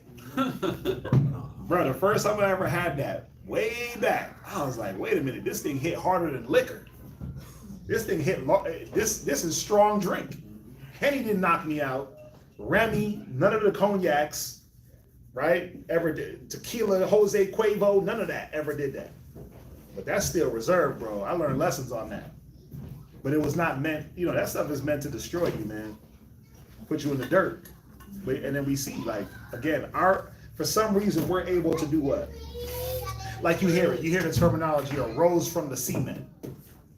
A rose ain't supposed to grow in the cement, right? But how do we, you know, exemplify that saying? Well, where something good coming from something bad, coming out of bad conditions, right? Where, again, you drop off these certain devices, BBLs and makeup and just all the things they put, the bad food, right? Take Whole Foods out of the Edomite situation and put it where we at. We gonna get stronger and better, right? That's why they need Whole Foods and they need all that. They need the advantage. Give us the good hospitals. Give us the good medical treatment. Give us all those good things, and you see how we just give. But most importantly, give us our correct spirituality. Right? Give us the law, statutes, and commandments of the Most High, and look how we excel. That's why they got to give you religion to keep you down. That's right. And they got to give you church. And they got to put your kids in school. And you got to do all these things that are meant to break you, make you work 15, 16, 14 hours a day. Right? It's all meant to break you. It's all meant to break us down. It's all meant to distract us away from our actual strength. Right? Where you at? Verse 20, Proverbs 11:20. They that are of a forward heart are abominations to the Lord. But such as are upright in their way are his delight. It goes right back to verse 1. The false balance is an abomination. A person that's perverse is no longer balanced in their uprightness, and they become the abomination. You see that? How it all ties in? Right. Are you done? Yeah, that's it. Any questions on it? Who's next reader? Oh, you the last one? Shook you down.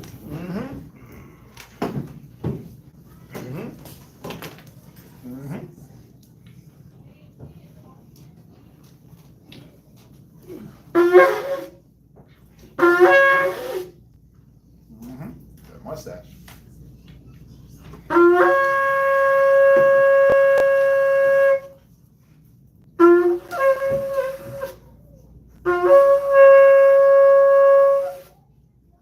Elijah Shabbat Yashikad Man Yashal. Elijah Shabbat Shal, Yashakar Ban Yashal, men of Israel, and Mike. Right. Yahweh Hashem Yashar Raktam. Yahweh Hashem Yashar Raktam. 2:16. Let's get to it. Let's get through it. We almost done. That's the slick back right there. You look buttery like a shepherd. You got that Ricky Valens. Said buttery like a what? Shepherd. A shepherd. You got that Ricky Valens, man. You know who that is? No. Damn.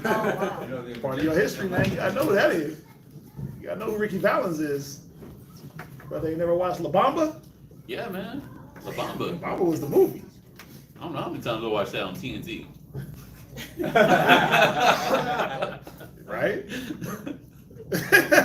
Anyway. Yeah, Y'all know what I'm talking about. It's like Saturday, like them Sunday night, them Sunday daytimes. Yeah, it just be on. Yeah, it just be on commercials and everything. You watch it to a certain point, then you change it. God. Yeah, that's how I do it. I'm like, all right, I'm good. Got my parts out. I didn't see it like 5 times already. Where we at? Proverbs chapter 11, verse 21. Though hand join in hand, Right. the wicked shall not be unpunished. Right. No matter what, even though the wicked, the wheat is joined with the tares, the tares are not going to go unpunished. The wicked is not going to go unpunished. When that time comes, the Most High is going to separate the two. Right. So it may look all good right now. Black Lives Matter. Everybody marching for immigration and this, that, and the third. Right. And it may look like everything's on one accord, but it's not. There's going to be a separation. It says the word is going to cause the separation. Right. And the wicked is going to get their reward, and the righteous their reward. Go ahead.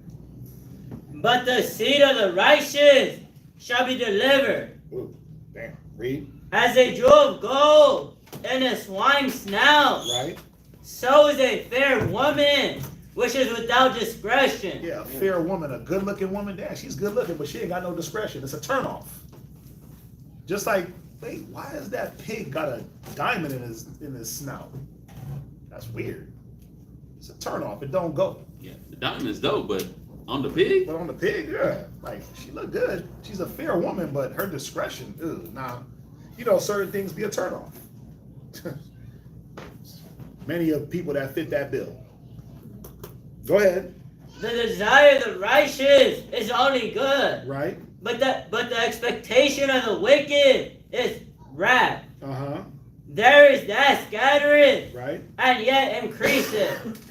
And there is that withholdeth more than is meet, but it tendeth to poverty. Right, and we actually went over this the other day in class, right? About the hospitality. Mm-hmm. Right, this was not this one. Was it Wednesday? Yeah, it was Wednesday. Right, go ahead.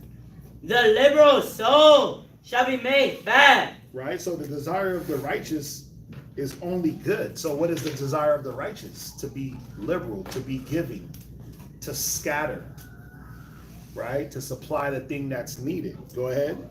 And he that watereth shall be watered also himself. The desire of the righteous is not to look out for themselves, but to actually water and not worry about how they'll be watered. They have faith. Go ahead. He that withholdeth corn, the people shall curse him. Right. But blessing shall be upon the head of him that selleth it. Go to Psalms 112, 9, and then we can get to 2 Corinthians 9 and 9. Just for good measure. Psalms 112, 9. Read it. Psalm chapter 112, verse 9. Right. He has dispersed. He has given to the poor. Right. His righteousness endureth forever. His what? His righteousness endureth forever. Right. It's a alms with a little bit of righteousness and prayer. Right. It tells you that. Does it say alms, righteousness, prayer? What else? Deliver from death. It says alms with a little bit of righteousness is better than. Go to Tobit real quick. It hits the brain. I'm quoting it. Might as well just. They say alms and a little bit of righteousness is better than something. Who knows where I'm at? Tobit 4. Okay. Tobit.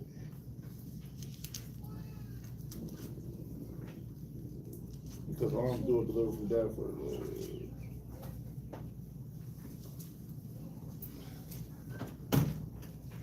There was another one in Tobit. 12:8. Yeah, it has to be that one. Right. Right. Right here it is. Tobit 12:8. Prayer is good with fasting and alms and righteousness. A little with righteousness is better than much with unrighteousness. A little bit of alms with righteousness is better than any alms with no righteousness. That's what that's saying. It is better to give alms than to lay up gold. You see that? So just going back here, read it from the top, 12 and what? 12 and 9. Read it again. Psalm chapter 112 and verse 9. Right. He has dispersed. He has given to the poor. Right. His righteousness endureth forever. Yeah, his righteousness endures forever. Go ahead. His horn shall be exalted with honor. Go ahead. The wicked shall see it and be grieved. He shall gnash with his teeth and melt away. The desire of the wicked shall perish. Right. Go to what is it? 1 Corinthians 9:9. First Corinthians, Second Corinthians. 2 Corinthians 9:9. It says the quote of the Psalms. 2 Corinthians chapter 9 and verse 9. As it is written, he had dispersed abroad, he had given to the poor, his righteousness remained forever.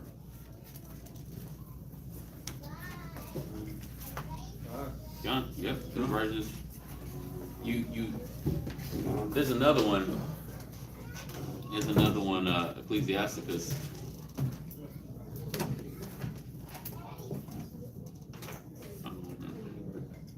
It talks about someone that's liberal with their meat.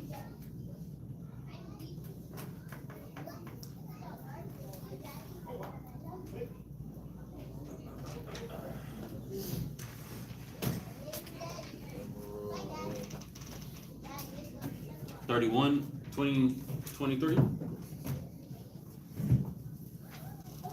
Psalm, sir? Ecclesiasticus chapter 31, verse 23. Ecclesiastes chapter 31, verse 23. Whoso is liberal for his meat, men shall speak well of him, and the report of his good housekeeping will be believed. Yeah, you get a good name and a good report. Just because of your liberalness, your willingness to give. There was even in that Tobit, the Tobit that Quatazab went to, just one more verse down. Watch Tobit 12 and verse 9.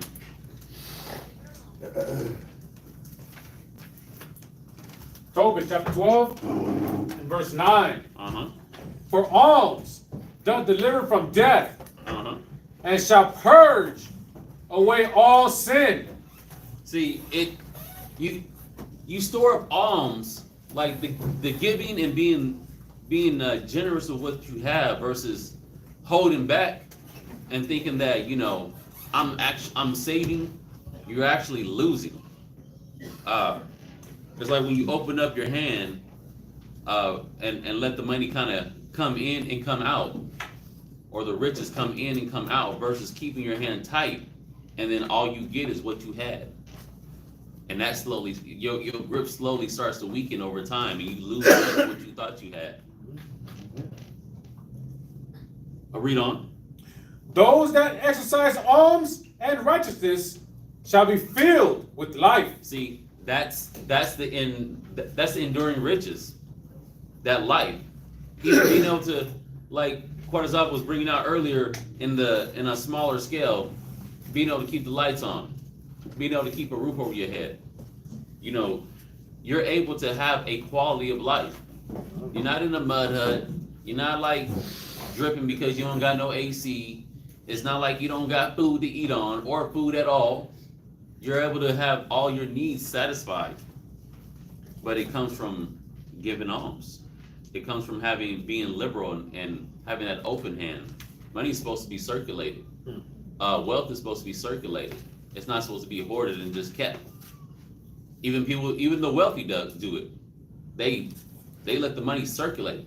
The more you let it circulate, the more it comes. But if you're trying to hold it, well, you stopping the flow of that river.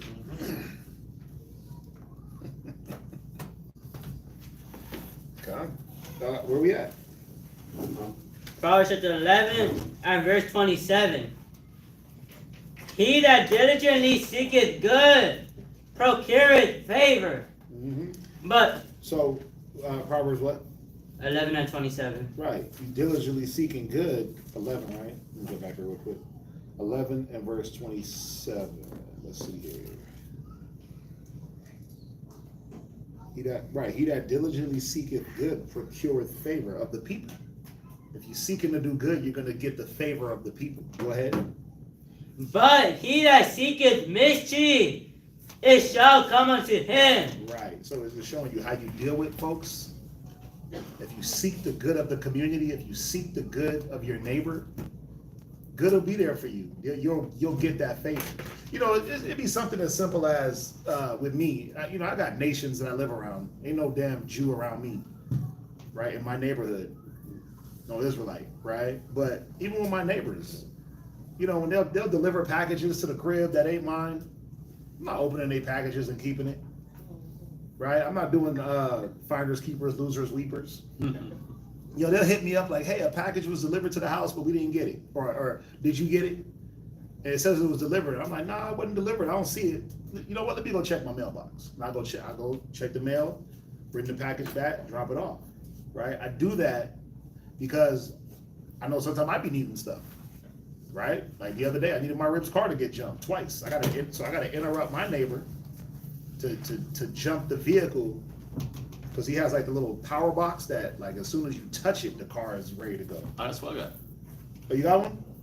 Nice. I need to get one. But you know, you want to be able to have the favor of the people around you, and you only get that by doing good, is what the scriptures is teaching us. I want my packages to be returned. I get a lot of packages delivered. And they make mistakes. I want the neighbor to walk the package over and not keep it because I did the same thing to them. You know, it's just something that simple. Just being neighborly, you know, and not pissing each other off, whether nation or not, to where now they're not gonna really look out for you. They're gonna misuse you or abuse you. So, you know, it just be some like simple little things that we have to deal with today that we can use to our advantage. Seek the good, you procure the favor. Go ahead. But he that seeketh mischief, it shall come unto him. Yeah, you're gonna get what you look for, reaping what you sow. Once again, go ahead. He that trusteth in his riches shall fall. Right. But the righteous shall flourish as a branch. Yeah. Again, the rich man's wealth is in his strong city. He trusts in those riches. At some point, that strong city, that wealth is gonna fall, right? We see it with all these celebrities. We see it with all these. Look, Tyler Perry about to get hit for 250 million. What? Tyler Perry? Yeah. For damn sexual harassment. Oh. Yeah. Trying to come on to some dude. Oh, he was being Medea? He was not being Medea while he was doing it. He was being Tyler Nasty Perry. He was doing all the things he be talking about in his movies. But he about to get hit. Smokey Robinson, he getting hit. We know Diddy, R. Kelly, Bill Cosby, like all these people that got all this money. Shannon Sharp, Uncle Shay Shay, right? But you see it. Look at not Epstein, but what's the other one that just got convicted? Weinstein. Look at him. Money ain't doing nothing for him. Yeah. He thought he could move around, and because he got dough, he's protected. But look, that money, when you gotta, like Rob was talking about earlier, when you gotta drop that on all the lawyers and retainer fees, that money only goes so long, right? And then you gotta fend off civil suits. Come on, this dude just hit her with a $30 million check, and you know that opened up the door for a bunch more civil suits that they all gonna win. They all gonna win. It's hard to win a civil suit against you, right? It's hard, especially these high profile celebrities. Look at Trump. He got hit with the civil suit of the whatever he did to old girl in the dressing room of Macy's or whatever it was, right? Their money can't protect them, but only for so long. He that trusts in his riches shall fall. Go ahead. He that troubleth his own house shall inherit the wind. And the fool shall be servant to the wise of heart. Right. Go to Proverbs 15 and 27. Proverbs chapter 15 and verse 27. It's telling you how he troubleth his house. Go ahead. He that is greedy of gain troubleth his own house. See that? It's about how I gain, the greed. It says, they that seek to be rich fall into diverse lusts and temptations. Go ahead. But he that hateth gifts shall live. See that? But he that hateth gifts shall live. It goes into what? The perversion of judgment, the greediness of gain, This false balance, it all got something to do with something, right? He that troubleth his own house shall inherit the wind. You're gonna be homeless. Go ahead, where you at? Proverbs 11 verse 30. Go ahead. The fruit of the righteous is a tree of life. Right. And he that winneth souls is wise. Right. So it's basically saying the same thing. The fruit of the righteous, watch this. The fruit of the righteous winneth souls. Y'all get it? The fruit, what is the fruit of righteousness? The wisdom. It's the wisdom. It's the way you deal. It's the thing that comes from the dealings. If I'm dealing with you righteously, it's the fairness, it's the joy, it's the balance, it's the understanding, it's the equity, right? It says, he that is wise winneth souls. Well, the fruit of the righteous is a tree of life. So what a righteous man does to go in a situation is what is going to win over his neighbor. It all goes back to he that diligently seek good procureth favor. It goes back to when it goeth well with the righteous, the city rejoiceth. Everyone can eat off of that righteous man. He dispersed. The desire of the righteous is only good. There is that scattereth and yet increaseth. You see that? So it's all tying into where a righteous man, he's looking for the good, he's scattering, he's taking care of the people around him. The fruits of his righteousness now become what everyone else can eat off of. And they're happy to be around that man. They're happy to be that man's neighbor.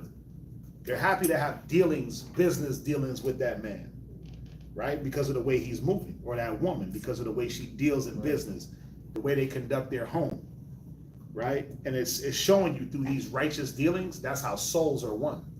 That's why I shortened it. All I did was just take a few words out. The fruit of the righteous winneth souls. You can say that. It's a tree of life. Who doesn't want to have constant life? I'm gonna go over to you to see what you got going on, neighbor. Right? Go ahead, verse 31. Verse 31. Behold, the righteous shall be recompensed in the earth. The righteous will be recompensed in the earth, right? They're gonna be paid for their righteousness. Go ahead. Much more the wicked and the sinner. Much more the wicked and the sinner. So everyone is going to get what they deserve. The righteous, if he's procuring favor for his righteousness, then he's being paid for the things that he's doing well. The wicked, much more. They're going to be paid for their wickedness. That's what that's teaching. Any questions on that before we go to the next chapter? What was that scripture you quoted for Proverbs what? Which one? Proverbs 15. Oh, 15. Proverbs. What is it, Max? Proverbs chapter 15, verse 37. Mm-hmm. Read. Got the notes. Yep. Proverbs 15 and 27. Where we at? Last L chapter. Mm-hmm. Proverbs 12, verse 1. Whoso loveth instruction, loveth knowledge. But he that hateth reproof is brutish. Right. He that hateth reproof, brutish, beastly, a brute. Right? Those that hate knowledge, that's what they become. They become brutish in their dealings. The ones that can't be reproved, they can't be taught, they can't be corrected, they become brutish. Right? Yeah. Go ahead. A good man obtaineth favor of the Lord, but a man of wicked devices will he condemn. Right, a good man. What does it say? A good wife is a gift from the Lord. Right, a good wife. Every good gift that cometh from above is from the Lord. Right, he said he giveth all things to the godly in abundance, so they can produce to good works. Right, but he said a wicked man. But a man of wicked devices will he condemn. Well, why? Because his own devices is going to snare him. His own wicked devices is going to be his destruction. Proverbs 1. Right. What is that? Proverbs 1 and what? I'm lead you to the fruit of your own devices. Right. Where's it at? My son hear the instruction, at least I swallow him up. Down in the pit, we shall find first substance. Verse 31. Huh? Verse 31. Right. I'll read it. Therefore shall they eat of the fruit of their own way and be filled with their own devices. So you see how this is easy. All you got to do is just jump back to the previous Proverbs to understand what it's talking about. You got to do too much heavy lifting. It ain't too hard.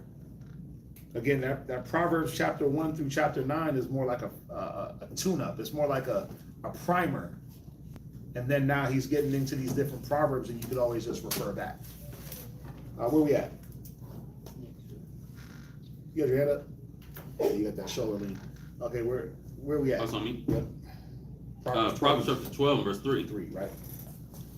A man shall not be established by wickedness. Right, I was talking about that earlier. Right, it also tells you the kingdom should not be established by wickedness. The king should not be established by wickedness. It should be the law, right? A man, common man, we shouldn't be established by wickedness. We shouldn't stand on wickedness as if it's something to be stable in. Go ahead. But the root of the righteous shall not be moved. Right, the root of the righteous shall not be moved. We're going to be more stable, right? The wisdom and knowledge shall be the strength of salvation and stability of thy times. You see all the wicked, right? When things start to happen in this world, they start moving chaotically and frantically. And the righteous, they know how to stand still and let the Most High deliver them. Go ahead. A virtuous woman is a crown to her husband. But she that maketh ashamed is as rottenness in his bones. Yeah, that crown. What does the crown do to the king? Does it take away that he's the king if he ain't wearing the crown? No, but what does that crown do to the head? Beautifies it, right? It's decoration, right? She's like an adornment to her husband, a virtuous woman. She actually is an addition, right, to that man. She beautifies that man. They say behind every good man is a good woman. Mm-hmm. I believe that. There are good men behind. There are good women behind good men, right? The scriptures tell you in Proverbs, it says that he shall sit amongst the elders. Proverbs 31. He shall sit amongst. What is it? He shall sit amongst the 20. Right. 31 and verse 23. I'll read it. Her husband is known in the gates when he sitteth among the elders of the land. Right? What is he known for? Order, strength, his house, his rib. Right? But then remember the other one where it says when you sit amongst the elders, he'll sigh? What's that one? Where's that at? Somebody get it? 26. So you see the parallels here, right? Right, and it's not hard. Go to Ecclesiasticus, let's find it. 20.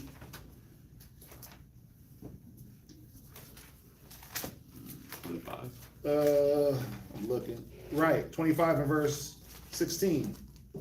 Read it. Ecclesiasticus chapter 25, verse 16. 17. The wickedness of a woman changes her face. Right.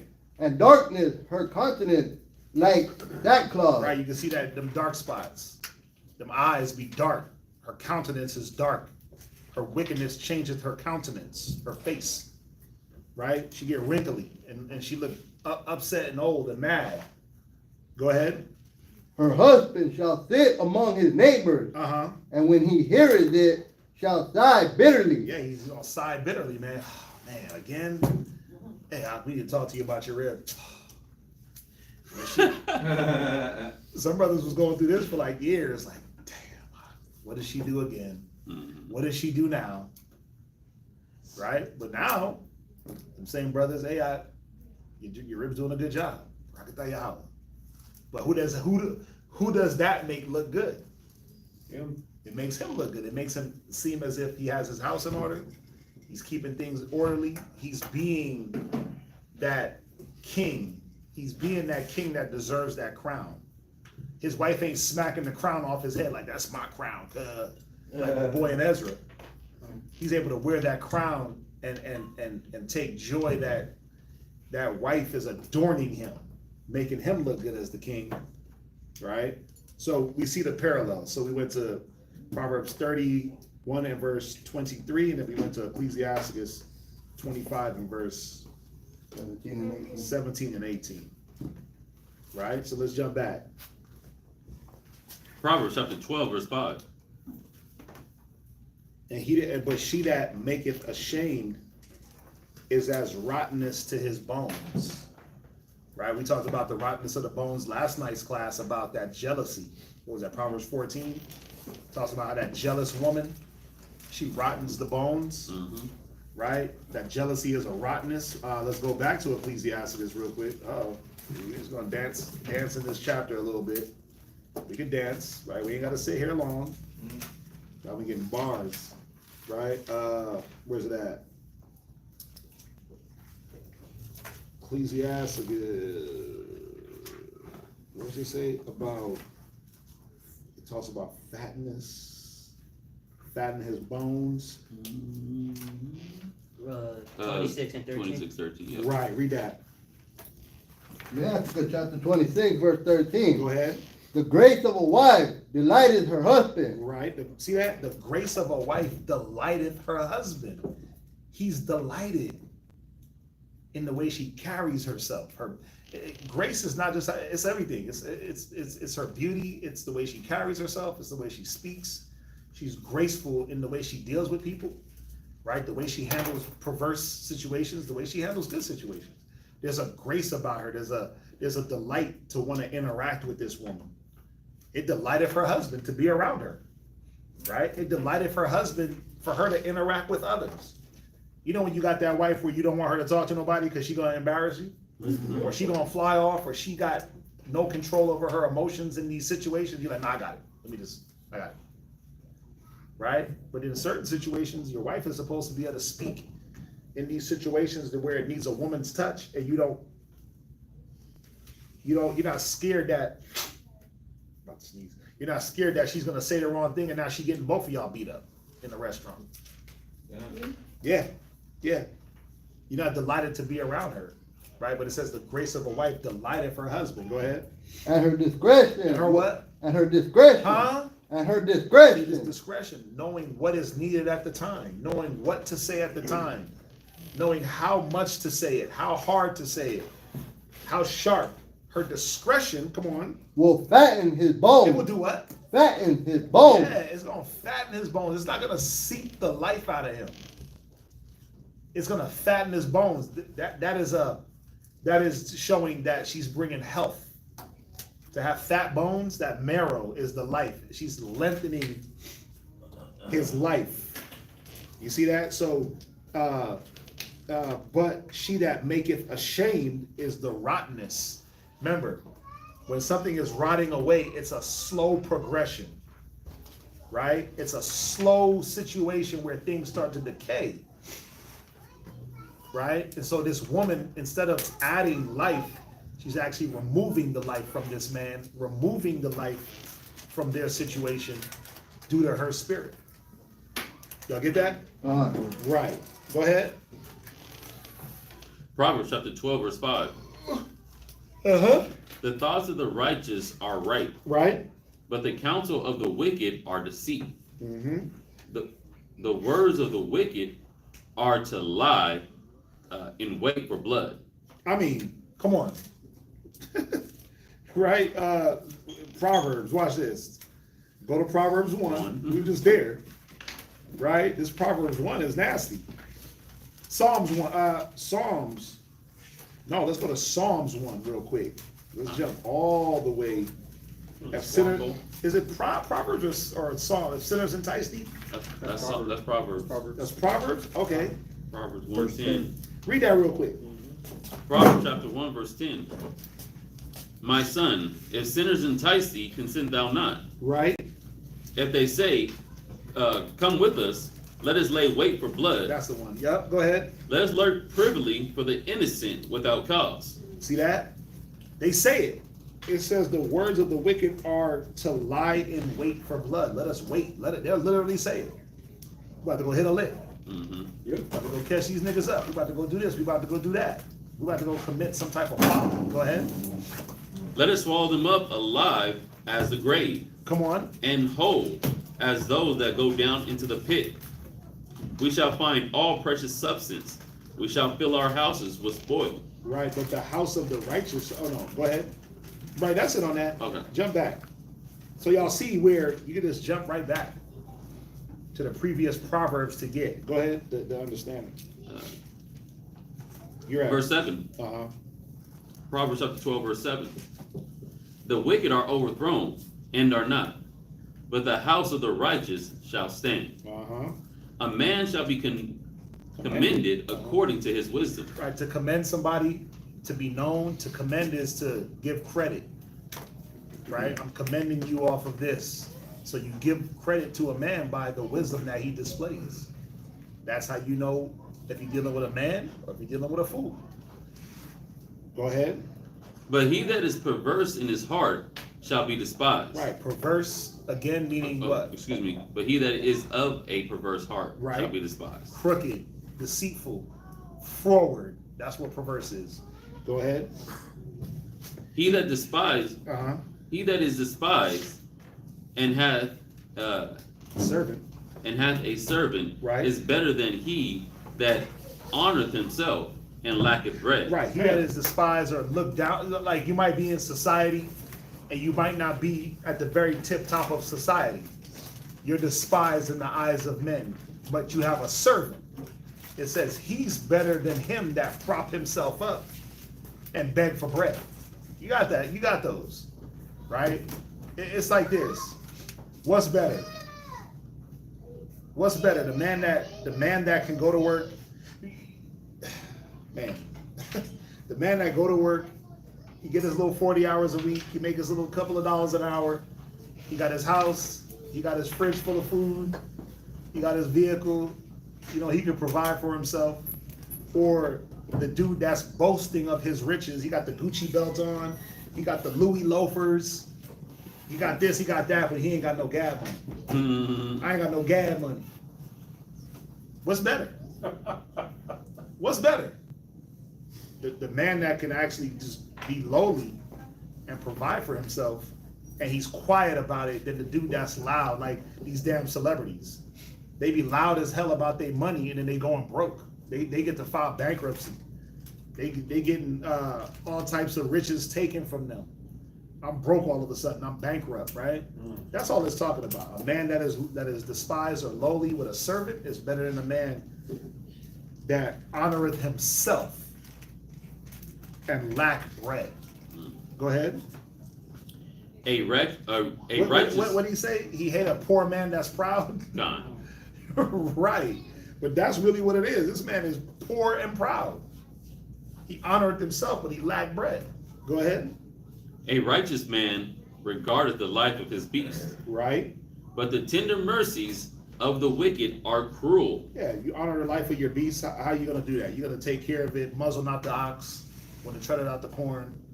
That's a good way of looking at that. He's going to follow the law according to his animals. You're going to make them rest on the Sabbath. You're going to take care of them. You're going to make sure that that beast is rested and fed so that it can do the work for you. But the tender mercies of the wicked are cruel. Like, even when they try to be merciful, it's still wicked. Right? Even when they try to make it seem like it's something, oh, we got food stamps for you, but you got to get that. We got Section 8, but we got to get the man out the house. That's wicked as hell. We'll show you mercy. We'll give you food coupons, but you know, you can't have no boyfriend. You can't have nobody living there with you. No man. That's more cruel. That's more cruelty than the food situation. Right? Go ahead. He that tilleth his land shall be satisfied with bread. But he that followeth vain persons is void of understanding. Right. To till your land means what? You're gonna go to what? Huh? Go to work. You're gonna go to work. So it's telling you a man that's occupied with business, right? It says he's gonna be satisfied with the fruits of his labor. It's nothing better than a man shall enjoy the fruits of his labor, right? We just read that in Ecclesiastes 2:24, right? So you're gonna be filled with bread because you went to labor. But him that followeth vain persons is void of understanding. They ain't gonna get it. They following the crowd. They doing wickedness. They over here not putting their hands to any plow, not doing any works, and so they're void of understanding. Right? That's what that's going into. Go ahead. The wicked desire the net of evil men. But the root of the righteous yieldeth fruit. Right, the net of evil men, or the way that evil men go about to procure. The way they get it. The way they get it. The way what they use as a device to gain riches. Their method. Their method. Their house. Right. The wicked desire the method of of evil. You see that? Mm-hmm. So think about it. Well, I gotta get money. Well, there's two ways to get money: job or by evil means. Well, the wicked is gonna do what? Evil means. I'm gonna sell drugs. I'm a scam. I'm gonna rob people. The righteous is gonna just go to labor. They're gonna go work. They're gonna go till the field. That's what it's showing us. Go ahead. The wicked is snared by the transgressions of his lips. Yeah, he keeps lying and he's caught up in his lies. Go ahead. But the just shall come out of trouble. Right. They're gonna know when to speak. They're not gonna lie about a situation. They're gonna let situations handle themselves. It says in many words there's want not in a sin. We just read that, right? Right. Go ahead. A man shall be satisfied with good by the fruit of his mouth. Right. Life and death in the power of the tongue. Whatsoever a man liketh shall be given unto him. Go ahead. But the recompense of a man's hands shall be rendered unto him. Again, you reap what you sow. What you're doing, what you're putting in, your own devices are going to be your own snare or your own blessing. Go ahead. The way of a fool is right in his own eyes. But he that hearkeneth unto counsel is wise. Why? Because in much counsel is much safety. The way of a fool is right in his own eyes. He doesn't see where he fall. Where somebody give me that one? I'm at it. It said they don't know at what they stumble. Yeah, that's how. Yeah, that's another. It's all everything I'm quoting is Proverbs. Everything I'm quoting so far is like all Proverbs. All right, 4:19. Proverbs 4. Okay, read it. Book of Proverbs, chapter 4, verse 19. The way of the wicked is as darkness. Go ahead. They know not at what they stumble. They know at what they stumble. At what they stumble. Right. So where we at? I'm reading now, right? Yeah, it's on me. Okay. Right. So the way of the fool is right in his own eyes, his own conceits. The fool says, "My money, my riches, my way, my wisdom." Right. But he that hearkeneth unto counsel is wise. Why? Because he's able to adopt other perspectives. He's able to see things from another side. He's able to use his wisdom and what he sees and mesh it together with what somebody else is seeing and get different perspectives on a situation. And that's why he'd be more wise than the fool. Because now he got different experiences. He's allowing others to interject. That's real wisdom. In the multitude of counselors, there's safety. We read that back in where we read that at? We read that a chapter back, right? Right. Proverbs 11 and verse 14. Right? So I'll read on. Proverbs 12:16. A fool's wrath is presently known, but a prudent man covers shame. Why is a fool's wrath presently known? Because he's going to act out his foolishness. It's presently known. It's right there. Right? But a prudent man is going to cover shame. He's going to think before he does things. Right? He's going to cover that shame. He's not going to commit those shameful acts to show his foolishness. Verse 17. He that speaketh truth showeth forth righteousness, but a false witness deceit. So a man that speaketh the truth sanctify them through thy truth. Thy law is truth. That word. Yeah, thy law is true. That's in Psalms 119. Thy word is true. That's in John 17 and 17, right? So a man that's speaking as the oracles of the Most High, right? Like, come on, I'm just next to the swordsmiths. No, it's funny. Right? But a man that's speaking as the oracles of God, it says he's going to be true. Right? But a false witness is deceitful. Think about those false witnesses that came up against Christ. And what were they full of? Those false Pharisees. Those Pharisees that they came up as a false witness to do what? To deceive. And to catch Christ in his words. Or try to, at least. Put him to death. That's what a false witness do. A false witness stands against the blood of their brother. Because that's a matter of death. Verse 18. There is that speak it like the piercings of a sword. Because that false witnessing, yeah, I seen him do it. You putting that person to death, man. Yeah, I seen it. Yeah, I seen her. She was doing that. You seen that? Yeah, I seen that. Wait a minute. Now you become, that's that slander. That's that tale-bearing. But it's that false, raising up a false report. Most High is against that. He said the person that do that, the punishment that they were trying to put on somebody goes to them. When you read inside the law. But he said it's like a piercing sword. Because think about it, when somebody lie on you, don't it pierce you? When you know they didn't see you do, or they know they got no knowledge, whatever, and they say, yeah, I seen that. Come on, what does that do? That like pierces you to the heart. Like, damn, you don't sit here and lie on me like that? That's crazy, right? So it's like a piercing of the sword, but the tongue of the wise healeth, right? Why? Because it says the tongue of the person of wisdom is like the tree of life, right? The lip of truth shall be established forever. But a lying tongue is but for a moment. And that's what you got to realize. And that's what we got to understand. You can only keep up for so long. Right? You can only keep up the lies. The lies can only go for so long until they start to topple over on each other. Yeah. And the truth is always going to stand. You just got to give the truth a chance to prevail through the lies. And sometimes it's just patience. That's what we're doing. We being patient through the lies. Right? We being patient through the flood of lies that is being put out by the beast, as it says in Revelation. We being patient, knowing that the truth, the law, the righteousness of the Most High is going to prevail through all that at the end. What? I heard a guy say, he said a lie will go around the world like 4 times before the truth is barely putting the shoes on. Yeah, and it's like it spread like wildfire. I believe it. That's a cold saying. A lie will go around the earth 4 times before the truth even get his shoes on. Yeah.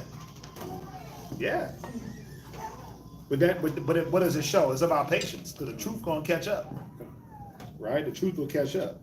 20. Deceit is in the heart of them that imagine evil. Why? Because where does it start? It comes from the mind, right? That deceitfulness. But to the counselors, but to the counselors of peace is joy, right? To the counselors of peace there is joy. So if I'm counseling peace, if I'm teaching a person how to be at peace, if I'm showing them how to imagine this through the safety of counsel, what's going to come to them? Well, where is their mind going to be fixated on? It's going to be that joy, how to attain it, how to avert problems, and how to not rest on grudging. You know, that's what destroys our joy, is grudging.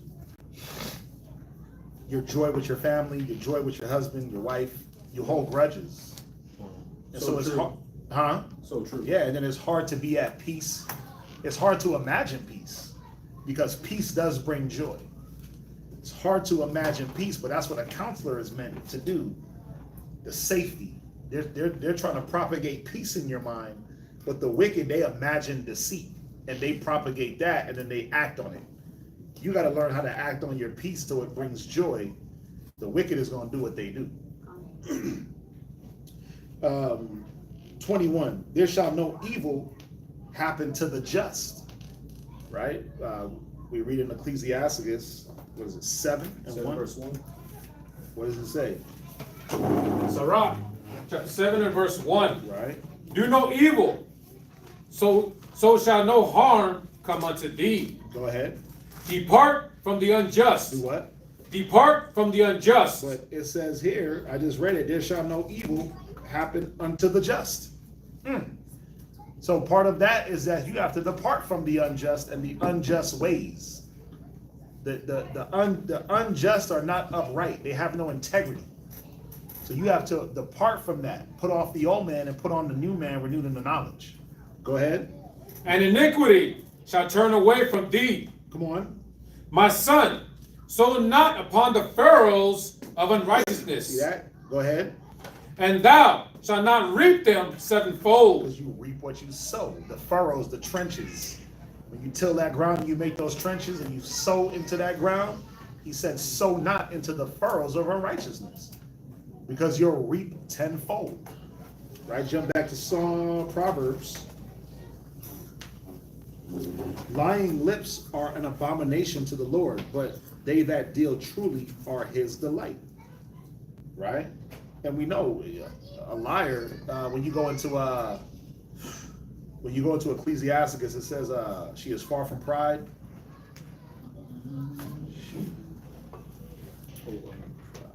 It's Ecclesiasticus 15:8. Somebody give me that. Or read 15 and verse. Yeah, you can read 15 and 7. This verse 7. Yep. Ecclesiasticus chapter 15 and verse 7. But foolish men shall not attain unto her. Go ahead. And sinners shall not see her. Right, this is talking about wisdom. This is talking about wisdom. Let's see here. When you read, right, you got to go to chapter 14 and verse 20 to understand the context. But it's speaking about wisdom. It says, foolish men shall not attain unto her, and sinners are not going to see her. Go ahead. For she is far from pride. She is far from what? From pride. Right, so even if we slide back to chapter 11 and verse 2, when pride cometh, then cometh shame. But with the lowly is wisdom. Wisdom don't deal with pride. With the lowly is wisdom. With the proud is shame. She is far from pride, and sinners cannot attain unto her. Go ahead. And men that are liars cannot remember her. And men that are liars cannot remember wisdom. Why? Because they got to remember their lies. Oh, God. They got to be caught up in how to keep the lies going. Man, what did I tell this person? Damn, did I say that? Oh man, wait, I gotta fix that. Wait, oh, I told that person this, told that person that. Gotta keep up with the web. They're constantly weaving this web of lies that they gotta keep up with. So wisdom is not gonna be inside their mind. The wisdom to tell the truth ain't in their mind. So what other wisdom is gonna be there?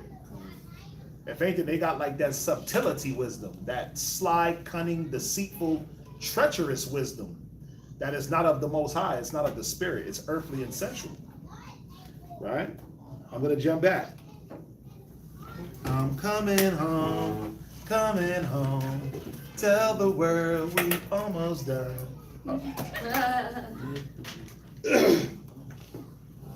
But they that deal truly are his delight.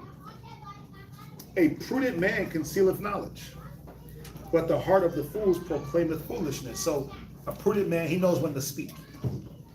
Right? It says a wise man, even when he keep quiet, A fool when you keep quiet. or a fool when he keep quiet is shown to be wise. But a prudent man, when he concealeth knowledge, is just showing that he knows when to speak certain things. He has discretion and discernment. He knows timing. That's what that's going into. Timing. He knows, oh, you know what, this ain't a good time. Right? Or he knows situational. He knows how to read the room. Hey, let me rap to you about something real quick, but over here real quick. Or, you know what? Nah, it could wait. Right now ain't the time. I see you dealing with something. You know what? It could wait. A prudent man knoweth that, but a fool, but the heart of the foolish proclaimeth foolishness. He just drop everything all at once. It says, a fool uttereth his whole mind. He don't know how to hold his tongue. He don't know how to hold his thought. He don't know timing. He don't have discernment and discretion. The hand of the diligent shall bear rule, and the slothful shall be under tribute. Right. So the hand of the diligent, what's he gonna do? He's gonna continue to bear rule because why? He's producing. He's tending his field and gathering the bread. What is the slothful gonna be under tribute? He gotta go to that diligent for the bread. So what does that mean? You're gonna constantly be paying. You gotta pay. Right? You're gonna be, you want the bread, you gotta work. You're never gonna move past a certain status. Right? Heaviness in the heart of a man maketh it to stoop. What's that going into? When you go into Ecclesiasticus, where it talks about pressing down the soul. No, that's Wisdom of Solomon. Go to Ecclesiasticus where it talks about heaviness of the heart kills. But think about it, the heaviness of the heart, the mind, when a man is dealing with something, death and things of that nature, sickness. Somebody, that heaviness can depress you is what it's going into. Heaviness, depression, this is a depression scripture. The heaviness of the heart can depress a man. Go to where it talks about the physician in Ecclesiastes. It's in that chapter. Who got me? I was just here the other day.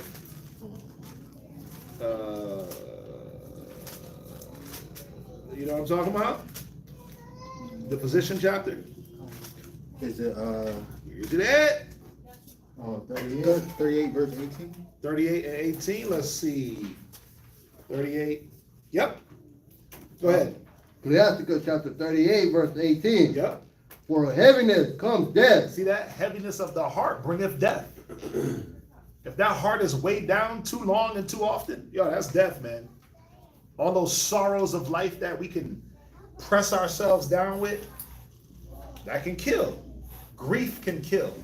Sorrow can kill. Depression can kill. People take their own lives due to depression.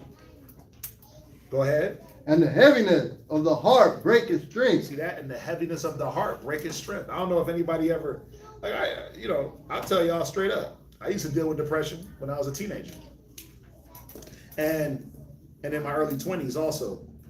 And bruh, when you going through that, all you want to do is sleep. I don't know, anybody ever dealt with depression? All you want to do is just sleep. I used to deal with that thing for like months on end. 6 months. No, I wasn't taking no medication or nothing like that. Take some depression meds and get diarrhea. I wasn't doing that. Right? But I had to deal with it.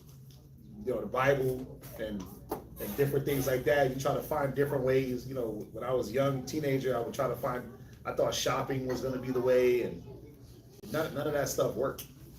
It's about finding the joy. It says, we just read it. It says, we just read it, where it talks about the joy. Deceit is in the heart of them that imagine evil, but to the counselors of peace is joy. Right? Like, it's about trying to find peace so that joy can come, so that depression can leave you, that heavy heart. But for whatever it is, because people have depression over many, different things, different circumstances. Right? I used to deal with it heavily. I remember the first time somebody actually told me that I had depression. You know who it was? I was like, what? You know who it was? Take a guess. Yep. Yeah. He literally told me. He was like, yeah, you got depression. And I'm like, I don't even know what depression is. And he kind of broke it down. I was like, damn, okay. And then, my pops, he still be dealing with it. Certain members of the family. It's kind of something that kind of runs in my family. But I think it runs in everybody's family. Right? That's like, it's like a big thing for the men too, because they let them kill you. Like my father dealt with depression and he wouldn't say nothing, so he just got overweight, and then eventually never going to the doctor, just being overweight. You know he had to have medical problems, but he wouldn't get them addressed, and he ended up dying. Yeah, that can, and then that goes into what he was bringing out in Wisdom of Solomon about the spirit weighing down the body, right? Because yeah, depression does, the heaviness of the heart, that can kill. And at the end of the day, it's hard to be a man in this world. It's hard to be a man in this world. And I'm gonna say this, and I'm not saying this maliciously, but the expectation on men is greater than it is on women. It just is. No matter what society you're in, no matter what your belief system, no matter what you adhere to, a man is expected to produce with his hands and labor with his hands and bring something back. Now watch this, and I'm not saying this maliciously, but the expectation for women ain't that. That's not the expectation. Go labor with your hands, and no, in societies, a woman's beauty and all those different things is what secured her, right? You just look at it.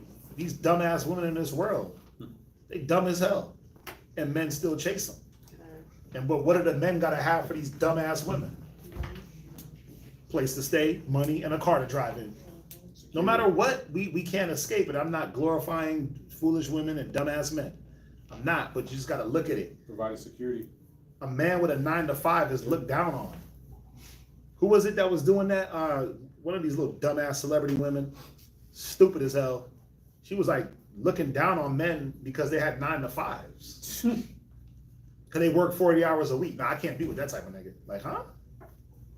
So a man that goes to an honest living, 9-to-5 job, uniform, manager, whatever, you can't be with him, but now you broke. The same woman that was talking about that 7 years ago, she broke now. Oh yeah, I think Got I a seen name. it yesterday. I don't know her name, but Yeah. I just seen it yesterday. Wishing she had a 9-to-5 man. But see, even to be a regular man that just has a job and takes care of business, you're looked down on. Because no, you gotta be an entrepreneur negro. An entrepreneur negro. An entrepreneur. What are you? Entrepreneur? What are you? Streamer? If I'm not a streamer or a YouTuber, or I ain't got 30 businesses going that none of them are successful, I'm looked down on. Right? I see one video, dude pull up in a brand new BMW. Brand new BMW. The chick was like, I'm not going on no date in no BMW. I need a help. You're supposed to have a Hellcat. It's like, wait a minute. So you mean to tell me that you putting a Dodge over a BMW? But the point is, it's a mentality. That damn Hellcat, hood spirit, that's what that is. It's a hood spirit. That Dodge, the Hellcats, the Chargers, that's a hood mentality. When was a BMW not a decent vehicle to be in? That's a luxury car. That's the point. That's the point. But but a man will bust his ass to go get that BMW to look good in and to pick his woman up in, and she'll be like, nah, nigga, I want a Dodge Charger. I want that hood stuff. Remember when Cheesecake Factory was kind of the spot? You slide up the cheesecake, you spend a good little amount of money, get you if you got some drinks and a cheesecake, you was about to come out of there spending about $100, about $100 between you and your boo, $50 for each, about. Yeah. You can't take no chick to no Cheesecake Factory today. It's the Applebee's now. That's like the 7-Eleven restaurants to these women. Applebee's is cool because they got the drink. Yeah, but cheesecake. But what I'm wings saying now. is, it's the mentality. Yeah. It's the mentality where Cheesecake used to be, and it's still not a bad establishment. It's not a bad place to go if you got certain things you like, right? But it's looked down on like it's trash. And that's the point that I'm trying to make. It's like, That's look, her, right? Yeah, what's her name? I don't know. Yeah, it's her. K. Michelle? No, not K. Michelle. Right. But that's what I'm saying. It's like it's hard to be a man. It's hard to be a man in this society, because the basic things that a man does, it's looked down on and it's not enough. And it gotta be something extravagant. And then the bar is gonna be raised. Pretty soon, if you ain't taking a woman to a 5-star restaurant on a date, you ain't nothing. If you ain't pulling up in a Bentley, you ain't nothing. Because they think a Bentley is easy to get. women have this crazy expectation on men, right? And that's why I like shows like Fresh and Fit and Kevin Samuels, because you know what he used to do? As much as people hated Kevin Samuels, you know what he used to do? He used to put women's mentality on blast. What do you make, and what do you expect a man to make? And how many men do you expect to make that money in this world? You want the man that makes damn $600,000 a year, and like 2% of men make that. Think about that. You want the 2%. You want the 2% of men, but you're not even in the spaces to get that man. You're not even in the social arena to get that man. You don't carry yourself in a way to get that type of man. Right? But then when you got good men that, you know, they're doing the right things, they're building themselves up, they got their health together, they got their finances together, that ain't good enough for certain women in society. But that's why, you know, sisters, these righteous sisters that are online, in class, VA, Rochester, other schools, y'all can't make it about that, right? And guess what? Y'all got the unfair advantage too as the righteous. As righteous women, you got the unfair advantage because you're looked down on for your submissiveness, your humility. You're looked down on for being a help, being what the Most High created you as. You get looked down on. So the disadvantage is to the righteous. The disadvantage is to anyone striving and trying to do things outside of what society says. So it's rough though. It's rough. Where was I at? The heaviness, right. I'm bringing that out because of the heaviness, because a lot of men, they're trying to keep up and trying to make a way for themselves. And they're fighting and they're striving. I'm going to hit the gym. I'm going to get my money together. I'm going to get my car together. I'm going to get this. And then what are women doing? It ain't enough. But then it's backfiring because what are men doing? Rejected. I'm going overseas. I'm going over here. I'm going over there. We ain't approaching women no more. We ain't trying to holler at nobody. And the women are like, wait, you're not talking to us anymore. They go to the clubs. They be showing it, man. Like, it ain't what we thought it was. Like, they showing inside the clubs where the clubs is like all women. And the dudes is on the wall or at the bar, spending their money on themselves, and the women are sitting there like, they gonna buy us a drink? Nope, we ain't buying y'all no drink. You don't want us to approach you. We're gross, we're this, we're that. You know, so society makes things hard. That heaviness is, you know. Where we at?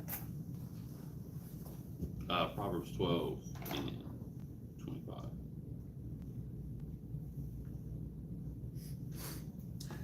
Okay, let me see here. Hello, I've always wondered about Solomon and the book of Ecclesiastes. If Solomon was exploring his anxiety and depression. Let me just look at it real quick. I don't want to say he was exploring anxiety and depression per se, but Solomon was a man.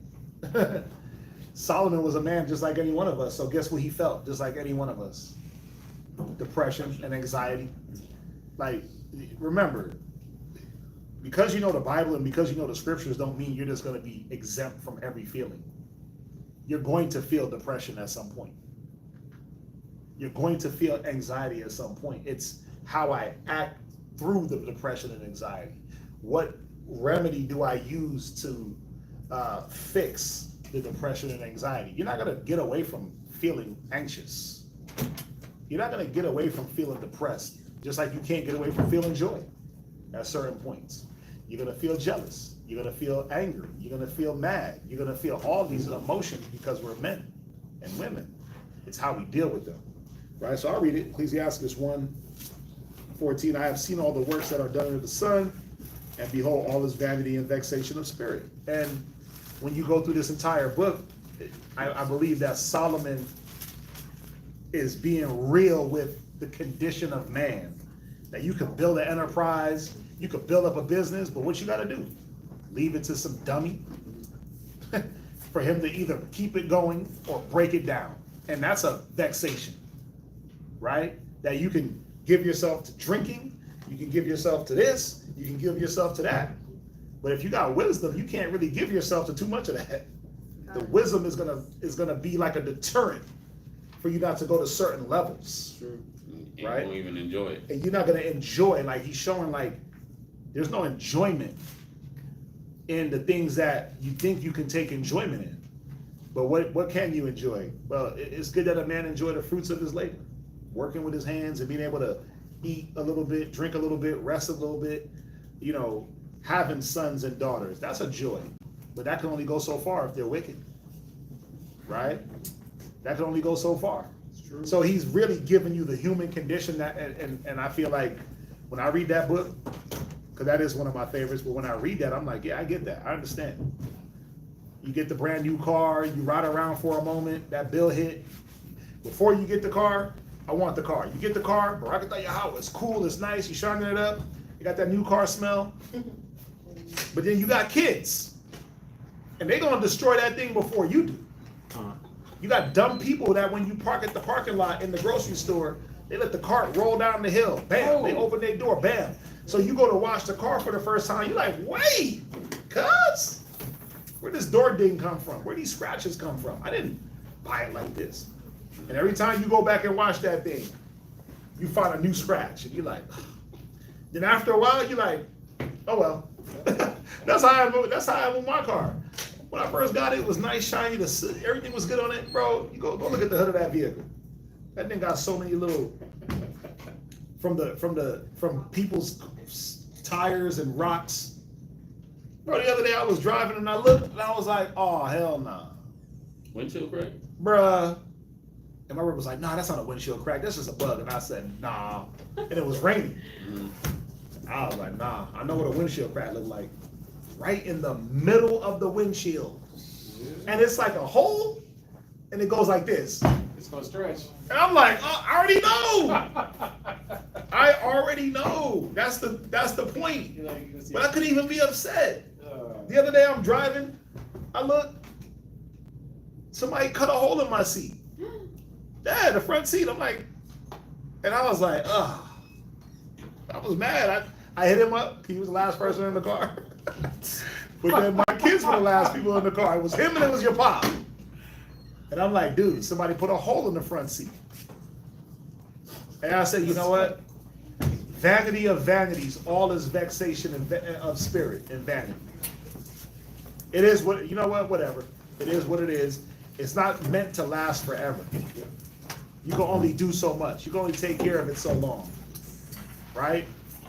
It got mad door dings and paint scratches. Come on. The kids eating it, drop fries in between cushions. Don't eat in the car. They don't eat in the car, but they'll put crayons in the damn seat. Wow. And then when you go and you start vacuuming, you're like, what the hell is this? And it's melted crayon. Remember, Texas is the equivalent of cremation. Like, if somebody ever asks you ever been to Texas? How's the weather? You ever been cremated? That's how it feels. It feels like a cremation furnace. So you leave something inside the car. Listen, I left a Pepsi in the whip. This is another thing that pissed me off. I left a Pepsi. I've been having this Pepsi in the car for like mad long. A good month. In the can. It been in the door. I made the mistake one day before class and put it inside of the damn cup holder. In the can. It didn't explode. Yo, I came back after class and I opened the car and I was like, who been in my car? Because it's like, it's different. It smells different and something is just off. I looked at the can exploded from the heat.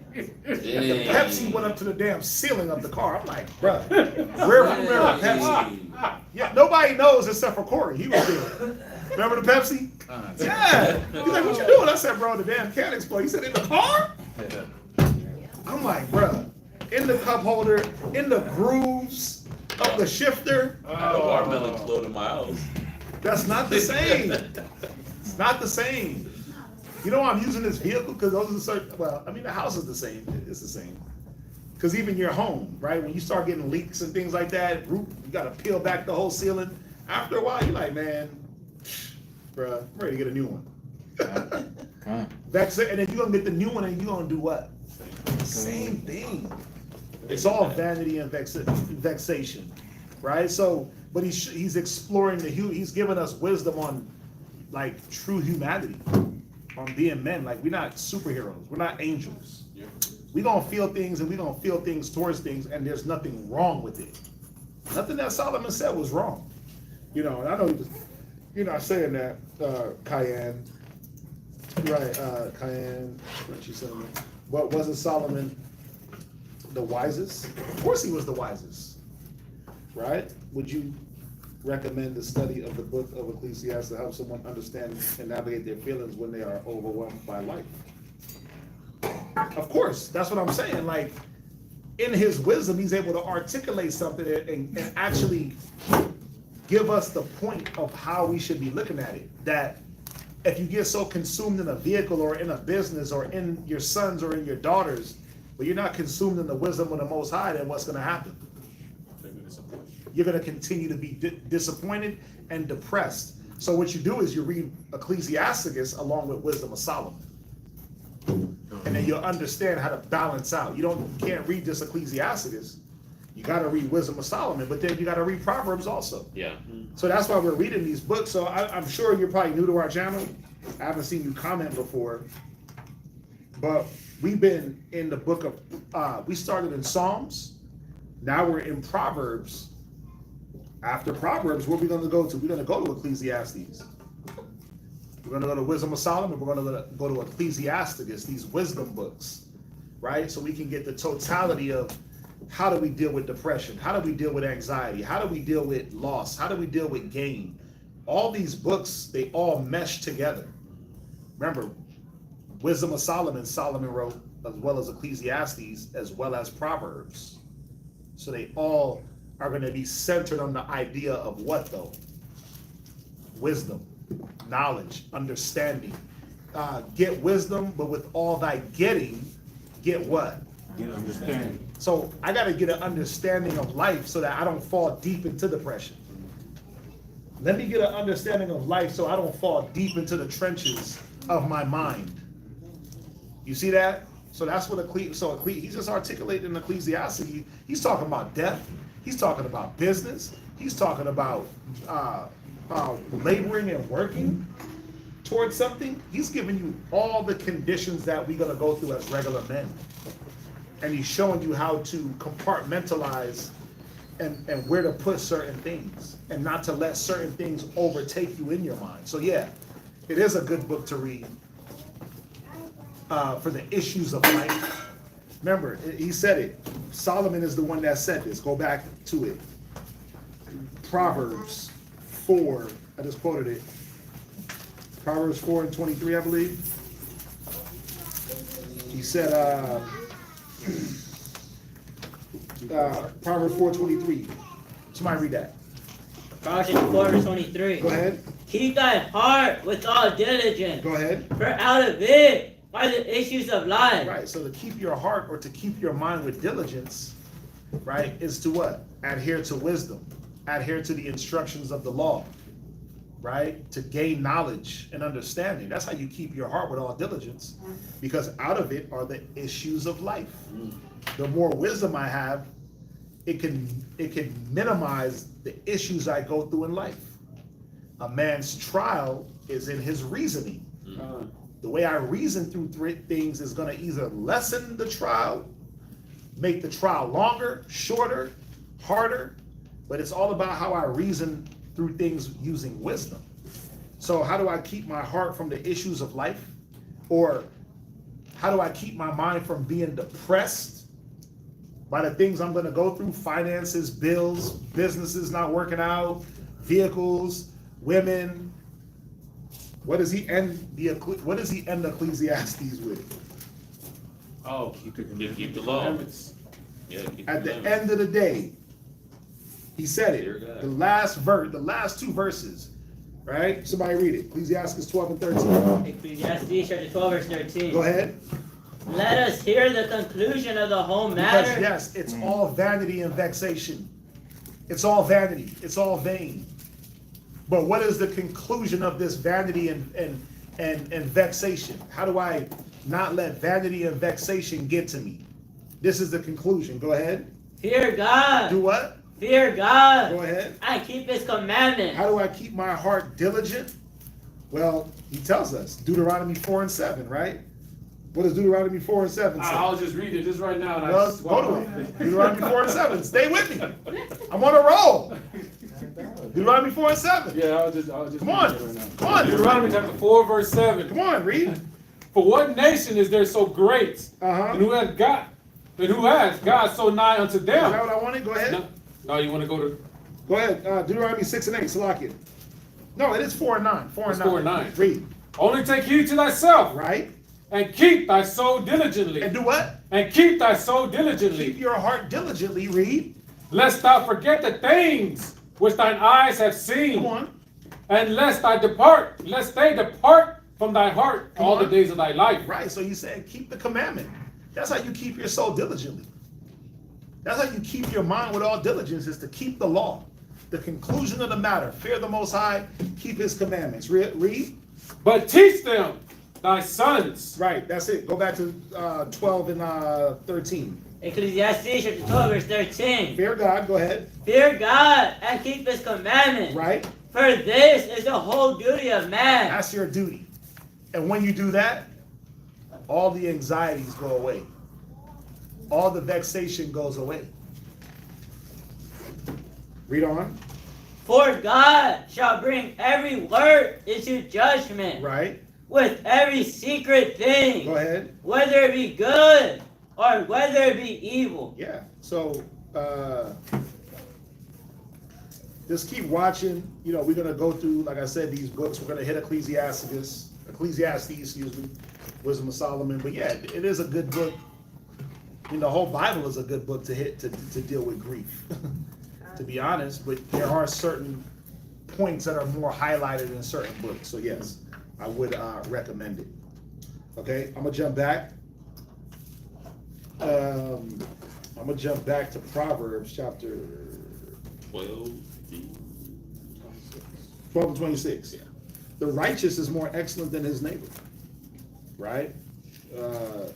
But the way of the wicked seduces them. Excellent. The righteous is more excellent, or abundant, or more giving, right? Watch. The desire of the righteous only tend to good. And it goes into how the righteous scattereth, right? So the righteous is more excellent than his neighbor. Why? Because he's looking out for his neighbor.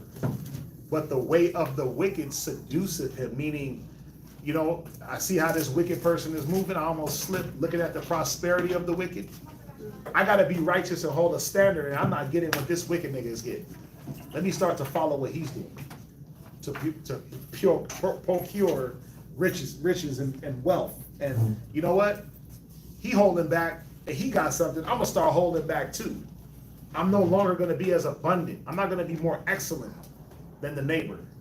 You see what I'm saying? Because in Psalm 73, what did he say? He said it. In Psalm 73, he said, but as for me, this is Psalm 73 and 2, but as for me, my feet were almost gone. My steps had well nigh slipped, for I was envious at the foolish when I saw the prosperity of the wicked. We think the wicked prosper, and that's a good thing. But how does the wicked prosper? Aren't they not greedy? Yeah, don't they hold back good? Yep. Don't they hold everything to themselves? Yep. So the righteous is more excellent than his neighbor, but the way of the wicked seduceth him. You know what? I'm gonna start slowly being like him to keep things to myself, but that's not the way to do it. To be seduced. It's a slow, sensual, right? You know about seduction. It don't happen right away, right? It takes a little time. It takes a little wooing. Man, I see what he's doing. Man, I like the way he did that. It's off, but you know what? I'm gonna adopt that. I'm gonna be selfish like him because he got stuff. That's all it's going into, right? How the wicked, through the way they do things, will seduce the righteous into replicating that wickedness. So we got to be careful of those things. Verse 27. The slothful man roasteth not that which he took in hunting, but the substance of the diligent man is precious. So you go out, you hunt, but then you don't cook what you killed. or you let, or you caught it and you let it escape, you didn't even have a chance to cook it because you weren't even diligent enough to secure the prey. You let it escape. You fumbled the bag. That's the terminology. You fumbled the bag. Where it says a diligent man, his substance is precious. Now I gotta secure this. I gotta secure this bag. I gotta secure these profits. Yeah, that's what I was thinking. Gotta secure. Wait, I'm up 50? Nah, bro. Let me get and grab that. Let me grab that. Yeah, 50 is Right? I'm out hunting, but I don't secure the prey. Then what the hell you went out hunting for? You wasted. It's like you bait your hook. You don't bait it properly, and the fish is able to snatch the worm and then dip off the hook. He out bait you. Right? You don't get a chance to cook nothing. But the diligent, it says his substance is precious. He gonna bait that hook in a way where whatever bites is getting caught in that net. Whatever bite is being brought up by that hook. Right? It's about making sure that it says a prudent man looketh well to his goings. Right? Mm-hmm. Yeah, a prudent man is gonna look well to his goings. And that's what it's about. In every situation, I'm making sure that there's a security there, right? But a slothful man, he just like, it is what it is. Verse 28, last verse. In the way of righteousness is life, and in the pathway thereof there is no death. Righteousness is immortal, and we know that the more we keep righteousness and wisdom, the less pitfalls, the less and less pitfalls we got to deal with. It's not that it's not going to be tribulation. It says through much tribulation you should enter into the kingdom. But think about the tribulation think about the tribulation you bring to yourself, and think about the tribulation that being exercised in the spirit brings. It's two different tribulations. Right? Sometimes we go about to bring tribulation through the works of our hands, and we call it death to ourselves. And then sometimes you going through things because there's certain attributes that you have to pick up according to the book of Hebrews chapter 12, right? Hebrews 5, it shows us what? That you're going to be exercised in your spirit. You're going to be going through things. What?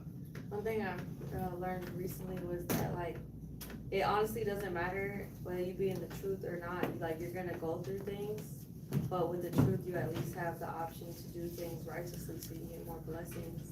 Right. And learn, and then teach your children a better way. Durable riches. Right. So that's the end of the reading. There's a couple of questions online. Y'all got any questions? Where you at? Isaiah? Yeah. What do you say? Isaiah what? Isaiah 28, 23 through 28. Isaiah 28 what? 28, verse 23 through 29. Stuff. Isaiah 28, 23. Mm-hmm.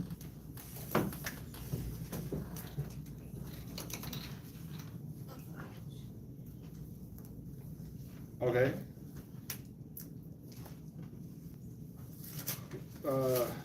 Let's see, what is he asking?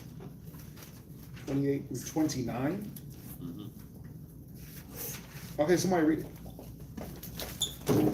Isaiah chapter 28, verse, you want to start at 23? Yeah, you can start at verse 23. Verse 23. Give ye ear and hear my voice. Hearken and hear my speech. Right. Doeth the plowman plow all day to sow? Right, so this chapter is going into, what is this chapter? Woe to the crown of Ephraim. So this is like that Ephraim, right, this is, a few things are happening here in this chapter. Isaiah 28, woe to the crown of the pride of Ephraim.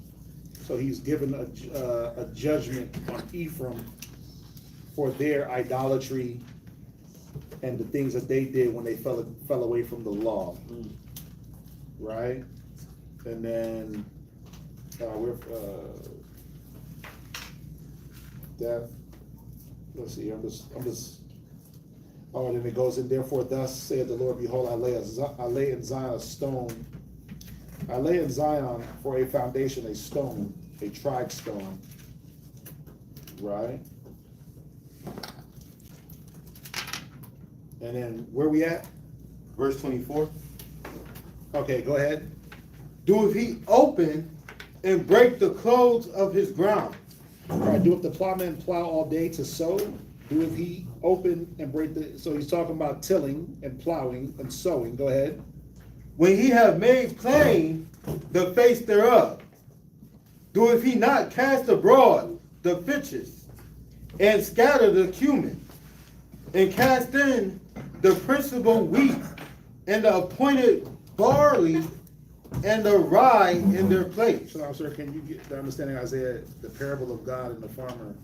Pay attention to good words, to God's words. I mean, yeah, it's saying that once a man plows the land and opens up those furrows, doesn't he not go and cast his seed? The cumin, the choice barley, right? Go ahead. For his God doeth instruct him to discretion, and doeth teach him. Go ahead. For the fitches are not threshed with a threshing instrument, right?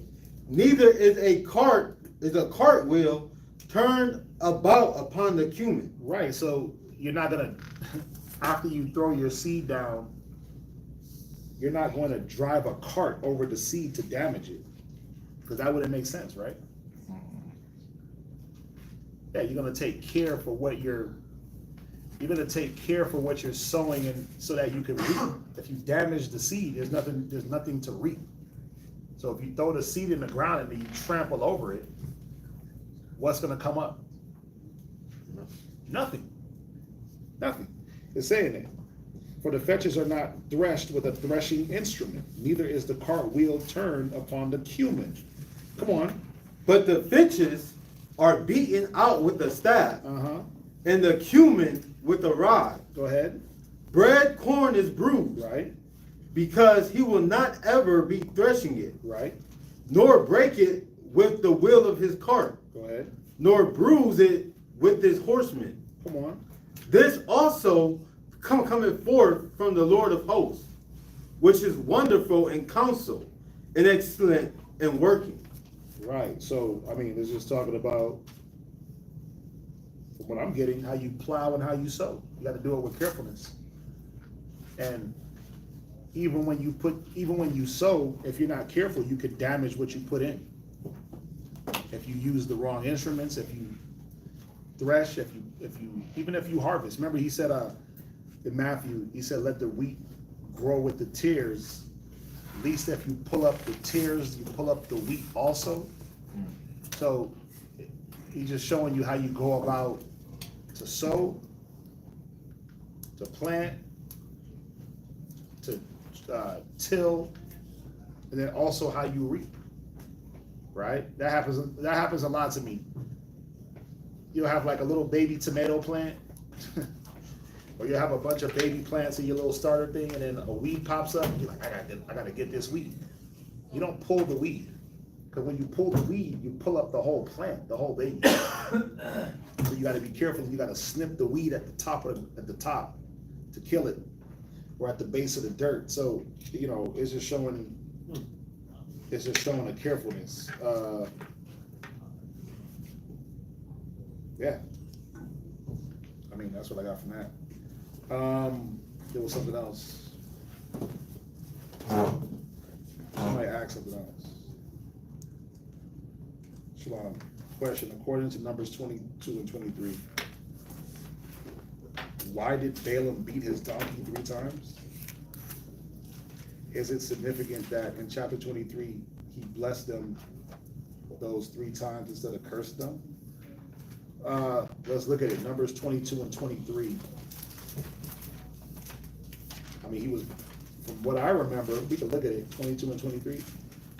From what I remember, he was beating the donkey because he wanted it to go the way that he wanted it to go. Yeah. Right? But let's read it. Numbers 22 and read verse 22. Numbers chapter 22 and verse 22. Right. And the Most High's anger was kindled because he went. And the angel of the Lord stood in the way for an adversary against him. Right, so the angel of the Lord stood in the way of the donkey and Balaam. Go ahead, because what it was, if you remember the story, Balaam, the Most High told him, when I tell you to go, then you'll go. But what he did was he woke up in the morning and just left. He didn't wait for the command. So the Most High was angry with Balaam. Go ahead. Now he was riding upon his ass, and his 2 servants were with him. Right. And the ass saw the angel of the Lord standing in the way, and his sword drawn in his hand. Right. And as the ass turned aside out of the way, and went into the field, and Balaam smote the ass to turn her in the way, into the way. Go ahead. But the angel of the Lord stood in the path of the vineyards, a wall being on this side and a wall on that side.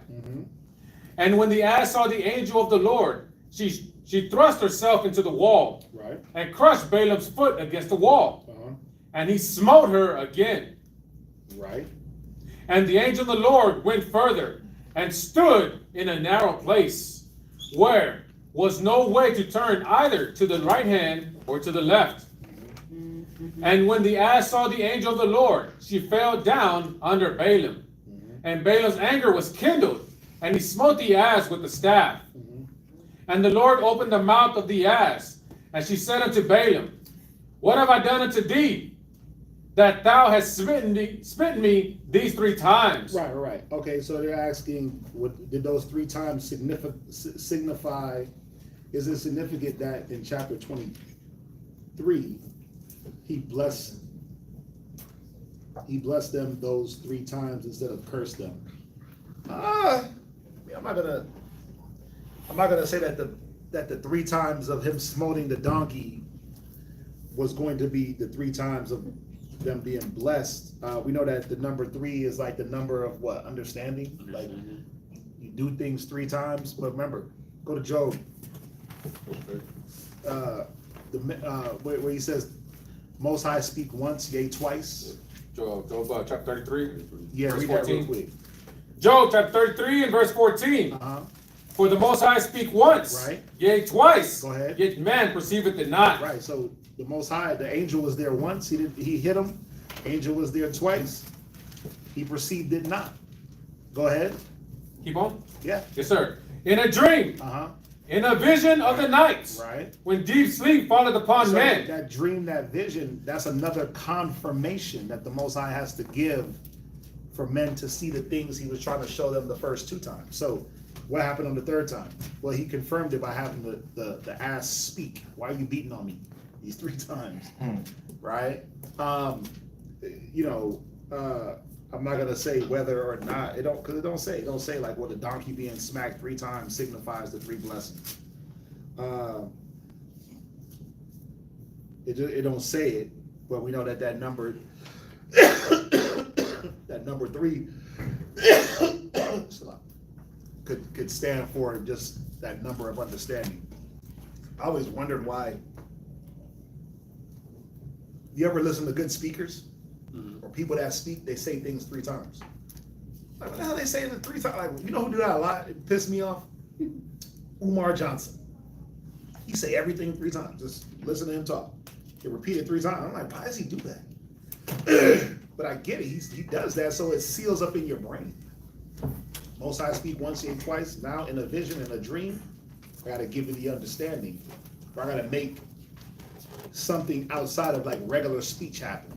Making donkeys talk, and there's all these different things that we can see where the Most High is once, twice, 3 times to make sure that it's understood. So I'm not gonna say whether or not they correlate because the Bible don't say it. But we know how the Most High does work.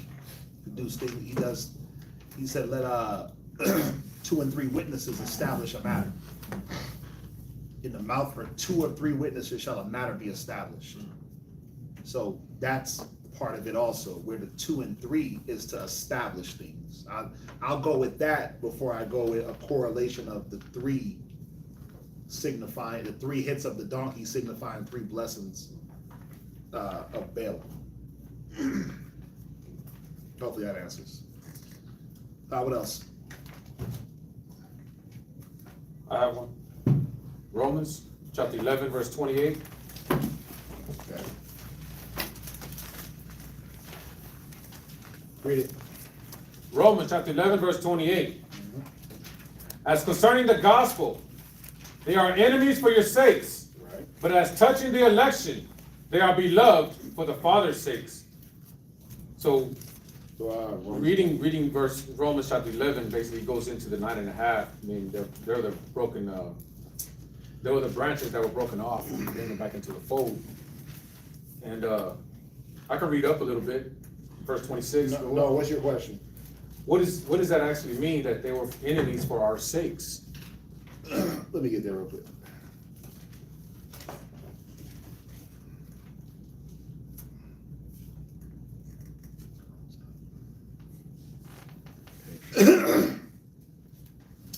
Where we at?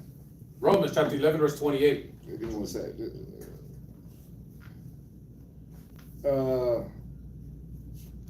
Right.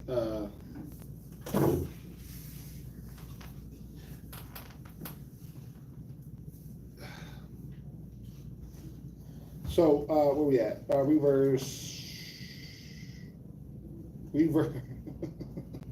Reverse 26. Romans chapter 11, verse 26. And so all Israel shall be saved, as it is written, there shall come out of Zion the deliverer, and shall turn. So all Israel be saved. And shall turn away ungodliness from Jacob. For this is my covenant unto them, when I shall take away their sins. As concerning the gospel, they are enemies for your sakes, but as touching the election, they are beloved for the Father's sakes. I didn't understand what that actually kind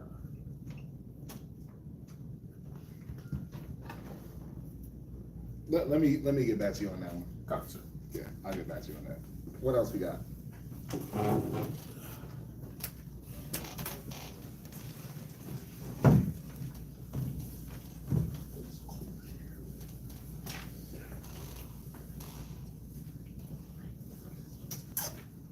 Okay. I don't get what you're saying. I'm not in a brain fart anyway.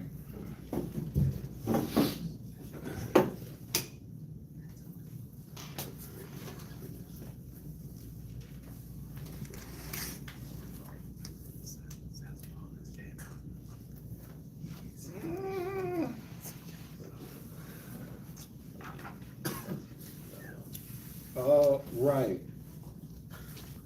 Yeah. Yeah. Hold on. Is there anything else in the meantime?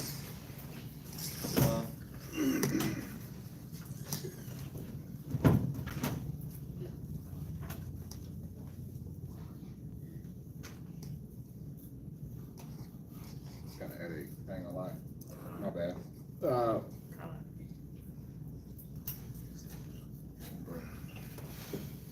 You said what?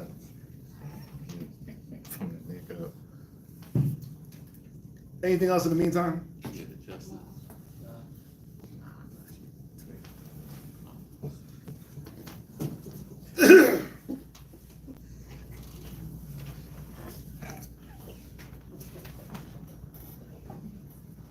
All right, let's knock out these prayers.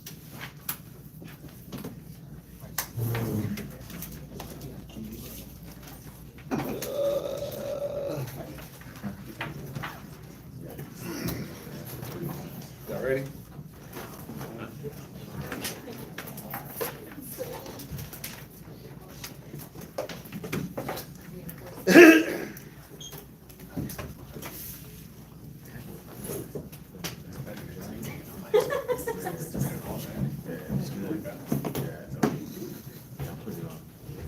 It's on us, right? Yep.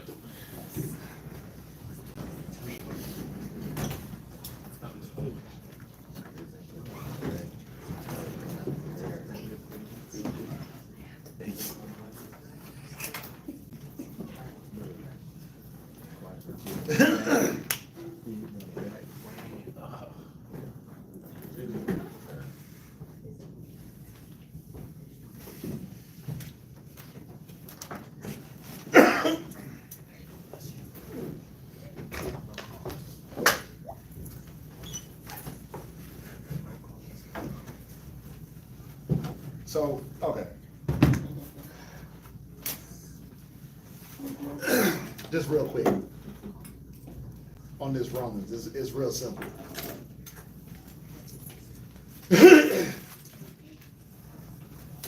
He's talking about all Israel being saved, right? Yes, sir. And so all Israel shall be saved.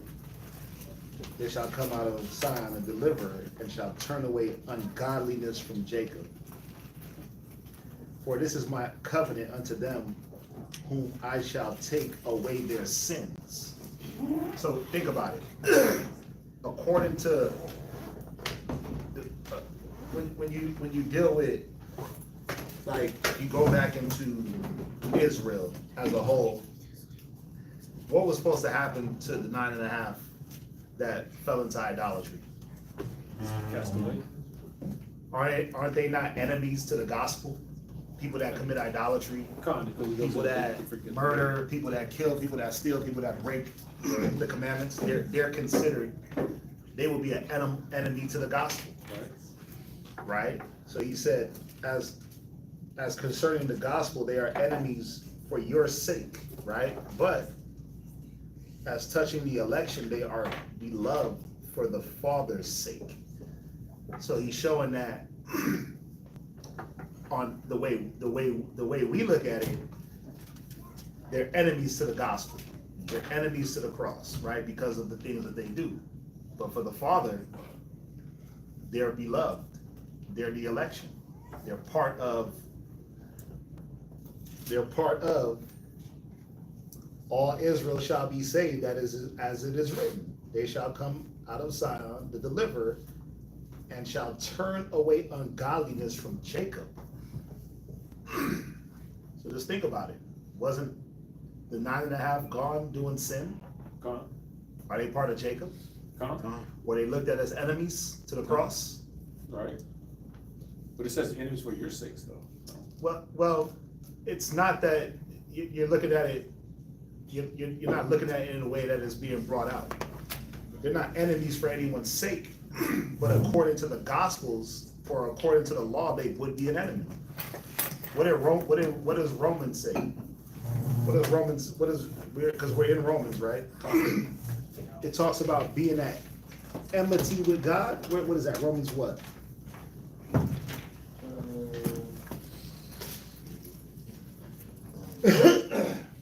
When it talks about being at enmity with the Most High.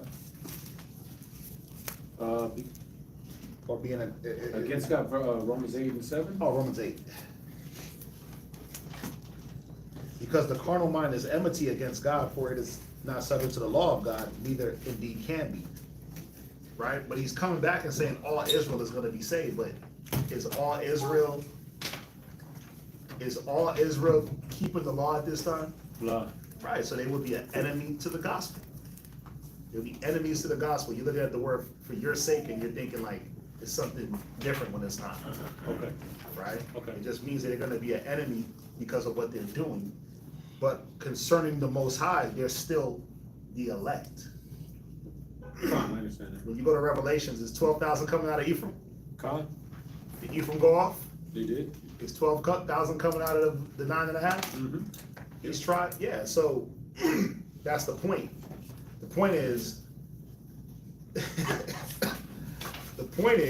remember, Judah had no dealings, the Judah, Benjamin, Levi, they had no dealings with the 9.5. They had no dealings with the Samaritans, right? Because in their eyes, they're sinners. Right. Paul is coming back to remind them that, wait a minute, all Israel is going to be saved. In your eyes, they're enemies of the cross, but to the Most High, they're the elect. I get it. We talk about this all the time. I get it. I understand. But so just on that, this scripture can be used by Christians in the sense to like stand on what they believe in as far as like, oh, where Christians and everybody could be saved. See, y'all angry because y'all crucified Christ. No, they can't, because it says all Israel will be saved. So they never use this. Because Christians believe that they're Gentiles. So they can never use this, because this is what he starts with. Remember, this is my covenant unto them when I shall take away their sins. He's reminding them that the sins of Israel are going to be taken away as a whole. That's what he's reminding them. So you thinking that they're enemies, but in the eyes of the Most High, they're the elect also. That's all he's saying. But can we not get all deep into this? Come on, can we not do that? No. Y'all gonna ask y'all questions at Hebrew Academy. Come on, let's come on, man. Y'all gonna turn this into something.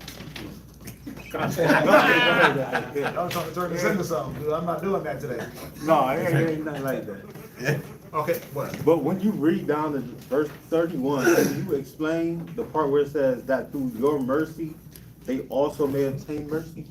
For the gifts and calling of the Most High without repentance, right? So the Most High is not a God that he shall lie or that he shall repent. What are the gifts and the calling? Well, the election, right? The adoption pertaining to the Israelites, the election pertaining to the Israelites, the covenants pertaining to the Israelites. We read that in Romans, what, 9? 9. So he's not taking those away for any reason.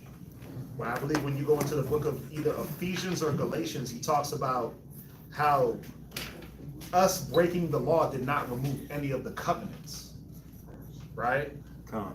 Right. So the gifts and calling of the Most High are without repentance. For as ye in times past have not believed God, yet have now obtained mercy through their unbelief. Right? So think about it. How did these people not believe God? They didn't obey. How? Through idolatry. Well, they killed Christ. Oh yeah. They killed Christ. Right? They killed Christ. Remember, it was who that killed Christ? The Pharisees. What Jews? Pharisees. Right. The ones that were supposed to be believing in the law. So their unbelief, right? So watch. For as ye in times past have not believed God, yet have now obtained mercy through their unbelief. Right? So you had Jews that didn't believe also. Right? So think about it. Now I talk about this all the time. The even playing field is what? The 9.5 went off, and they were supposed to lose what? Idolatry, circumcision does what? Cut you off. Cut you off, right? But who killed Christ? The Jews. They committed murder. So now we're even. So through their unbelief, now the door is open. Yeah. We're all on the even playing field. It's really that simple, right? Even so, have these also now not believed that through your mercy they may also obtain mercy. So you're reading that as if like it says through your mercy, meaning through the mercy you're attaining. Okay. Right. Through the mercy that you attain. Because don't the Jews that kill Christ get mercy? Right. They kill Christ, but then don't they get the ability to repent? Right. So through their mercy, everyone's on the equal playing field. You can't point the finger. 12 tribes, right. You got to read the whole book of Romans and you'll really get it. He starts out, first of all, he says, I speak to them that know the law. Right? He ain't talking to nobody else but that knows the law. But he's going in and showing them, like, you judge a man according to the law and you make your boast, but you break the law by doing something else in the law. He's talking to law keepers here. That's how you know this book is written to Israelites, to Jews. Right? The book of Romans. Because nobody else is walking around knowing the law in Rome but us. That right there is automatic. Right? And so he's going through and showing like the ones that knew the law is the ones that put Christ to death. But in there doing that, what does that do? Well, now you can't point the finger at any outsider that committed idolatry. You can't be like, oh, well, you're idolatrous, but you're a murderer. It's even, no sin is greater than any other sin. So through your mercy that you're getting, the mercy is extended through the whole nation. Really all I'm saying.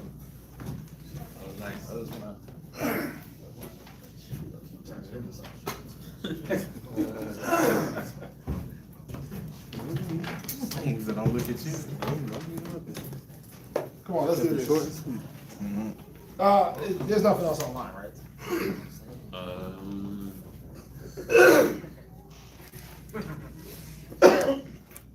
Help me understand. That's it, right? Yeah. Okay. I had to stand a little bit, tighten the damn handle. Revelation. That's Yeah. Damien. Damien. All right. Go ahead.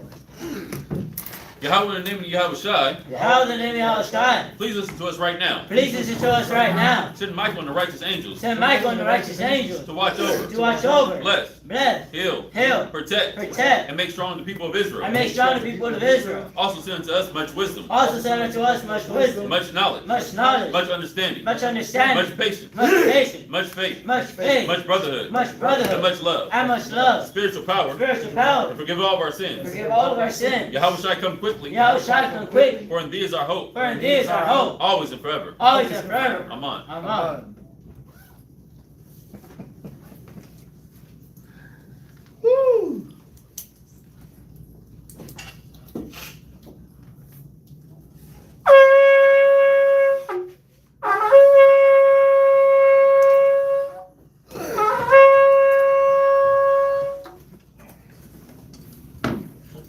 Amarion, Wapangua, Yerah Shalom. Rise and face Jerusalem.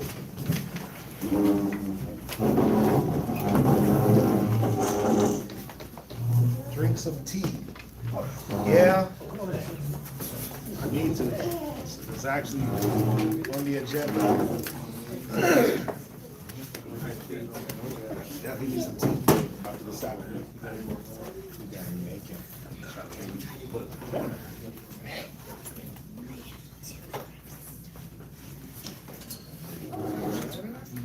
Barakatah Yahweh. Barakatah Yahweh. Ba'ashem Yahushai. Ba'ashem Yahushai. Hawa'ah. Hawa'ah. B'thalanao. B'thalanao. Hatarara. Hatarara.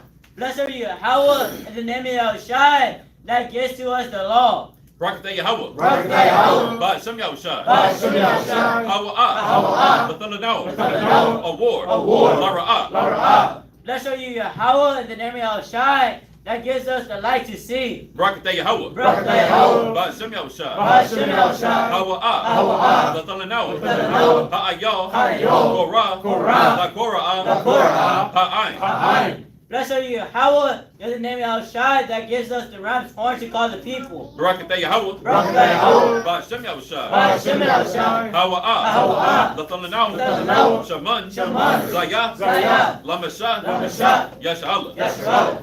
Blessed be Yahweh in the name of Yahweh Shai that gives us the olive oil to anoint Israel. Psalms 92. Psalm 92.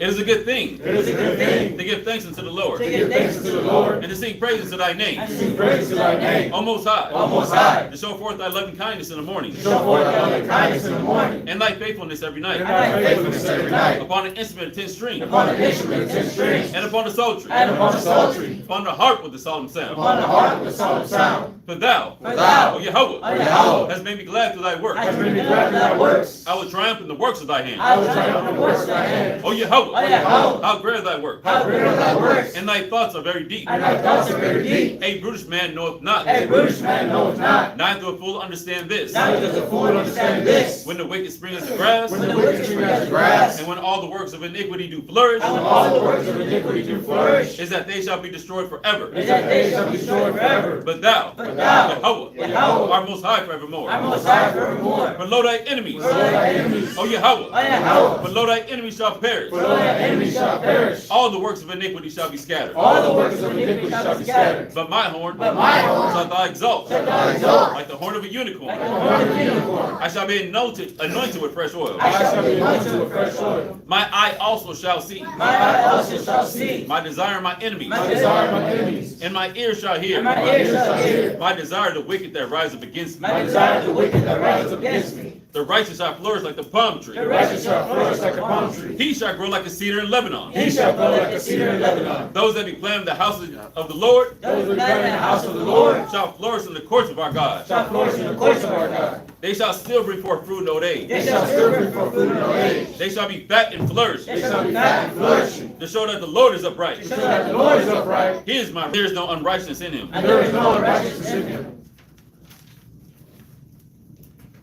Psalms 133, Hebrew. Shayar. Amalawad. Ladawad. Hadna. Ma. Tawah. Wama. Na'ayam. Shabbat. Akim. Gum. Yachad. Kashaman. Hatawah. Ow. Hara'ash.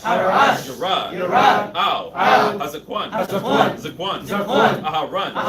Shayarad. Ow. Panya. Mariwatwa. Katal. Karawan.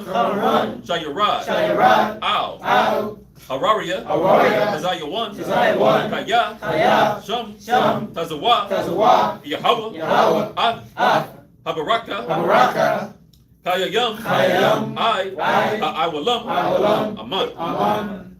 Psalm chapter 133, English. Behold, how good and how pleasant it is for brethren to dwell together in unity. It is like the precious ointment upon the head that ran down upon the beard, even Aaron's beard, that went down to the skirts of his garment, as the dew of Hermon, and as the dew that descended upon the mountains of Zion. For there the Lord commanded the blessing, even life forevermore. By Hashem Yahushai. By Hashem Yahushai. The water. The water. From Yad. From Yad. Aman. Circle. Brother, circle up.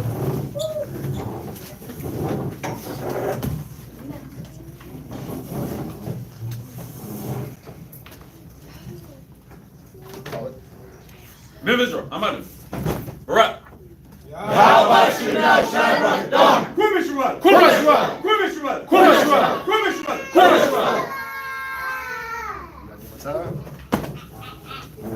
Sisters.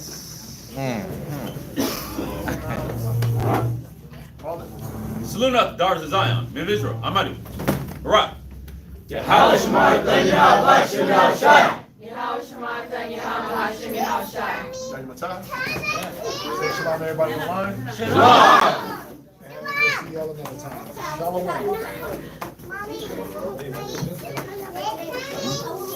He's going outside.